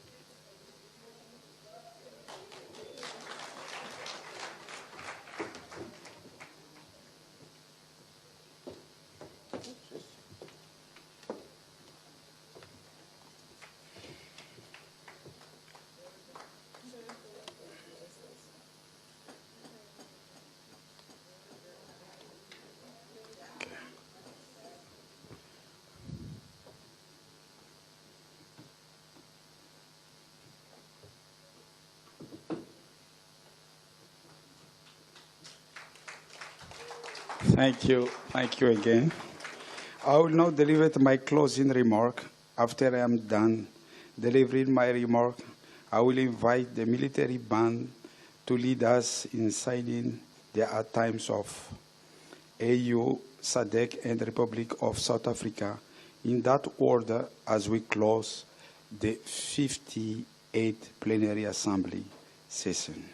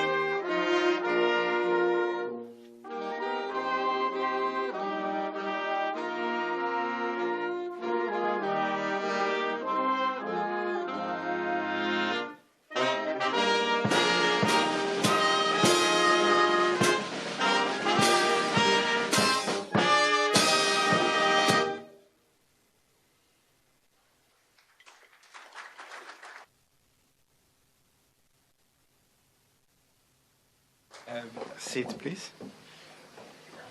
I invite Secretary General to make announcement. Honourable members, you are now free to go for lunch. A kind reminder that we have the closing dinner this evening, and information will be shared on your communication platforms. Further, that on Friday the 5th of December, we have excursions that have been arranged by our host, and we welcome members to participate as these have been done with us in mind. Departures are on the 6th of December. Your protocol officers shall facilitate accordingly. I thank you, Honourable President. Thank you. Honourable members, we have concluded our proceedings for the 58th Plenary Assembly. I hereby adjourn the Plenary Assembly until the 59th Plenary Assembly session to be hosted by the Parliament of Republic of Seychelles. The specific date will be communicated due course. Thank you for your participation and dedication during this session. Have a safe travel. Thank you very much.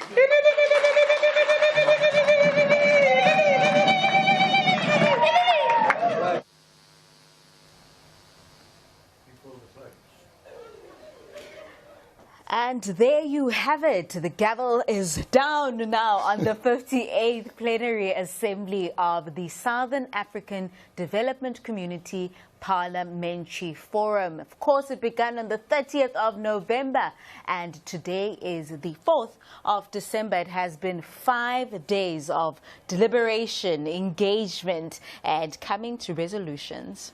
And as it closed with those 3 national anthems being played there by the KZN Army Band, the African Union National Anthem, the SADC Region National Anthem, and of course the host country's national anthem, our very own Nkosi Sikelela i-Africa.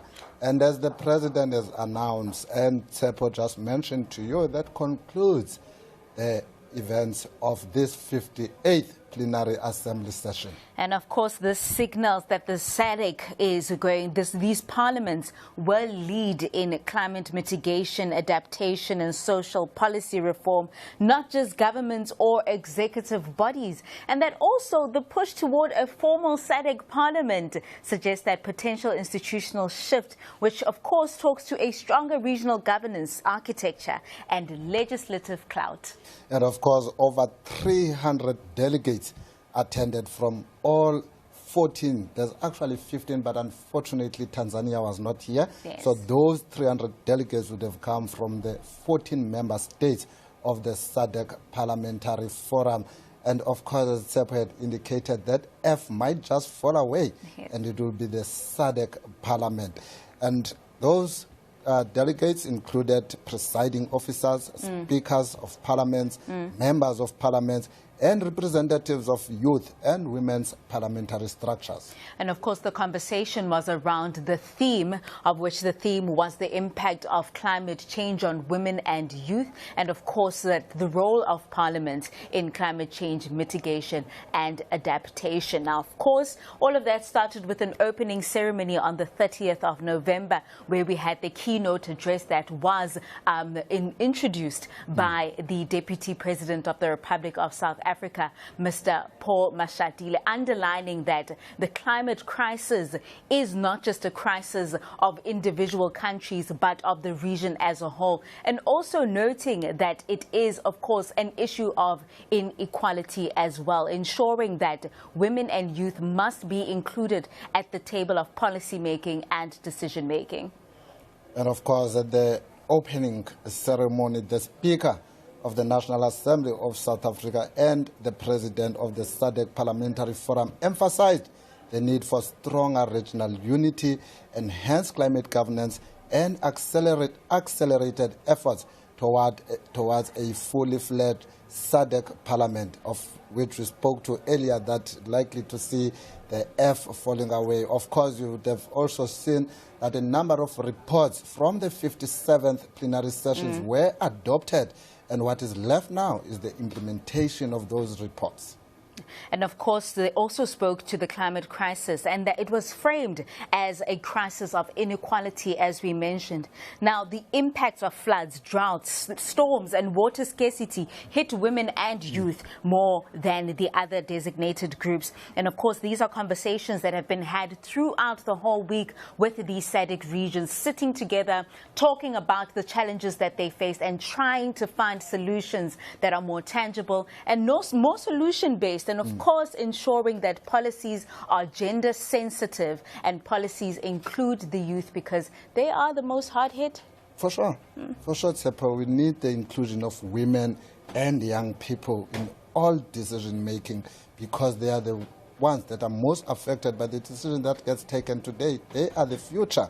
And parliaments were urged also to evolve from passive approvers of budgets to active legislative actors, crafting laws on renewable energy, water and land management, climate adaptation and gender-responsive budgeting. And of course, throughout the conversations that we have had right here on Parliament TV, the main issue has been how to respond, and also how do governments become proactive and lose being a reactive government instead. So ensuring that there's proper communication between governments and people, ensuring that NGOs are also they are part of the conversations, ensuring that people also participate in these meetings that are had, whether it's council meetings, whether it is parliaments that are also engaging on these issues, and ensuring that citizens are also informed and form part of this decision making.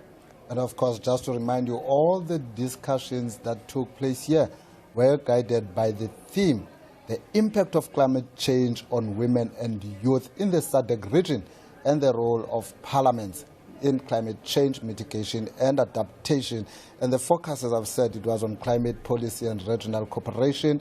Delegates committed to aligning national legislation with international and regional climate frameworks. For an example, agreements under the Paris Agreement and regional climate change strategies. And of course, you're still watching Parliament TV. The SADC PF 58th plenary has just adjourned. Stay tuned. From 13 November to 5 December 2025, Parliament of South Africa will host the 58th Plenary Assembly of the SADC Parliamentary Forum under the theme, The Impact of Climate Change on Women and Youth in the SADC Region and the Role of Parliaments in Climate Change Mitigation and Adaptation. For 5 days, speakers, members of Parliament and experts from across the SADC region will convene in Durban, South Africa, to move beyond debate to action, forging strategies, sharing best practices, and strengthening the various parliaments' collective power to pass laws, allocate resources, and hold governments accountable. The SADC PF is a regional interparliamentary body composed of 15 parliaments representing over 3,500 parliamentarians in the SADC region. The forum seeks to bring regional experiences to bear at the national level to promote best practices in the role of parliaments in regional cooperation and integration as outlined in the SADC Treaty and the Forum Constitution. Its main aim is to provide a platform for parliaments and parliamentarians to promote and improve regional integration in the SADC region through parliamentary involvement. Watch the 58th Plenary Assembly of the SADC PF on Parliament TV, on DSTV channel 408, or through your YouTube streams at Parliament of RSA. Also, join the conversation on social media platforms using the hashtag 58SADCPF. For more information, visit Parliament's website at www.parliament.gov.za. Your Parliament, your voice, your future. Day 5, the final day of the 58th SADC Parliamentary Forum Plenary Assembly, has just adjourned in Durban, KwaZulu-Natal. But as we close this chapter here in South Africa, we're already getting a glimpse of what to expect next. It is my distinct honor to now be joined by the distinguished leader who will be our regional family host next year, 2026. And this is the Honorable Speaker of the National Assembly of Seychelles, Honorable Azarel Ersta. Madam Speaker, thank you so much for joining us. Thank you. Thank you for receiving me. And of course, Madam Speaker, let's just start over and talk about what is it that you've taken away from this plenary session that has happened all week? Well, what I've taken away is certainly a lot of warmth, new friendships, yes, a bit of networking, but the seriousness with which, the SADC PF takes the issue of climate change, and how it affects especially women and young people. So that is certainly something I'm going back with, and there's plenty of ideas already in my head, which will be acted upon. Now, with that, of course, your country is beautiful, right? And you are an advocate for ocean conservation. Is that going to be part of the theme, or is that part of the discussion in ensuring that next year the conversations carry on? I would like to say that that would be part of it, but I'm more about people and recognizing that we are actually part and parcel of nature. Yes. So this will probably be part of it, but there's also the issue with digital violence against women. It's not something that we can let go of. So certainly I will be thinking about that, digital violence, bringing more to the public what it's like for women online. Everything is digitalized. That includes violence against women. Of course. So certainly that will be part of the conversation. But getting people to remember that we're all in this together, Ubuntu, and we're part of nature. We're not separate from it. We're part and parcel of it. So if I bring that conversation, it will be in that manner. So we're talking women's rights as well, which was the focus as well with part of the SADC PF, but also looking at AI, digital violence as well. So that is something that we'll be focusing on in 2026. Definitely. Yesterday, I was looking at a report from my country. There's this huge resort being built on one of the islands. It's quite a controversial issue. And there's been an injunction set against it, so now it's stopped. And there's this young lady who's leading the sort of like the fight against these huge resorts. And she's an environmentalist. She's really, concerned about how these things are going. And because I saw it through Facebook, and unfortunately I also saw the harassment. I also saw the bullying. I also saw the comments, not at what she was doing, but on her personally. So again, this is something that I will most certainly be bringing up. And Madam Speaker, of course, from your experience here in South Africa, from the logistics to the administration in terms of hosting this, what are some of your takeaways in terms of Seychelles being the host next year? This will not be necessarily my first experience with hosting something for the Africa region. We hosted way back the Commonwealth, the CPA Africa region. So for me, what I've seen is really how the warmth and the joy that's been the way we've been received. And this is certainly part and parcel of my culture. With regards to administration, I must say the Secretary General and her staff are amazing. They are absolutely wonderful. The Parliament of the Republic of South Africa takes it to another level. So we really have our work cut out for us for the 59th plenary. But I'm also quite certain that we, normally people say about Seychelles, we are unique by 1,000 miles. We are unique by 1,000 miles. And we're going to be showcasing that for you in the 59th. And apart from the uniqueness, what else can the SADC regions can expect? And also, what is it that the people from the Seychelles can expect from the 59th Assembly that will be hosted in your country? I think what the people of Seychelles can expect is more of a let's call it not reintegration really, connection, reconnecting. You know, we're an island. We're not on the mainland, and there's vast differences, but there's also quite a lot of things that we have in common. You know, so connecting again to the people in the SADC PF region, connecting to, I mean, the way we've been welcomed by the Speaker of the Parliament of South Africa is just, I mean, I love her voice. She calls it her rally voice. I will never have a rally voice because I don't attend rallies, but it's the connection really, connecting again to what is it that makes us part and parcel of the South African, Southern African region? And really connecting and bringing forward everything that we can as well. How can we not just benefit, but also what can we do to advance, you know, the agenda? Yeah. Thank you so much for joining us on Parliament Definitely. TV. We cannot wait for the 59th Plenary Assembly. We can't wait either. Really looking forward to it. I'm quite excited. Thank you so much. Thank you. And of course, you've heard it here live. The bridge from Durban 2025 to Seychelles 2026 is being built with intention and vision. Now, you're still watching Parliament TV. Of course, it was the conclusion of the 58th Plenary Assembly. Stay tuned. From 13 November to 5 December 2025, Parliament of South Africa will host the 58th Plenary Assembly of the SADC Parliamentary Forum under the theme, The Impact of Climate Change on Women and Youth in the SADC region and the Role of Parliaments in Climate Change Mitigation and Adaptation. For 5 days, speakers, members of Parliament and experts from across the SADC region will convene in Durban, South Africa, to move beyond debate to action, forging strategies, sharing best practices, and strengthening the various parliaments' collective power to pass laws, allocate resources, and hold governments accountable.